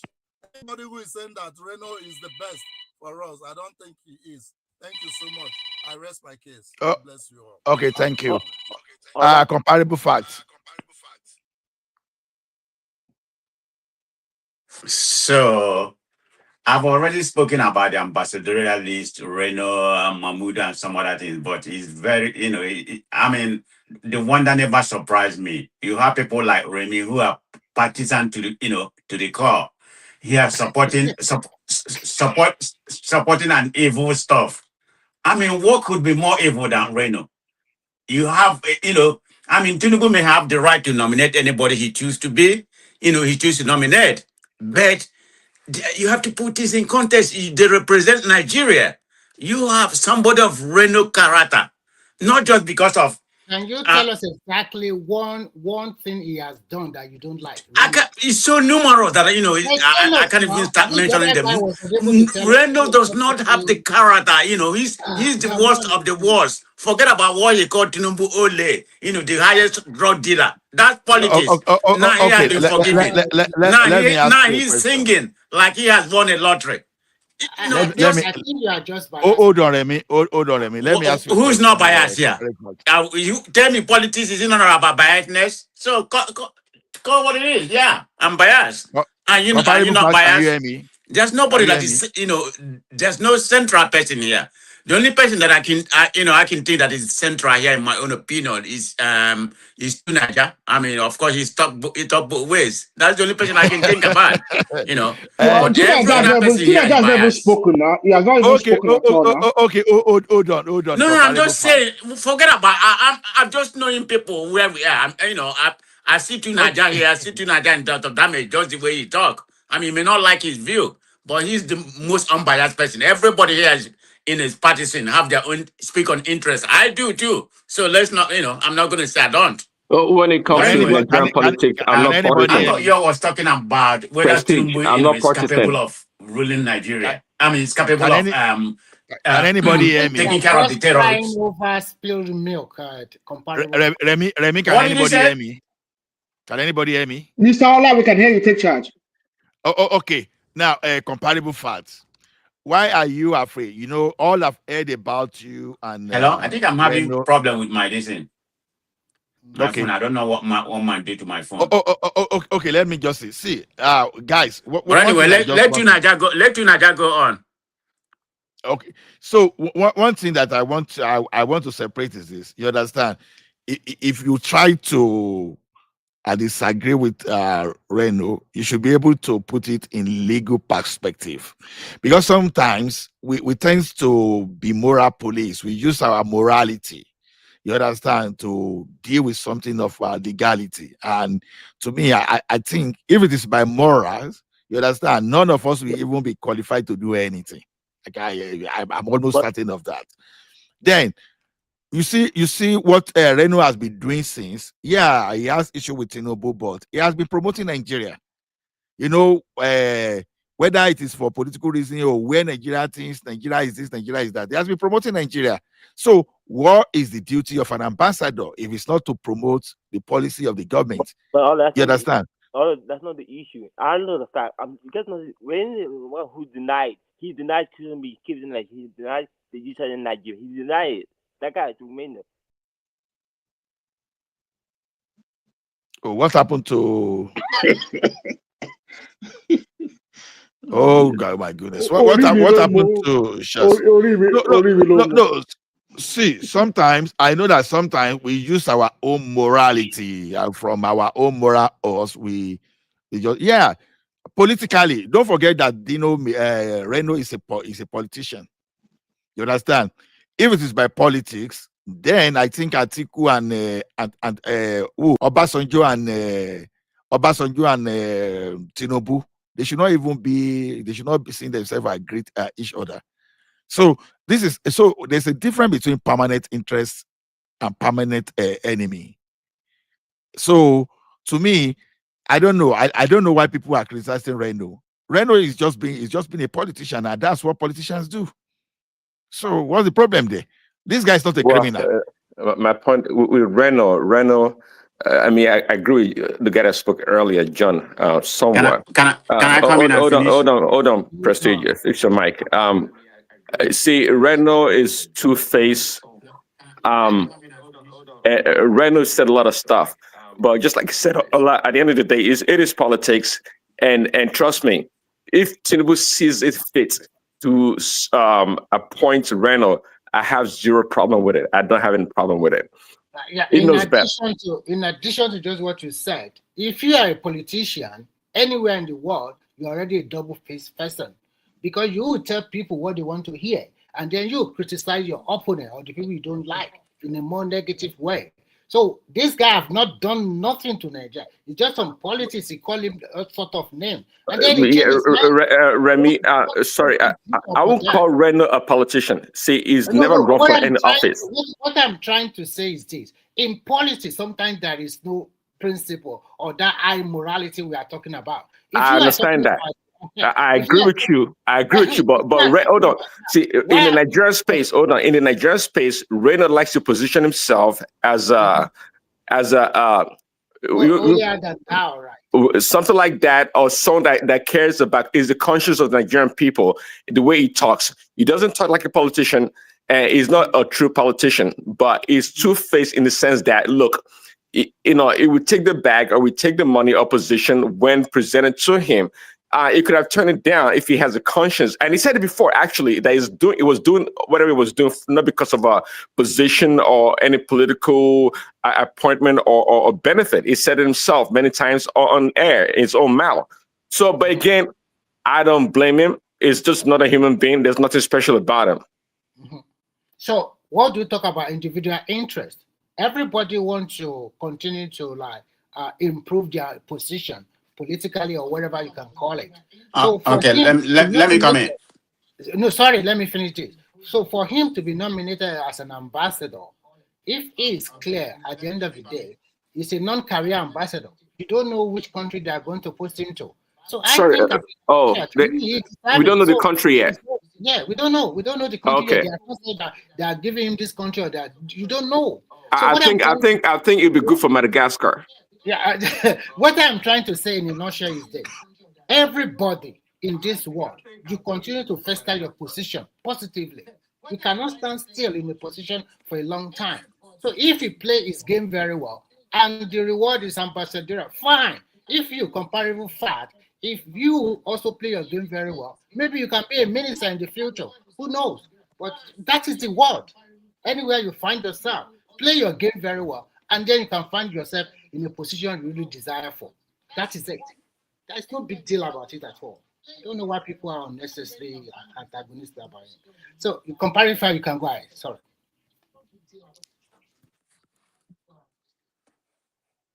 Comparable facts. Okay, thank you very much.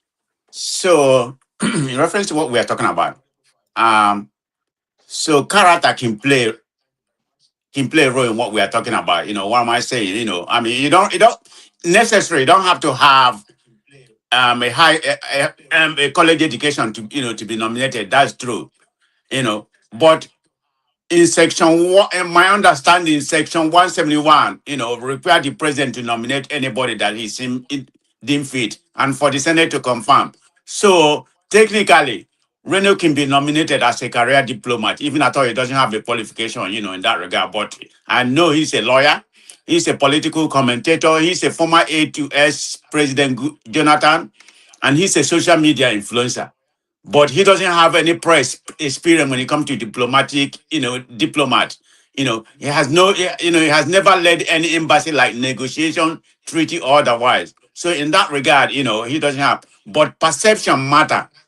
He may be intelligent, he may be articulate, maybe more persuasive, practically, or politically, he's very active. That's one.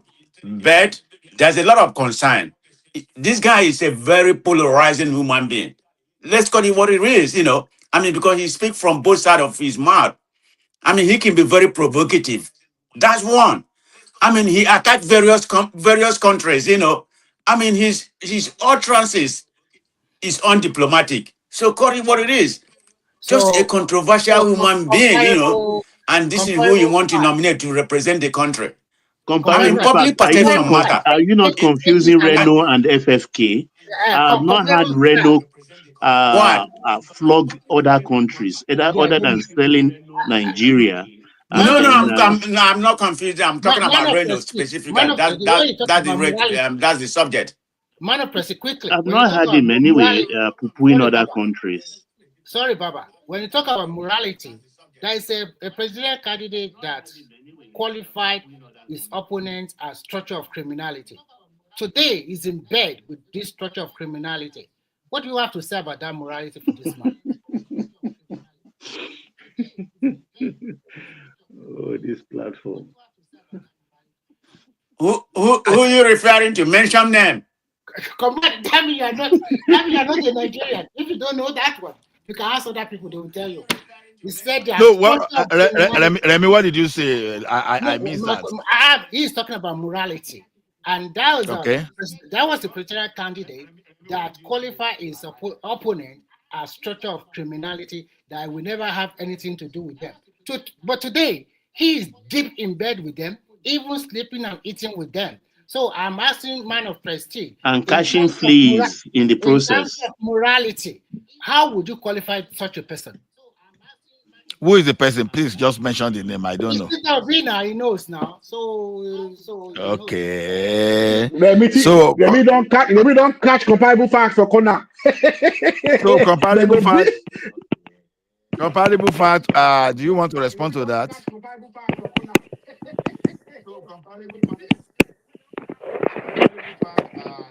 Any response? Comparative fact. Okay. I don't know who he's talking about, but more or less he's talking about. Are you referring to Obi? If that serves me right? Yes, he said he's referring to Obi. Yeah, he mentioned Peter Obi. Yeah.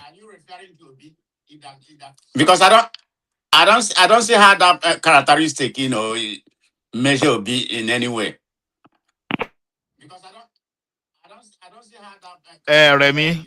Yes. Do you want to let him know better? Okay, I will let him know. Look, like Obi was saying that it has nothing to do with some people. He labeled them as criminals, jester men, evil men, those ones that have destabilized the country.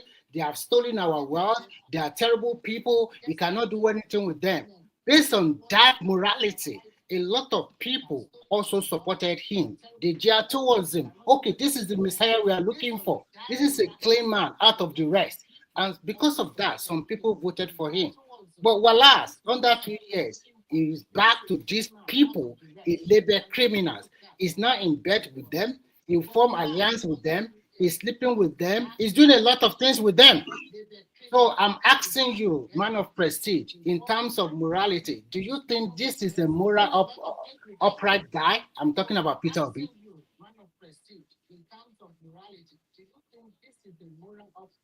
A man of prestige. No, I think you are confusing two things to not to be true, because that one we are talking about politics. We play politics within the country. But the Reno character is going to represent the country outside the country. It has nothing. I mean, same thing. If Obi becomes the president of Nigeria, it will. That's politics. Tinubu, everybody did it. So there's nothing. I mean, there's nothing unusual about playing politics in that way that Obi did. I mean, you're not even making any sense. Man of prestige, can I help to centralize this question? No, you don't have to help me, because wait, I'm not helping you. I'm Sam. This is for the benefit of all of us. This question is not a political question. It's a question premised on morality, which you have brought forward. So you have decided, you've appointed yourself to be the adjudicator when it comes to the matter of morality. And to that end, Mr. Remy has put it to you, that can an individual who chastises his opponents as a den of immorality and a structure, Mr. Remy, what's that term again? Structure of corruption or criminality. Structure of criminality. Structure of criminality, whose premise for his candidature was that he was unlike them, that he is clean, that his hands are clean. Can that same individual, within less than 3 years, also start to form an alliance as the opposition and propose that, in fact, that he would like to be the uncontested candidate of that alliance, of that structure of criminality, that he would like to represent them as their political candidate in the forthcoming election? Because to the best of all our understanding, that was what Peter Obi has been negotiating at ADC, that he wants to go to the primaries unopposed. So can we then say, okay, from a moral standpoint, okay, that individual is justified? That's the question. Okay, I understand where Remy is coming from. I understand what you said, but you all are conflicting two different So things. why are Because you trying hold on. Let why me no, finish. We are we're not talking about confusing. Nigerian politics. There's no doctrine, in Nigerian politics. They don't have principle. They move from one party to one party, and just immorality will be the last thing somebody will talk about when it comes to Nigerian politics. I mean, they are immoral to the highest level. But we are talking about somebody, an ambassador, representing us outside the country. That is where character, matter. You're just confusing the whole thing. It's not even comparable. Politics is different from ambassador. It's a representative of the country. And character is very paramount in that regard. Why you're I just see. Okay. making, comparing two things that is not even close to, to comparable talk fact. You about. are really It doesn't even make sense. You all come here comparable deceiving people, fact. try to bring Comparable about fact. You are immorality when really it comes to saying that. Nigeria. Immorality matter when it comes to representing Nigeria as a Nigeria. But when it comes to Okay. Nigeria, there's not even in America, immorality. There's nothing like that. Immorality is at the bottom of everything, and Nigeria is probably one of the worst in the country. I mean, in the world. What are you all talking about? Okay. Two comparable facts. Answer this. If Peter Obi had become the president of the country, between an ambassador and the president of the country, so who do you think the international community will be looking at majorly? Will it be the ambassador that represents your country in just one country, or the president that the global community is focused on? Because based on your justification.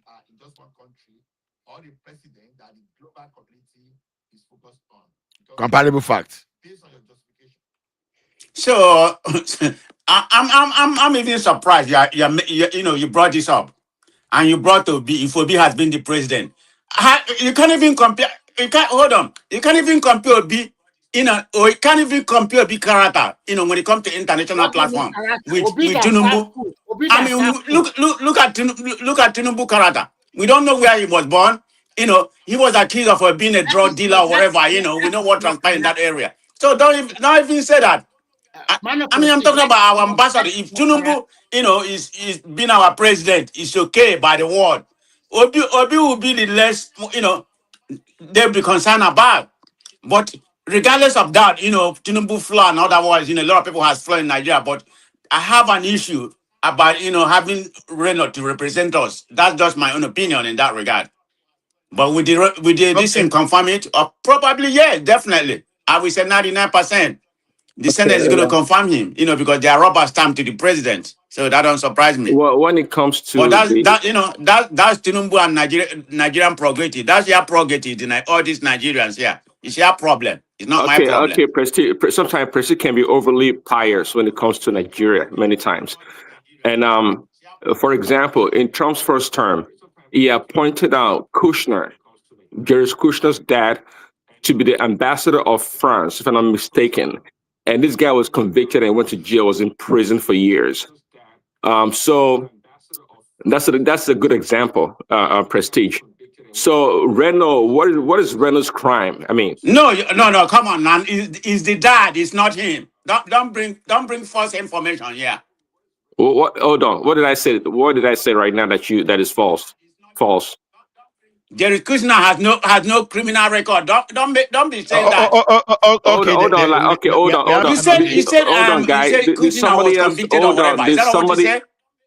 Okay, you have a hearing problem. Did somebody else hear me say that? We have an update. So when you are ready, we have an update. Okay, I did say that, Presley. I say his dad was imprisoned for years and was appointed the ambassador of France. Is that wrong? Okay, what had that got to do with Kushner? Kushner is not his dad. What are you talking about? Okay, let me put another color in this. We're talking about the president appointing the Prince ambassadors. Daddy. No, Prince Daddy. Let me even make it simpler for comparable fact. During the campaign, did you hear what DeSantis said about Trump and what Trump said about him? And Rubio and the other one who is talking for the genocide now, the Baba, even the VP, Baba, are they all not in bed now? That is politics for you. They are strange bedfellows. There's nothing they have not talked about themselves. So it's politics. Even including their wives. Exactly. They even went to that extent. So what I'm trying to say is, look, I can't do it, what Tinubu is doing. Not because I'm evil. I don't have a forgiving mind. But as much as I remember things, I try to give that person a wide berth. I will not make Tubosun my minister. But Tubosun today is one of the best ministers we have, despite going against Tinubu and calling him names when he was an obedient, or maybe when he is still an obedient, we don't know. So this faulting or mockery, I find it disingenuous, actually. I agree with you, Baba, and that's why I said one of the qualities of a good leader is that they don't take things too personally. You cannot, as a leader, as a true leader, you can't take things too personally. Guys, I just got a news now that I don't know how far it is true that the bandits and Boko Haram stormed Iwo Road at Ibadan for special operations. So, are we really winning this war against the terrorism? No, that can be true. You know Iwo Road now. That can be true. Forget it. A lot of stuff coming out from a certain area trying to portray the West as very weak. But they should not forget. Baba, but this is a Yoruba man saying it, so and I don't just want to mention this. No, there are. Wait, let me put this thing in perspective. There are now Almajiris Yorubas, and there are Ipobians Yorubas. So discount them. Okay. Yes. Because me, fear they catch me. I also want to bring it to your notice that there are some criminals elements in the Southwest. What they do now is just to dress like Fulani as well, also to go and commit. I know, Remy, you know, say me and you go to fight on this matter. When we are talking of a serious matter, I don't wait. I don't want us to. Let's say the truth. I don't want us to keep diluting this thing. Let's move on.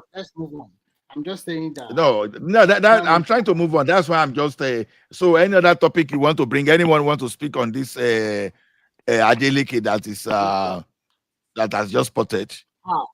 No, it's still Nigeria here, Ola, or we don't want to. It's not. No, to Nigeria. If to Nigeria is here, we speak. I trust him now. He will speak now. I think Adeleke already. Hold on. You see the problem when something happens. You don't want to talk about it. The story is true. It happened, there's kidnapping, robbery, and bandit, style attack in Iwori. And you're here doubting that it's not true. Until they come to your neighbor. Except you want to have egg on your face. Except you want to have egg on your face. Dwell on that story. That is fake story. Comparable facts. Number one, I live in Ibadan. Iwo Road is one place where you wouldn't be there. Because it's like Western Avenue in Lagos. There's police commands. Just along the road over there. One of the biggest police barracks in the whole of Ibadan. Very open. Is along very open place. It's a densely populated area. It's no bush. You don't know where the road is, so don't talk about this. And the whole road is not. It's not a place where you can easily do a job in the whole road and then get away easily. If you say maybe gates, or you say maybe it's urban center. It's urban center. Do you know where Iwo Road is? It's like saying I don't know. I don't know where how to compare. How can I compare Iwo Road? Where can I compare Iwo Road? Maybe you can say No, Arrow, maybe those that side to Adegba inside. Alakia side, maybe that is the place. Alakia about only Iwo Road. How would you say But that's the Wuro there. No, that one is impossible. Maybe others Alakia, they all call it like that. It's not possible now. No, I think what is happening nowadays is that there are so many people use AI or whatever to do something, put them on social media. So comparative fact, my friend, verify before you amplify.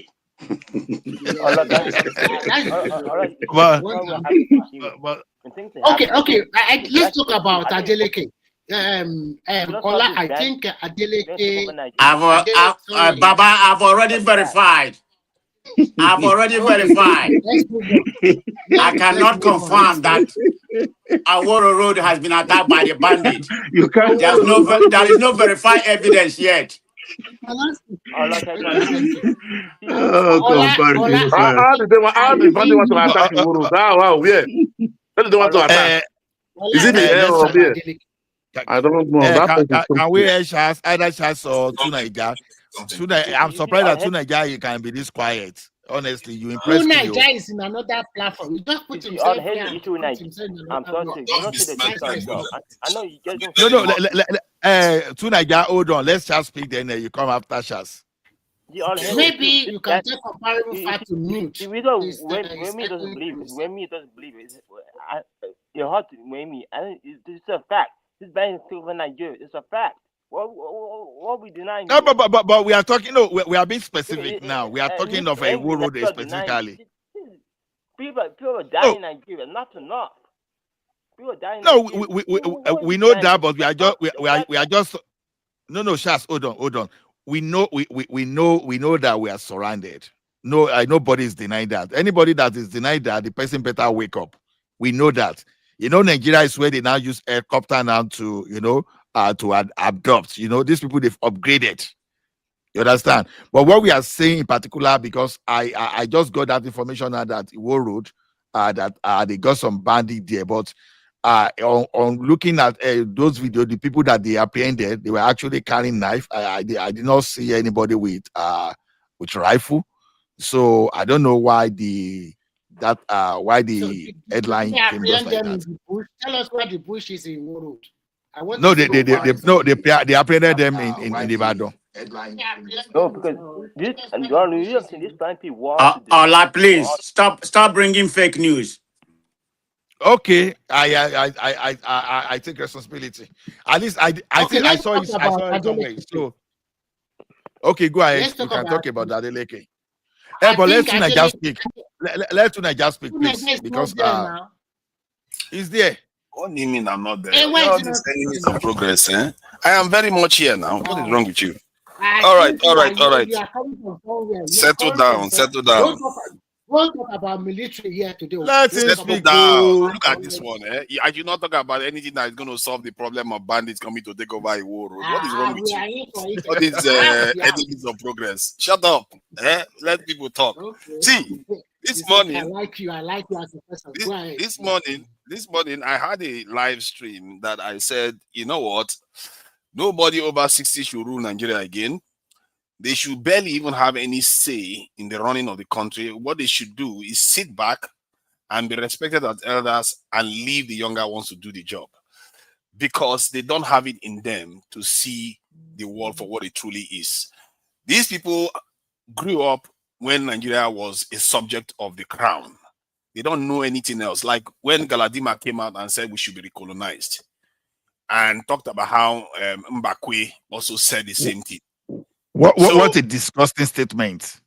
So he should be arrested. You see that it does, but we are talking about him, but that's what they all are.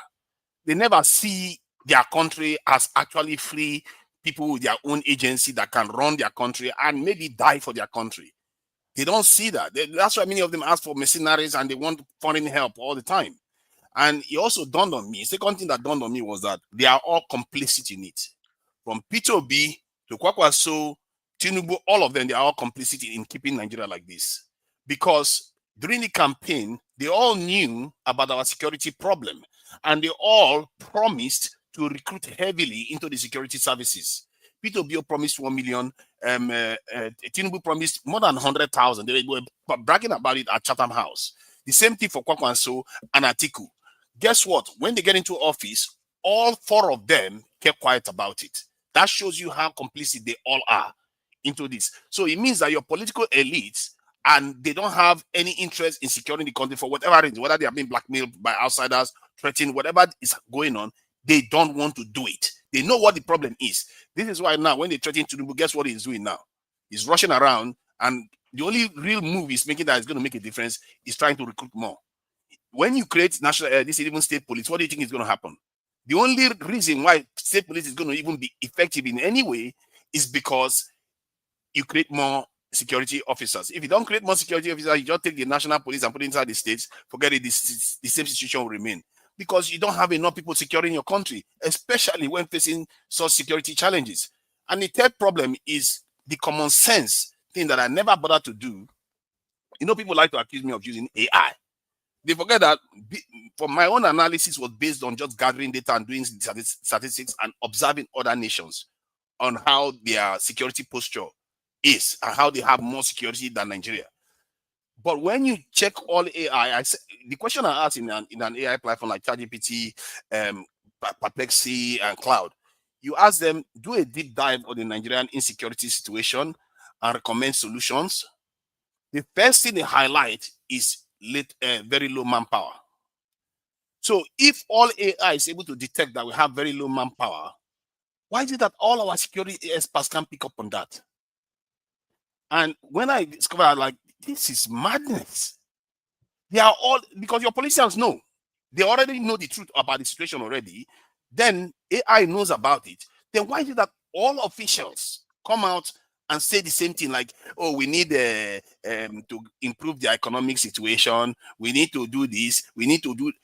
Like India had worse economic situation sometimes than Nigeria. There was a time they were living, they call it ship to mouth.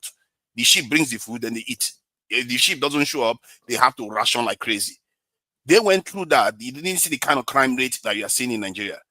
In the UK, there is 1 million criminal convictions every year. Do you know, in the UK, with all this wealth that they have, 100 million. So it doesn't mean that they don't have criminals. It's just that there is law enforcement to ensure those criminals are kept in check. So you see that the narrative they've been selling to us, that is corruption, that is living standard that is causing all this, it doesn't add up. They know what the problem is. The only thing they never done was recruiting to that security force. That's the only thing they never done. And it's done to Nigeria. I want to take you. Not getting anywhere. I want to take you up on that personality, because I believe that it is strategy. Now the question is this: now you have police, you have the personnel, right? But you don't have the equipment. You understand?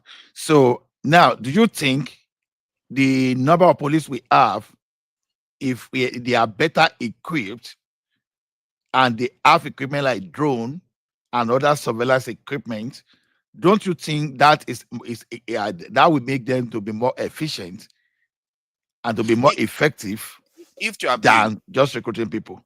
Yeah, if it had been like America with all their technology, the best technology in the world in terms of security, and Israel and all the other countries that have technology don't have more manpower, I would have said, oh yeah, it makes sense, because it correlates, isn't it? Because they have more technology and they don't have more manpower. So why should we bother going for technology? So in other words, the people that have more technology than us still have more manpower than us. What does that tell you? It tells you that we are deficits in both. Fix the one you can fix, which is the people you have already. Then get more technology. But our situation is not purely manpower. Okay, now I heard something, but I don't want to believe it. Anyway, maybe I didn't get it well. When I was listening to Ndume, when they were chasing, when this brigadier the brigade commander Ubarite, that was spied by the ISWAP. They said they were chasing, they were going on Okada. So that's why I'm saying, I'm not sure whether I heard that very well. No, right. Let me put a perspective in this, Ola, with permission from. You see, Nigeria is very peculiar. Very, very peculiar. We have what is called federal character. And we find out that both in police first, in the army, air force, navy, you have some part of the country having the upper hand in terms of recruitment. And we've seen clips here, even during police recruitment. For Lagos State, for instance, a lot of northern youths carrying Lagos State local government paper certificate saying that they are indigents. And this is how they've been getting into the police. So until we properly counter ourselves, we may not be able to respect federal character in recruitment. And that is what I think maybe is slowing down that process until we have this emergency now. If not, we will end up having 66, 70% of recruitment from one side of the country. And that is becoming very dangerous. Thank you. I understand that the Nigerian state made an effort to even introduce federal character. Most nations don't care about that, and the recruitment tend to be lopsided, either for poor or different regions of the country.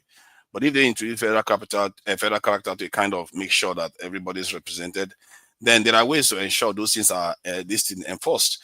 See, the way I look at it is that the government never made any move to try to recruit more, because the recruiting capacity they have is only 12,000 per annum. They still have that today. They've not increased it. That is why they are saying they should use NYSC premises and properties to train recruits now.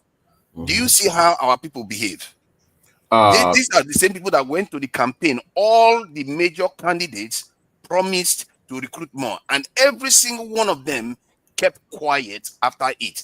If Peter Obi believed in 1 million soldiers, when Tinubu got into office, what do you think he should have started doing? Why are you not recruiting to the military? Why are you not recruiting to the security forces? Every time they attack people, and Peter Obi will be getting more popular. But why does he not do that? Forefathers, can I? Because I know we talked about this like a couple of years ago on the platform, and you said 1 million. Now, when it comes to scaling up, how many do you think we need right now, and how soon can we get to that million in? And what time frame to get up to 1 million? And it's like the short term, to scale it up, like what would be the immediate need right now that we can quickly train and they can go to battlefield as soon as possible? Yes, and how soon can we scale 1 million? I think you have to start building momentum. I think it's not unrealistic to expect Nigerians to be able to recruit 1 million competent security forces in 1 year, given where we are right now. So because there's also training. So you must also train and all this before they're battle ready and all that. Yeah. Yes, you have to start from around 100 to 200. Use all the facilities that you've got. If you have to use church premises, you use them. After all, I'm not sure what they are doing for us. You use whatever you need to use to train as many as possible. Because remember, while you are doing that, the bandits know you are scaling up. They know their time of enjoyment of their business is at an end. And the security forces themselves, their morale is going to increase. They are going to be on the front foot now, knowing that they are going to be reinforced and knowing that their welfare too is going to be taken care of. So you can see, if you change it, flip the dynamics. Before, have you seen like an example of what I'm talking about? This is when before Trump even came into office, the illegal immigrants coming to the border even dropped. You see what I mean? Because you have already created an atmosphere whereby, okay, you are on the losing side. This is not going to end well for you. And they will start seeking other forms of income, whatever else they are going to do. If they go cattle ranching or whatever they have to do, they will have to do that.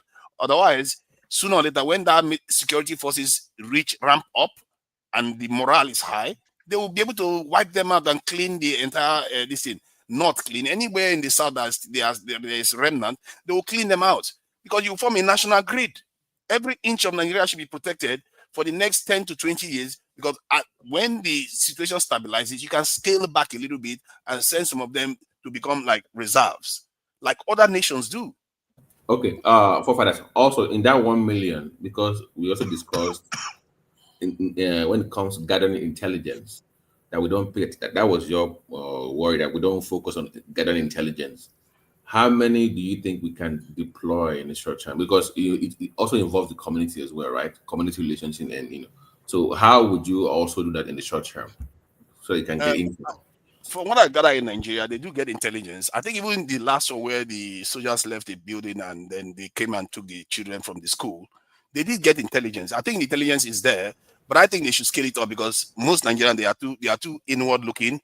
They are not seeing how the threats are emerging from outside. So personally, I will quadruple the size of our intelligence services, not necessarily to be always inward looking, but outward looking too, so that we can actually be gaining like the neighboring countries, right? We will have people in Mali, anywhere, yeah, okay, anywhere. But to Nigeria, there's an aspect to Nigeria we are not even looking to. That is the hypocrisy of the West. Look at the 24 Tucano jets. Do you know we paid money for this? It's not wholly an American product, except that Brazil owns it and they produce it in the Sierra Nevada. They produce it there. But America has some of the components. We purchasing it and you give us conditionalities. We cannot modify it. We can not also use it for certain operations. It's in the agreement. We can't carpet bomb Sambisa Forest, for instance, without taking permission from America. Wow. Yeah, it's on record. Check.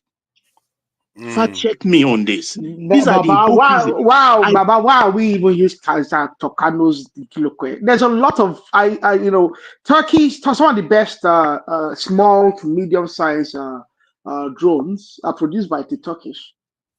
Why should we? I think we can clean the country. After all, the bandits don't have any. We have fundamental problems. You understand? The only thing is, though I can understand the urgency of now.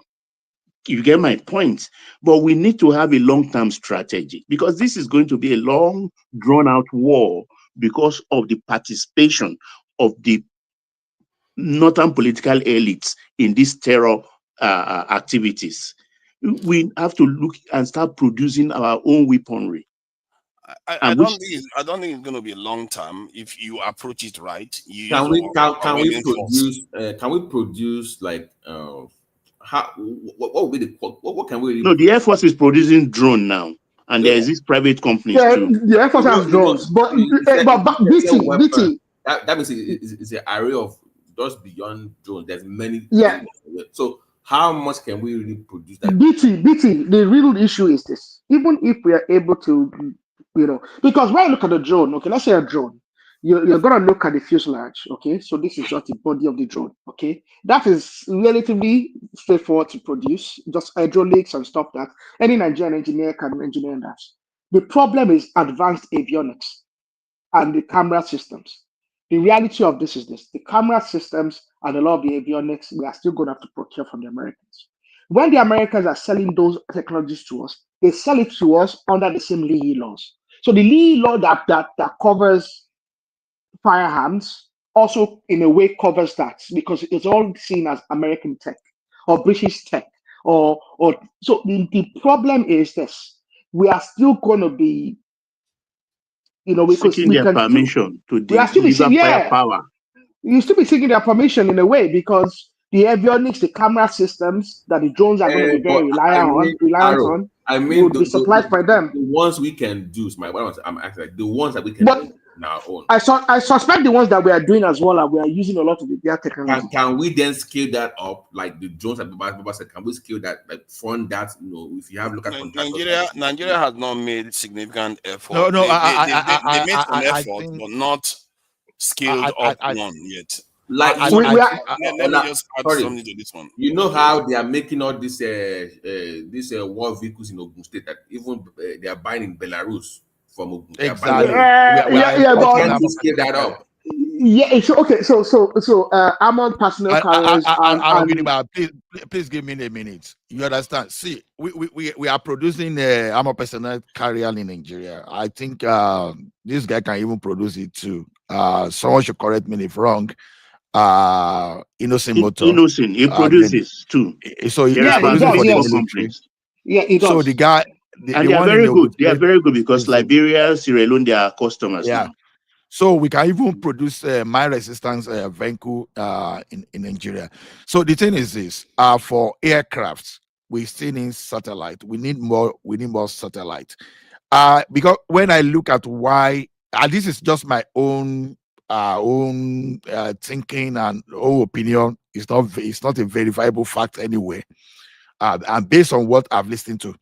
So I think one of the reasons that we are not allowed to use Tucano jet is just because of our accuracy, because that's a very long range aircraft that you can stay somewhere entirely while you launch attack on the enemy. And so the thing is this, you have to be very sure of the spot you want to hit. You understand? So when you have satellite now, for example, you can do the imaging, but you want to really know that whether those people are your target. You want to be able to Sorry, let me disabuse you of this idea of technology. Let me give you an instance. Remember, you've not even let me land it. You are disabusing because there's not. I have to disabuse you now, so we save ourselves time. Don't you want to save time? So, in 2013 November, there was an attack on Israel, and by terrorists, and the terrorists went back into Gaza, and Israel got 14,000 2,000 pound bombs, and they've got so many other missiles, and these terrorists were hemmed in. They were fenced in. They didn't even have Sambisa forest to run into. They were hemmed in, and they bombed them for straight 2 years, and they used 6 times equivalent of Hiroshima bomb on that territory, and the terrorists are still standing. You see what I mean? The only time. Hold on. Let me finish what I'm saying. The only time Israel took something from them when Israel went into on the ground and seized the territory, and the area that they seized, the terrorists cannot operate there. That is how it works. Human beings is what you need. It's not technology. I agree with that. I agree. You need boots on ground, but at the same time, no. Let me see. To Nigeria, you don't make it simplistic. The thing is this: nobody is saying there won't be troop efforts. At least the aircraft should be able to lead. You understand? Now, okay, look at the one they carried out in the northeast. Now, they look at where they have their weapon. Let me assume that the major target was their weapon, their camp. Now, for those people that are running around, when you want to do things like that, you have the troop on ground to finish them off. You understand? That I understand.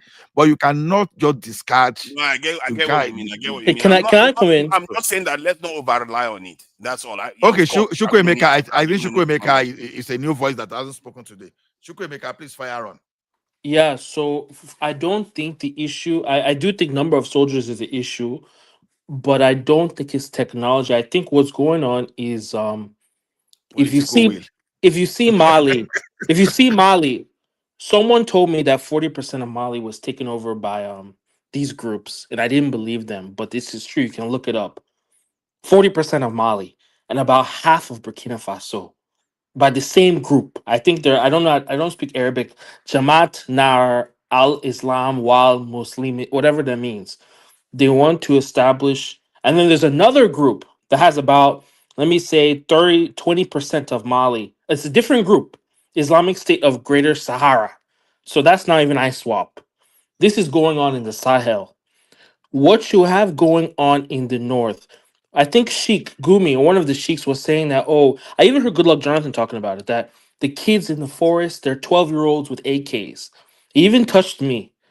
But that's not true. If the truth is that they're kids with AKs, we don't need more soldiers. If they're actually just kids with AKs, but I don't think they're kids. I think you have so much complicity going on. The only real solution is regional, state, and local policing, because there's so many different narratives. There's so much complete. How can a group take over 40% of a country without there being some kind of local buy-in? And if you don't think that some of the people in the north or even the south or the north central are not just complicit but are in part of it, then there's no way we can solve this. This cannot be solved federally at all. I don't think it can be solved regional. It has to be state and local. That's my own take. Thank you. No, I completely agree with you on that. Local Me police, too. I and agree with you. I totally so concur. so I don't think anybody is going to disagree with you on that, and that's why I was telling to Nigeria the other time that our strategy was wrong, because even in the current federal policing structure we have, if we allow the state to, if we have a state recruiting structure instead of recruiting from Abuja, assuming okay you have federal police, you want to recruit for Lagos, you have to allow Lagos command to recruit the indigenous people in Lagos, those people that knows the nook and crannies of Lagos. You want to do the same in the Kitty, it will still be more effective than what they have currently. But then, most importantly, that command structure of that police, we have to go to the states. So for me, I won't even stay. I won't even stand at the level of state. I will even still go to local government level too. You understand? Yeah, So I think both systems work. In if you look at the world, they have different systems, and depending on the countries, some both can work. Just like capitalist, communist, Saudi Arabia, kingship, but all of them can work. Depending on how you implement it.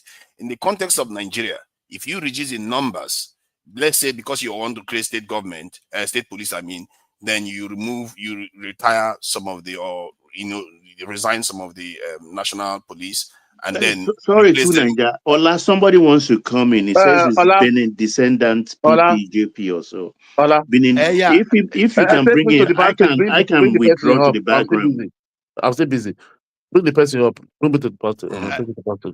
Let the person come. Then if the person wants to come, he can Yeah. come. But let me send the link.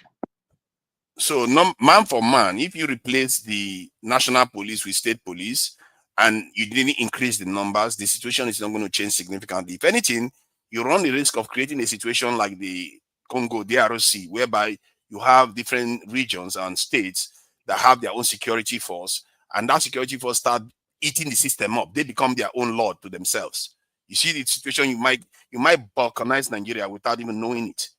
So these are things you have to learn from history based on what has happened already in the DRC. Because already, state governments are the ones that don't pay their staff.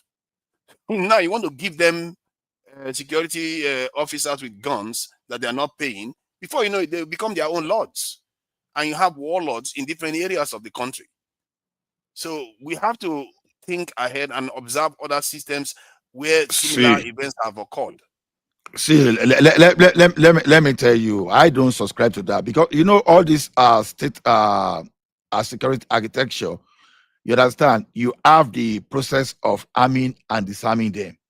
So for all those police that okay, they become law to themselves, you understand? State can easily disarm all those people, because those people you are dealing with. It's not like all these terrorists, the bandit that you are dealing with. So I want you mean like to know. the disarmed IPOB? How can you disarm them when they are the ones guarding the area? That's not no. IPOB is not the same thing like as Amotekun. You understand? So it's just like IPOB is another unit Amotekun entirely. can be disarmed because of the federal. Okay, let's put it this way: if you want to do it, the federal better be very, very strong. That the federal has to be their power has to be magnified. Even that idea of that federal, I even want to even caution ourselves to even know, because we may ask someone like Buhari tomorrow, right? You understand? So the most important thing is that we need that state police.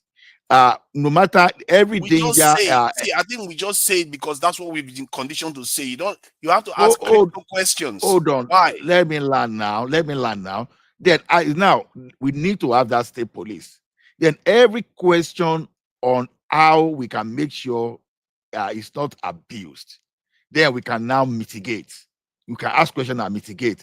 That we don't need it, that we are running away from it, that cannot work for now. Because already we've seen what the federal police can do, and we've seen how they can change everything just imagine. Now look at it this way. We were not having the level of insecurity we are having now. Yeah, before 2015, right? Now, but we now have some group of people that they colluded to the extent that the insecurity infiltrated the entire country. You understand? And one of those things they were doing that time, at least allegedly, you understand, was that we had a situation whereby they went to disarm people. After disarming people, and those terrorists will strike. You understand? Because there was a time that the Inspector General of Police that was asking people to start dropping their gun.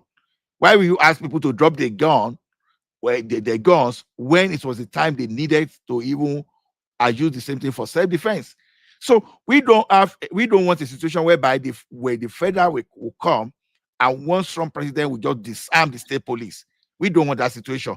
We must have a base situation that we should be able to guide, control the state police in such a way that they are not going to abuse it.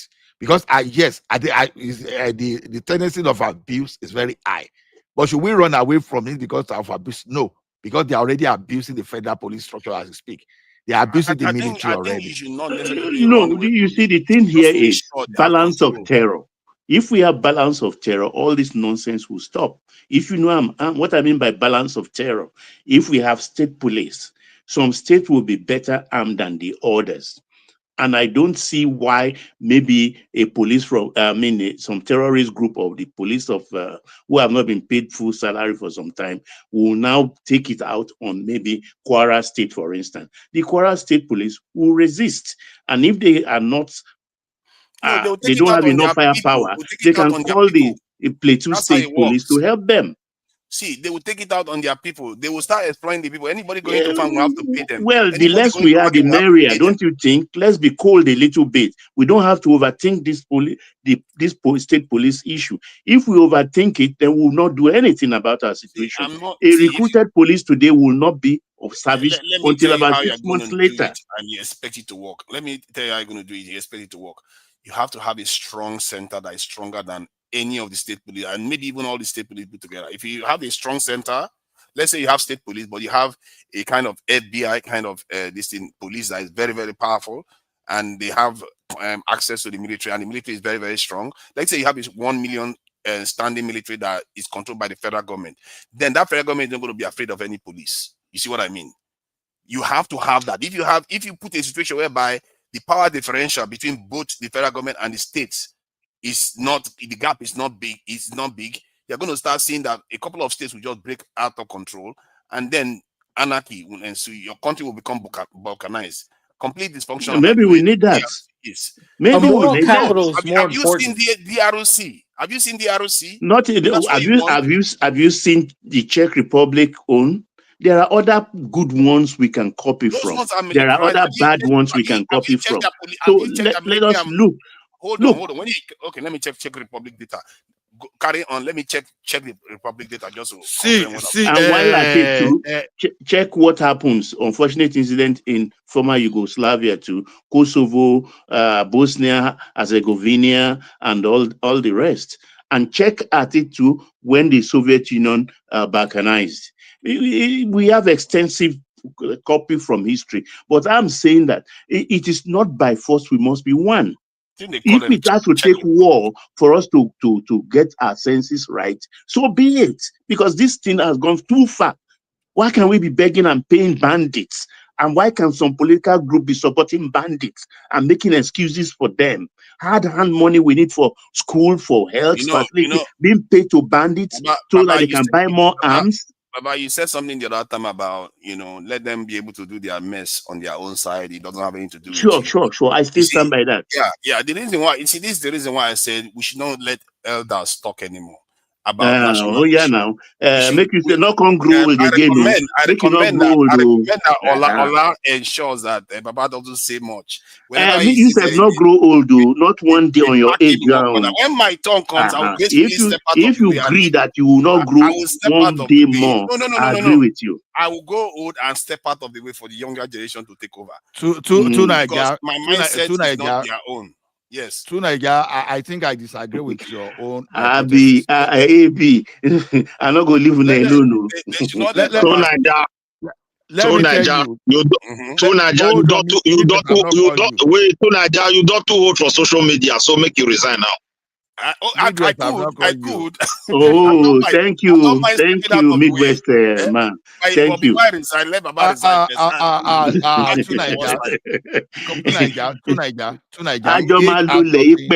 They lie. We go use this Nigerian space. We build them or we scatter them. No problem. See, to Nigeria, age is not the problem. As a matter of fact, age is a great asset. Are you sure? Yes, age is a great asset. Yeah, when you combine the experience, you know, maybe you don't. It's a great In asset. in some aspects. Hold on.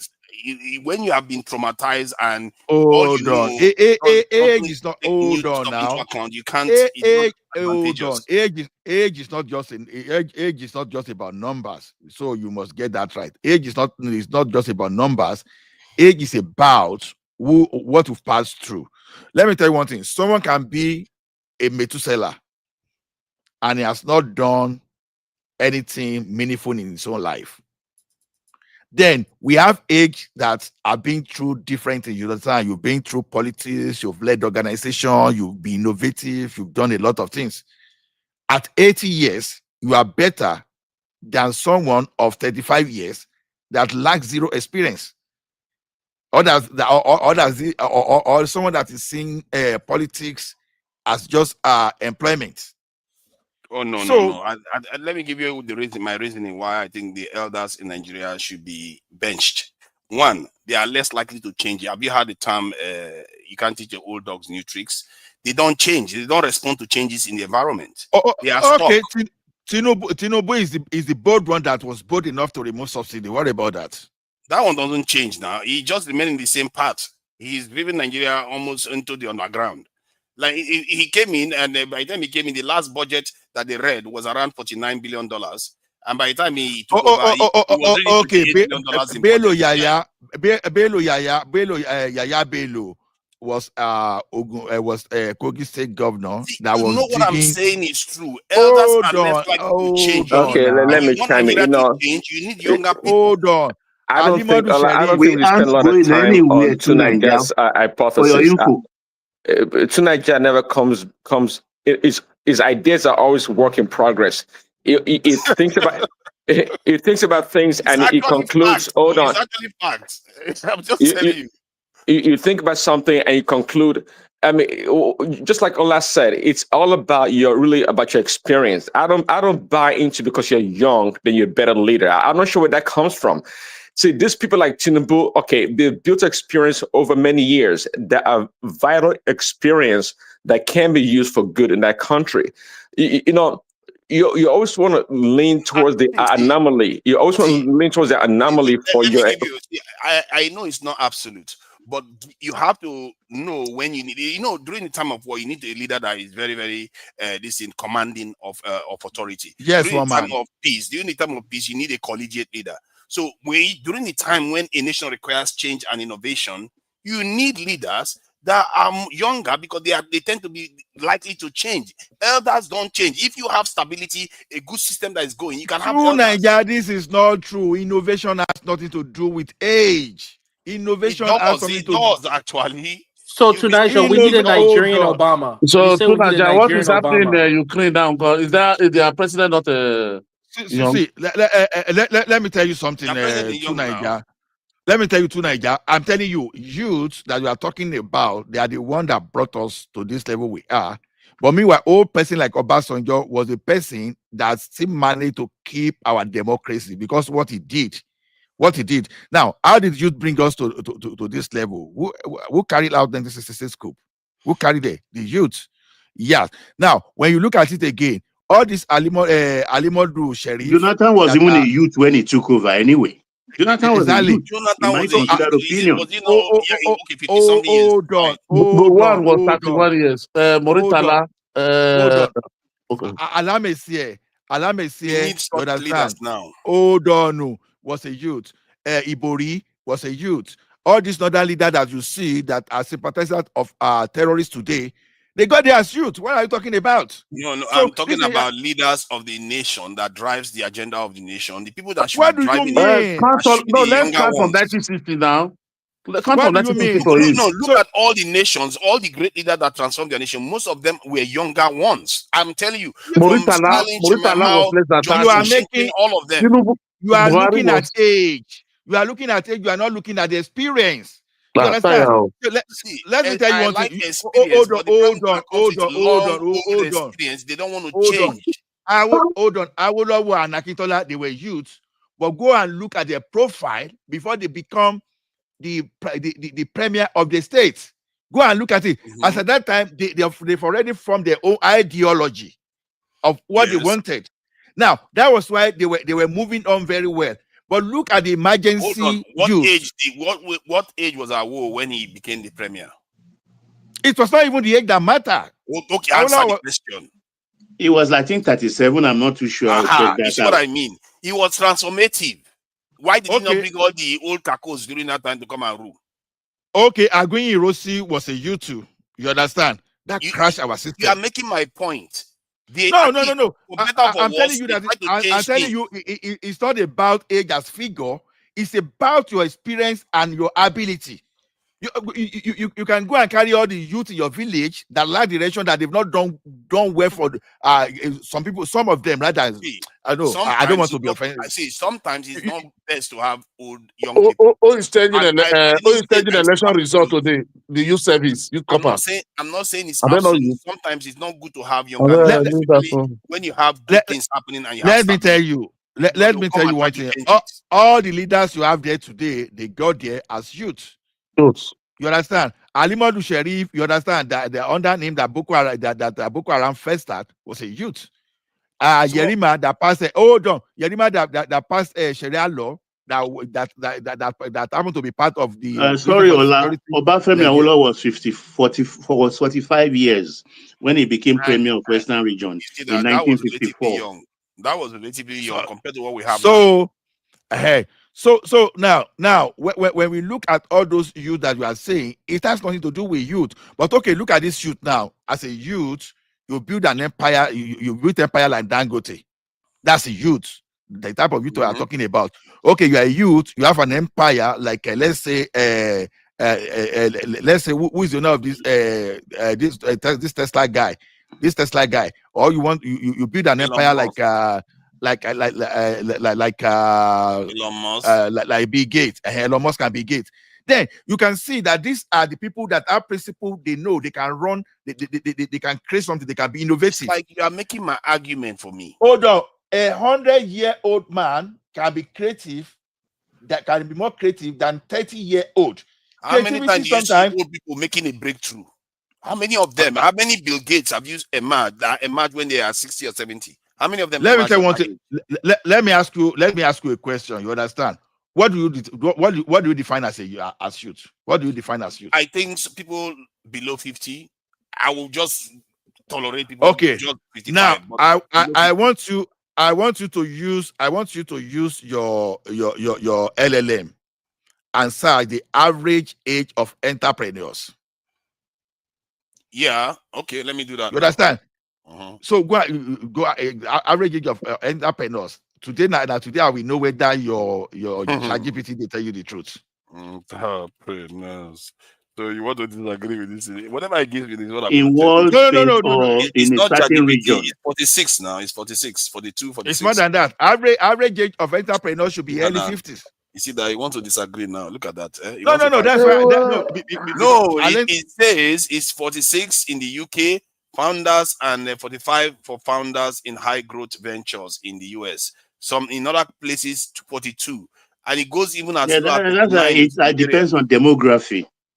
See, this is obvious. Think about it. Young people feel more invisible. Young people are stronger. They don't feel like anything hurts them. And their ideas are rummaging through their head. If you look at the recent Charlie Kirk assassination, before his assassination, his ideas were changing.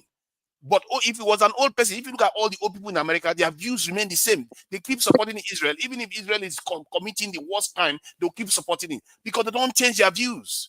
Old people don't change. And it's a problem for Nigeria now. If you have two Naija.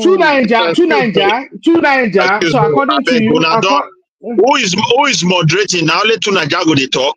I'm not still telling me I've been quiet now. I've been quiet all this while. Okay, Tunaja is one of the moderators that we respect as moderators. So by reference power, you understand? So he's one of the moderators. So I want to put it to Tunaja that the reason he has come to one man's platform to come and assault some of our revered older gentlemen on this platform is because of the trashing It's not him. traction.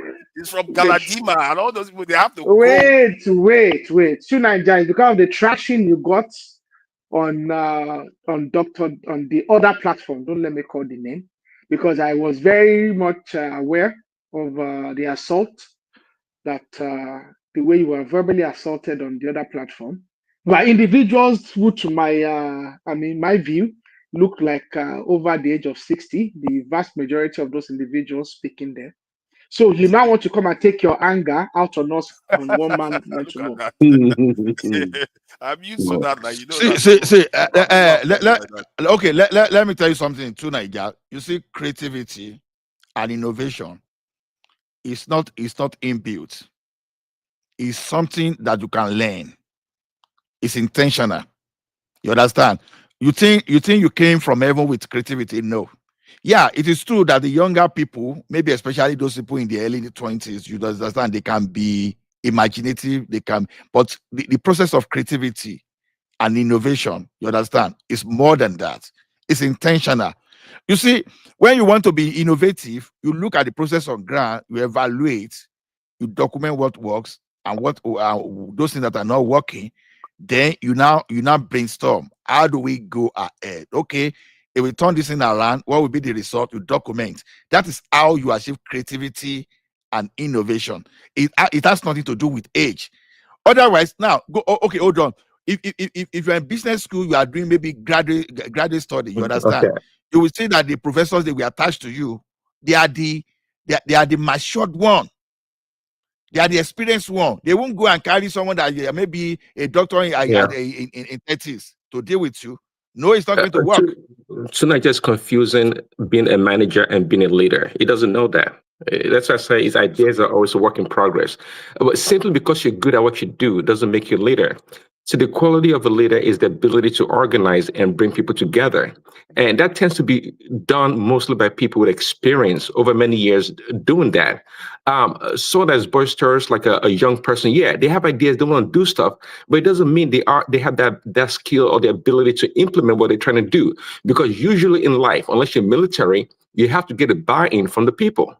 So your idea falls flat on its face to Nigeria. It does not work. I believe that young people can lead. Young people can absolutely lead. There's no problem with that. But you come here with this catalytic idea that, young people should take over Nigeria. BS. I call that. I think the reason why I said that, like I said, young people, especially the ones that were ex-military, and I don't know whether there's a reason why that is. Most nations, transformative leaders tend to be ex-military anyway, like George Washington, Lin Kuan Yew, this thing, what's his name, Stalin, Lenin, all of them. They tend to be ex-military, even Churchill, ex-military. So, and military tends to give you leadership skills because you tend to I command. disagree. Kennedy, who started the Moon Odyssey, was not military. Moon is not Kennedy is Baba, not he was just living on the Because power of Make we come down to our country. Yawa we dig ground. Let's come back to Nigeria. Midwest. I'm just saying that older people right now are not suitable for Nigeria. You them. Yes. To Nigeria, hold on. Let me tell you one thing now. You did your own the other time. I asked you to search for average age of entrepreneur. So this is according to OECD now. I'm quoting now. This is World Bank Enterprise Surveys. The average age of entrepreneurs, you understand, is between 50 and 52 years. Now, you know what it means before you can get between 50. I don't know where you got that. What link? I said according they are just to one source. They are not just one source. Listen. I said according to OECD, Global Entrepreneurship Monitor, World Bank Enterprise Survey. Hear me very well and listen good. Now, according to their own survey, the average age of entrepreneur, that's a global average. You understand? Is between 50 and 52 years old. And so simple. I will tell you. And hold on. And I will tell you why. Hold on. And I will tell you. And I can testify to it. There's an age you get to in the Western world, especially in this Canada. You start applying for a job, and suddenly you realize that nobody is responding to your resume again. And you want to survive. When you want to survive, you've got to do something. You start registering for business and start looking for what to do. So I tell you that these statistics, this one I can testify to it that it works. It works. This 50. That's why you see people, they start doing their own business by the time they don't get job again. So You how does understand? that this thing? Let me put it this way: most of the great entrepreneurs that you know in the world today were they 50 years when they discovered what they discovered. See, don't look at outliers there's no need to not outliers. All don't the look 10 at outliers like top 20. Don't look like outliers like Elon Musk. Hold on. You don't look at outliers like Elon Musk. God. You see, even when you get data, you want to fight it. Look at the top 20 biggest companies that was founded by that is still being run by the founder. You find out that the founders were relatively young. I just told you that global average. You see, let me tell you one thing. Global average are like, do you know what entrepreneurship means? It means, somebody wants to sell ice water. Take. I will sponsor it. So now to Nigeria, you are fixating on Mr. Ola said, you are using the outliers. And that is and from people that understand data analytics, individuals that studied to Nigeria, I know the reason that Mr. Ola is giving you that statement is because he studied data analytics, he understands data. Okay, the outlier is dangerous. The reason it's so dangerous. Outliers now. They are not outliers. They are outliers. Hold on. How can they be outliers? And not only are they outliers, then they are the most powerful entrepreneurs. How can they be the outliers? Not only are they outliers, they're actually very terrible. They actually don't help to inform. The highest achieving ones tend to be the younger ones, and Now you're using a different terminology, highest achievement. Whereas what we are discussing about is what we are discussing over here is enterprise. And you need to understand that in the enterprise. So now you are using the word higher achievement. No. Hold on, can he share the link of that data? Because I need to know where to Nigeria, I ask you another question because you are arguing it's not to Nigeria said enterprise na person wey wan sell ice cream abi what? What do you mean by that? Midwest, it is enterprise. It is enterprise. Hold on, guys. To Nigeria, I want to use your LLM model again. Try to search how many billionaires do we have globally? Yes. Search for me. How many billionaires do we have globally? Okay. And what percentage of the global population is the number of that billionaire?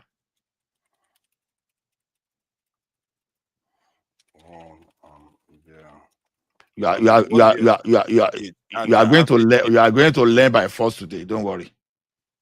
I don't know what you are trying to imply. Is that when they founded the idea? They're going to be older people now. The billionaires tend to be 60, it's not about age. It's not about age. How many billionaires do we have globally? At least they have over 3,000 billionaires worldwide.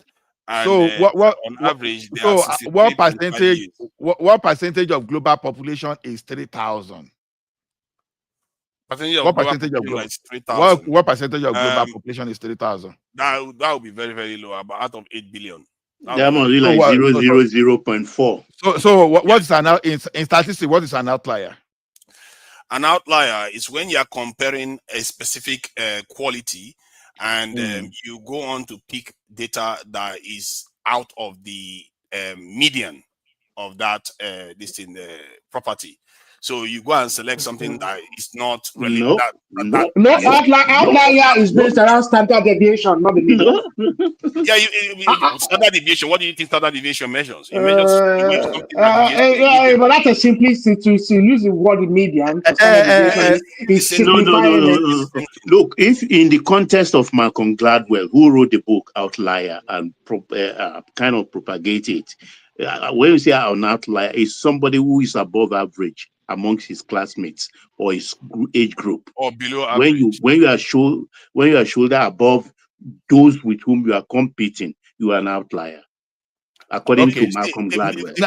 Now, to Nigeria, why I come to this contest is this: if you look at the 3,000 from the global population, you understand the capability of these 3,000 billionaires. We are assuming that those billionaires, because the premise is that those billionaires, they are entrepreneurs and they are creative people.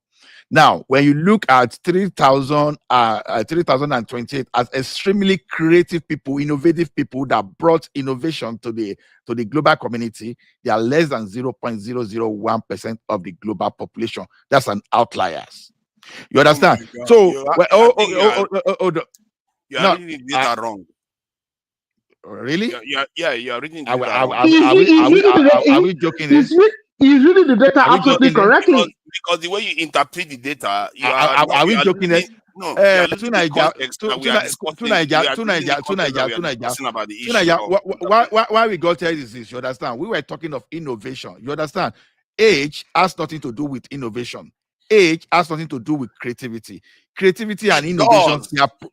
It does. Guy. I see. Must we be spelling everything here? You understand? Okay. You understand? Innovation and creativity, they have nothing to do with age. They are process. Anybody can learn the concept of innovation and creativity. You can be intentional. You understand? Okay. Let me tell you something. Like look at those people that built aircraft. What were they doing? They were studying how they were flying, how they were maneuvering, and they started the Wright brothers who actually the Wright brothers. You understand? They look at nature. Okay, this thing we see in the nature, how can we replicate it? Now to translate it. You understand? When you want to talk of, okay, look at business analysts now. Business analysts, for example, they are example of innovative people because they gather information from people. They look at your current process. They always look at how to improve. They always look at how to improve on those stuff. That's the process of creativity and innovation. So innovation is not what let's check which age groups are the most innovative then. Then we will take the average according to World Bank World this thing, which is 50-54. See, the thing about billionaires is that when they make their money, innovation and enterprise are not the same. You're not listening. Yeah, exactly. When they get their money, they hire other people to do the innovative work for them, and they invest in them. That's why they have venture capitalists. They are mostly not doing the innovation themselves anymore. This is why in the scientific world, to accomplish something, to make breakthrough, they said you have to start from your early 20s. By the time you are 40s, you don't cannot make serious breakthroughs anymore. That's why they say that. So why are you conflating innovation and leadership? They are two different things. Exactly, that's my point. But your argument is that we should lock Baba up and put Baba up into the There's what they call there is a leadership innovation. You understand? You can be innovative as a leader. You look at why your current leadership process is not okay. Look at it this way. Look at Asiwaju Ahmed Bola Tinubu now. You can look at his own process as being innovative. Look at everybody that succeeded after. Tell me one Lagos state governor that has not succeeded. You understand? He put an innovative approach. You understand? For bringing his own successor. Now Ola, that's a good point. Tinubu is an outlier, and the Fasholas took it to a tipping point. Exactly. So a lot of things. Go and take a leadership course to Nigeria. Don't argue. I know that AI. I know that you don't even know the different. If I ask you to name different types of leaders, you don't necessarily know. See, my point is that leadership, there are different types. There are times that are suitable for people that are level-headed, stable, and not. No, how many leadership types did you say there are three? There are three. There are different types. There are multiple. I think at least 6 or so different types of leaders, and they are suitable for different times. This is why Churchill was one of the greatest war leaders in the UK. But the moment the war ended, they voted him out. That's his reward for winning the war for them. So you can have this in commanding leadership when it comes to war, but when it comes to economy, you may be terrible at it because you don't know anything about that's correct period. So my point is that where Nigeria is right now, it favors us to have innovative leadership, leaders that can change ideas, explore new ideas. Because this the foreigners, let's call them that, they prefer the old guard because the old guard, they know they don't change. They are less likely to change. They just want to carry on the old. To Niger, what is stopping? Okay, let's say people less than 60. So what in the last election? Okay, there's a number of individuals that contested that are below the age of 60. Adewale Adebayo, Yele Sowore, Mogalu. I think Fela Durotue contested in 2019. Dumebi Kachuku. So there's a number of individuals that contested. Nobody's owning them ransom. But why are you suggesting that we should put Baba in the whole people's room? No, I know he's just pulling Baba. I know he's pulling Baba anyway. Let me chime in. Hold on, guys. The reason why Tunaja suggested that was because of his militaristic way of thinking. If given the opportunity, Tunaja would prefer military rule in Nigeria. I'm telling you, because I know the way he thinks. Well, let me line. So, but just like Ara said, it is a process. We had young people, way less than 60, that competed in the last election, and they didn't win. So it tells you that, it's, in the context of Nigeria, politics in general, there are many moving parts that brings about a leader in a party or in a country. We have to go through the process. Tinubu was not born at 70 years old. He was a very young man when he became the governor of Lagos. Okay. He's gone through the process like many other people.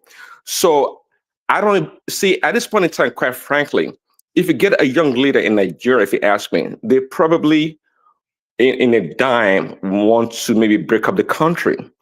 But the innovation that Nigeria is talking about will not have that sustained approach in that country. At this point in time, if you ask me, and I said it before, months ago when Tinubu became the president, that look, Tinubu is probably the last of the Mohicans. I believe the next leader in Nigeria will be less than 60, actually. I thought about that.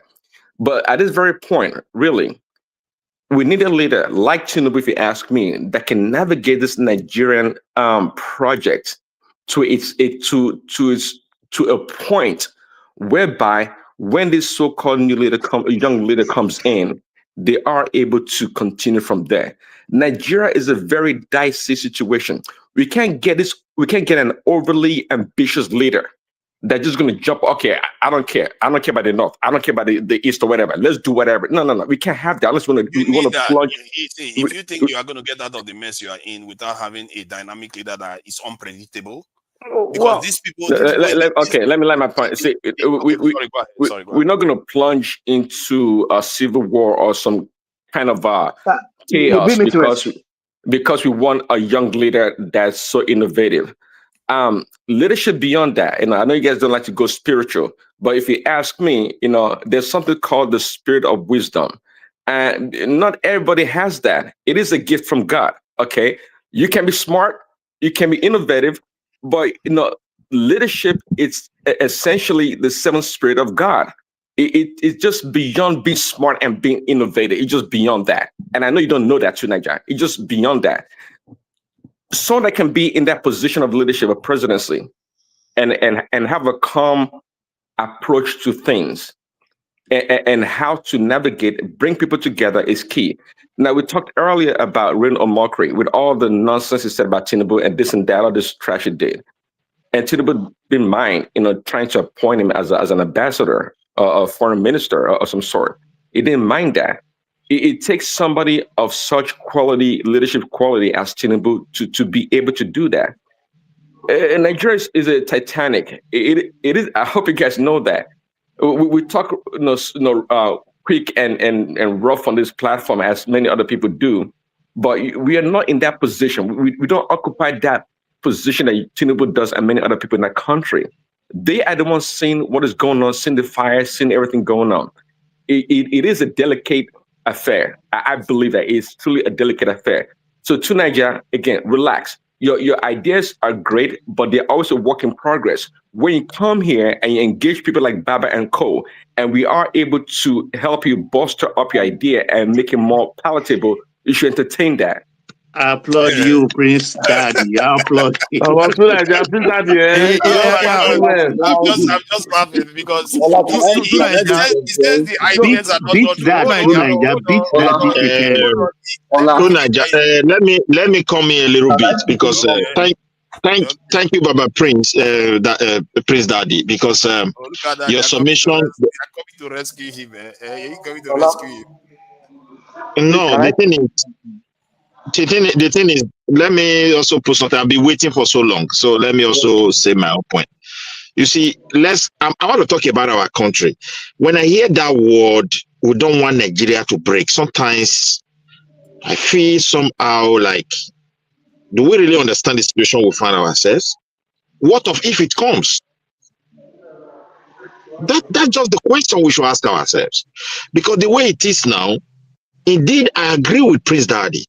If I look at Nigeria, or the money I did support Tinubu, I can see the kind of enormous challenges that is before him. He never expected it this way. How fast things are developing towards negativity. So if it was really an ambitious young guy, this time around, I tell you, everything might have exploded. So for that, I give it to him, and I pray for him to navigate the space. But however, if Tinubu failed not to restructure Nigeria, is equally more harm than good. Because originally, this is a country that is made up of different people, different ideology, different beliefs, different way of life. Different temperaments. Different temperament. And instead of allowing people to develop, do you mean breaking it up? We should, because we no, we are not advocating for breakup. We're already in. Excuse me. We must look for a way, because we lack ability to manage whom we are. That's why we're in this problem. Tinubu, frankly speaking, doesn't have solution to the Northerners' problem. What can't solve it. Are you looking for now? Tell us. You listen to me. Maybe you will get my level of restructuring. Tinubu cannot solve the grassroots of the Northerners and satisfy them. He can't solve the grassroots of the Southeasterners and satisfy them.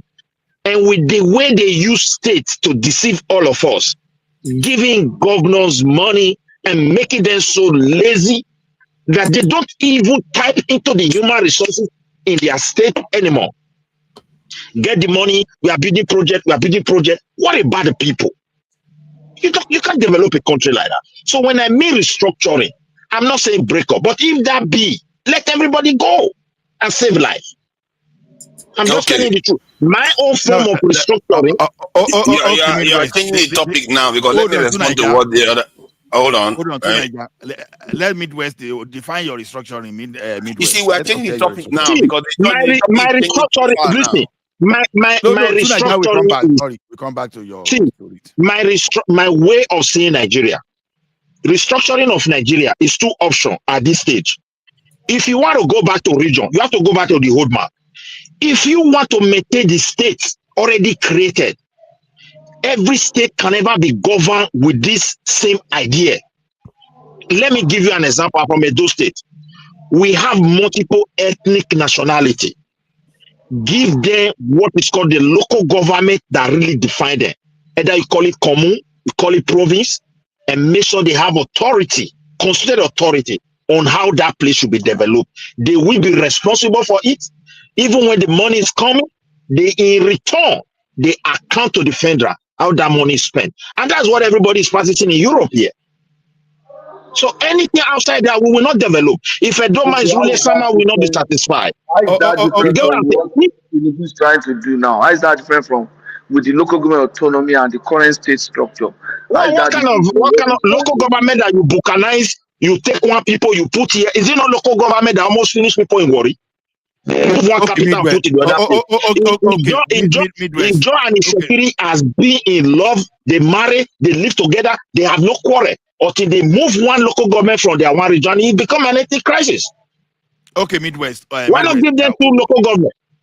Midwest. We may come back to that. I want to Nigeria. Let me respond to what this guy said. See, Nigeria have been I speaking for don't years say, now. hold on now. On. Let me just, So I need that to guy is respond. okay I've been now. listening to Said, you how for can more somebody than just 3 be hours. coming to me and No, I'm no, It not no. allowed doesn't to mean I respond back? just jab you now. Just a jab. Hold on, hold Let on. me, I'm Let's not going talk to take something long. else. I'm going to take 1 You minute to have been on respond. for long.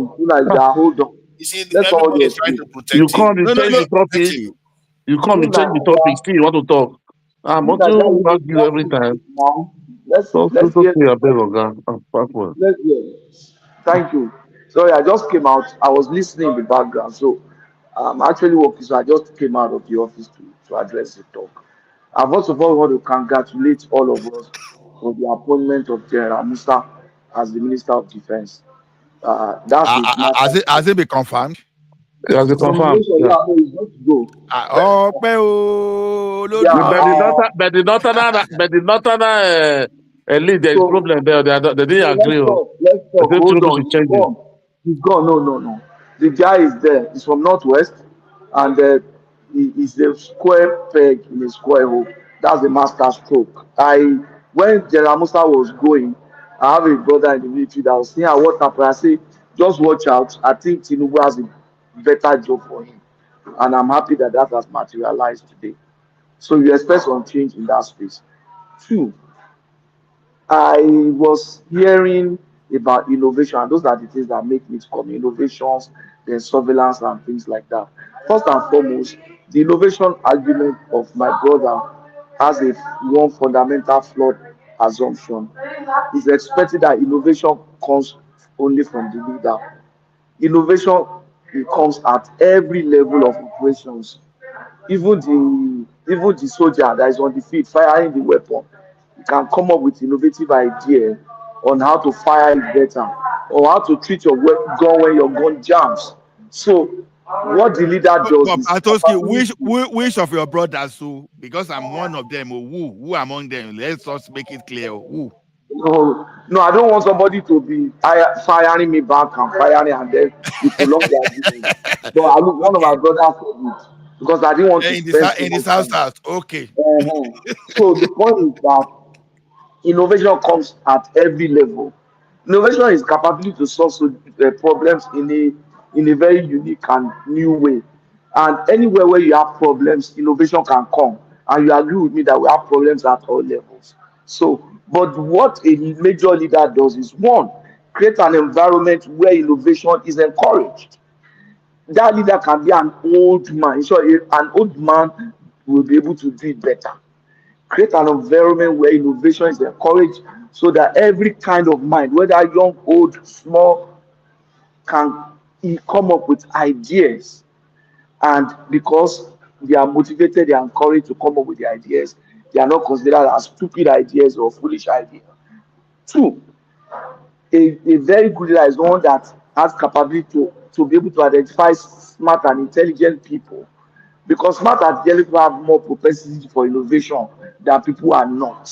You understand? Everybody can innovate to solve problems, but smart people can innovate more than non-smart people. But a lot of people are smart. But so this leader is able to also identify smart and intelligent people and create an environment for them to thrive and innovate. And you will agree with me that Tinubu has all these qualities I've mentioned, whether you like him or not. You understand? And he's doing that. So in the area of innovation, I think Tinubu is okay. But one information I even want to give is, and I think we can debate that, we're talking of technology and stuff like that. Why don't we use technology at our level? Surveillance, for example. You look at satellite, we need heavy satellite, we need this. We don't have satellite that is sufficient to cover all our space 24/7. Because by the time the satellite makes the first rotation, before it comes back, maybe around 24 hours. And if you have only 4 satellites, so you're able to scale it to maybe just about maybe 88 hours or 66 hours picture of a particular location. So you don't have a live surveillance. But you see, we have mass drone system.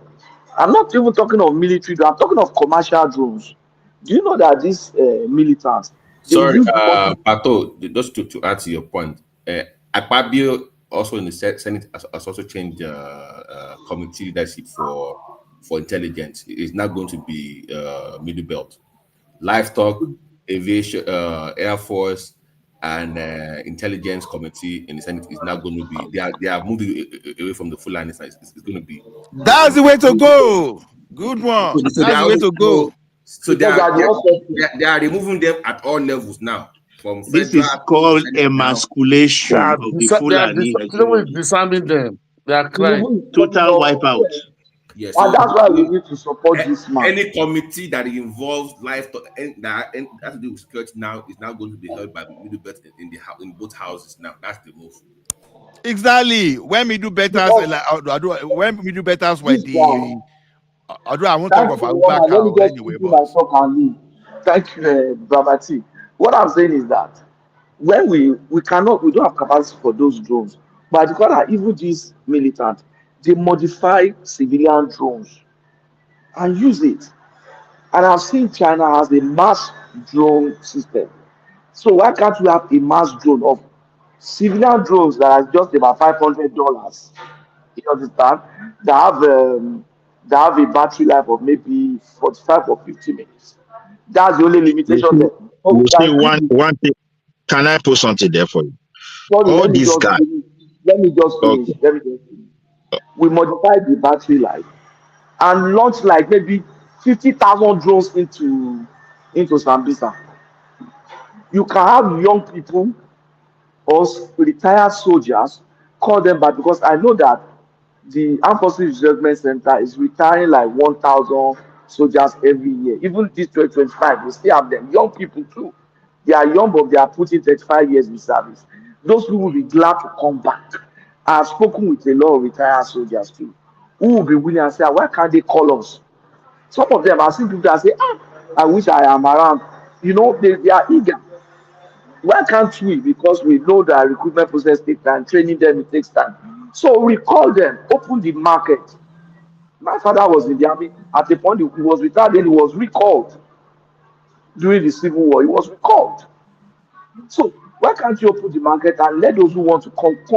If nothing, use them for intelligence gathering, use them for training. If you want to recruit now, you need trainers too. If not, you'll be spread thin. They are using Sorry, Patuski. Gentlemen, thanks for the pleasure of your company. I'm going to watch sports now. Newcastle versus Hotspur. Bye. Thank you. Thanks for the pleasure of your company. Bye. All right, I'm sure it's supporting us you have for a long time. You have a mass drone surveillance in those places. Then you are able to gather your intelligence in a cheap way. You are not developed. You are not depending on Western technology that are going to limit your capacity. And mind you, I have seen people man a rifle on a civilian drone. They carry rifle, put them on top civilian drone, automatic rifle, and they remotely fire the gun. I've seen drones because I was involved in cleaning. I've seen drones that clean skyscrapers. Those drones, they are carrying a water hose with very powerful nozzles. That's almost like carrying a rifle. And those drones will fly very high and clean the skyscraper. So if you can man a drone with very powerful jetting capacity on a commercial drone and man a hose on it, you can man a rifle on the same drone, and you can also remotely just modify your rifle to remote fire. Can I ask you a question? Can I ask you a So question? what I'm saying is that we Can can I start ask you a modifying our drone. Can I ask you a question? How long can that drone fly? What's the flight time? That's what I'm saying. Currently we have civilian drones that have 50 minutes flying time. You understand? You can now begin to modify their battery life to fly longer. They hardly do beyond that. And by the time you go halfway, because remember, you have hold on. You have to return to wherever when you came from. So cut it in half. And you have to leave the battery. So hold on because people talk about things they don't understand. Before you have to, because when you hold on. Let me tell you what I'm saying. Hold on. Let me finish what I'm saying so you fully understand. When you go out with a drone, you have to return back, don't you? You don't go there and land and so that the enemy takes you away. So that 15 minutes is illusion. It's an illusion. You can't even fly 15 minutes because 25 minutes one direction and the other, you better get back on time. And you can't deplete the battery to 0. Otherwise, you won't be able to use that battery again. So we are looking at about 40% 30% battery that you have to return with. So you have less than 20 minutes or 15 minutes to even operate. Okay, let me give you. And we are relying on that technology to save us. Okay, it's good. It's good because you have shared it. Some people don't know what you are trying to say. Now they are educated. I know what you are trying to say. And these are my propositions. One, you have drone centers in strategic places such that the flying time and the return time to base is reduced. You don't have a base in Meduguri and you are flying a drone to cover Bauchi or cover yours. You have drone centers in strategic places in those locations where your return to base is reduced, the time to return to base is reduced. You are also coming up with idea on how to modify battery life. And then you are using mass drones. Once this drone goes and it does maybe 20 or 15 minutes, his battery life is still high. You are replacing him with another one. You are bringing the other one to come and charge. And mind you, you can have drones that have rechargeable batteries manned with panels that can recharge while it's using. We have solar cars now. Why can't we have solar drones? We have solar No, aircraft. I was about saying that when people are saying 15 minutes, because that's a lot of wrong information. Because it depends on how you modify your drone. Your drone can actually fly 24 hours. Are you talking about a multi-rotor or a fixed wing? Forget about the name. You understand? The name matters. You can modify any drone. You can modify any drone to fly as long as you want. Yeah, but if that is the case, then why are they bothering to make drones that fly for 15 minutes? Why are they not doing let me say something. Have you been following Ukrainian war? You can see a lot of innovation about drone there. So if you look at what the Ukrainians are doing to Russia, they modify so many conventional drones and they are able to use it effectively against a powerful enemy. So the thing is this, however, they are getting a lot of support from advanced countries who whether disguise or somehow, and trying to support them. But in Nigeria case, we've not been investing, and no country is willing to give that freely. You understand? So it's knowledge somehow these days is sharing. It's not just like one person will be stuck there doing it. But because nobody is willing to share with us, we never negotiated for it. And we are not also having that structure on ground to say we have reached this level. It's just like we have built fantastic one, but we need camera. Then you know that you need camera. You can sort that in China. You can sort it in Taiwan. You can sort it in Japan. You can sort it from America as well. So European country, you see. But our level somehow. See, let me tell you before we even talk so long. See, there are some drones that you can lace their body. You can lace their body with solar panel. So basically, while flying, they'll be using they only use battery as backup. No, they only use battery as backup. You understand? So it depends on how you configure your things. So there's some drone can go for 32 hours. So and altitude really matters. Altitude and your camera, those are the things that they matter a lot. You have a very powerful camera with telescopic sights.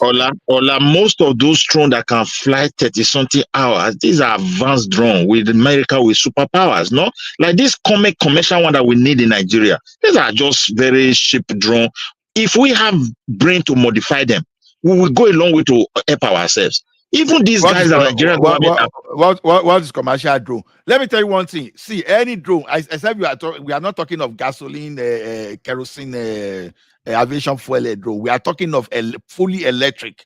Now the thing is this: once you have all those stuff, you can remodify the body to carry solar panel. They are drone. They are not commercial airplane. You understand? Okay, look at what I'm saying. sorry whether I use the commercial. Commercial is something we use, not military, because like what happened here in Europe now, some of these drones that disrupted airline in Denmark, Sweden, and the other few, I think last month or 2 months ago, these were just minor commercial drones. The people flew it there. When they caught some, they see that they modify them, and they are so worried how to deal with them, how to defend them. But what I'm trying to say is this: if we want to use drone, the chances are there. It's just that this battle we are into, there were a lot of insiders, authority making people, decision making people that were involved in this crisis. And that is why we could not go far. Sometimes before you launch an attack, even the military, somebody have relayed the information to those bad guys. So let's see, even these changes they want to make, let them make it. Let people take responsibility for their region so we can save life. So, okay, take for example now, all these crises we have been passing through. Let's say one region, like what happened in Port Harcourt like that day, it became like everybody must go. Go. What will the Nigerian government do? You send army to go and put peace? The people may confront the army because everybody is fed up. Then the country will explode. You get what I'm saying now? Okay. So let me address the point Babati made before. No, you go ahead. Let me respond to a friend here. See, AB, Kwara State. That your Kwara. You are. We take all those area that I think you are from Ilorin. We live Ilorin for you go and. Are you talking to people on the chat? Yes, but we will carry the other part of. You won't let me talk about people on the chat because you are trying. No, just go ahead. No. I don't know. You go use the tactics all the time. It's old. It's getting old. Go ahead. When your brother says something and they want to respond to him, like, hey, let's protect it. Let's save it from. Okay, tonight you take charge. You take charge. Right. I'll be back. Yeah. So in terms of the argument about, I would have thought this is a settled fact already that elders generally don't change their views. If you look at it in terms of family structure, in terms of their politics, in terms of their religion, they don't tend to change their views compared to the younger ones. It's obvious. If you look at most countries, that's why they are the conservative ones. They tend to hold traditional views. Those traditional views, when they were younger, were once the hippie group. They are the ones that are more radical. But when they get older, they hold on to it. They don't change their views anymore because when they were young, they saw it as the right way to go. So this is a settled fact. It's not even like a debate. It's not. I'm just like, how do I put it? Bringing it to your attention. It's not even my fact. You know, there is objective truth out there that is already shown that elders don't tend to change their opinion. They are less likely to rock the boat. And if you have elders that want to keep Nigeria the way it is now, are you surprised that IMF, World Bank, all of them will prefer them? They prefer them because they will prefer this situation to remain like this. They don't want young leaders. I was surprised to see that Yar'Adua was around 52 years when he took over office. And that leader may have done something for Nigeria. I think he even has a master's degree, if I'm not mistaken. He probably would have done some good work for Nigeria. Even with the short time he was there, he did some things. And during that time, the Nigerian GDP, this Yar'Adua, him and Jonathan, they were the youngest set of leaders Nigeria had. Nigeria had a chance. They achieved the highest GDP Nigeria has ever had. I think it was 500 and something billion. That was more than half a trillion. That was in 2000. That was a long time ago, more than 15 years ago. That was escalation of what Obasanjo did.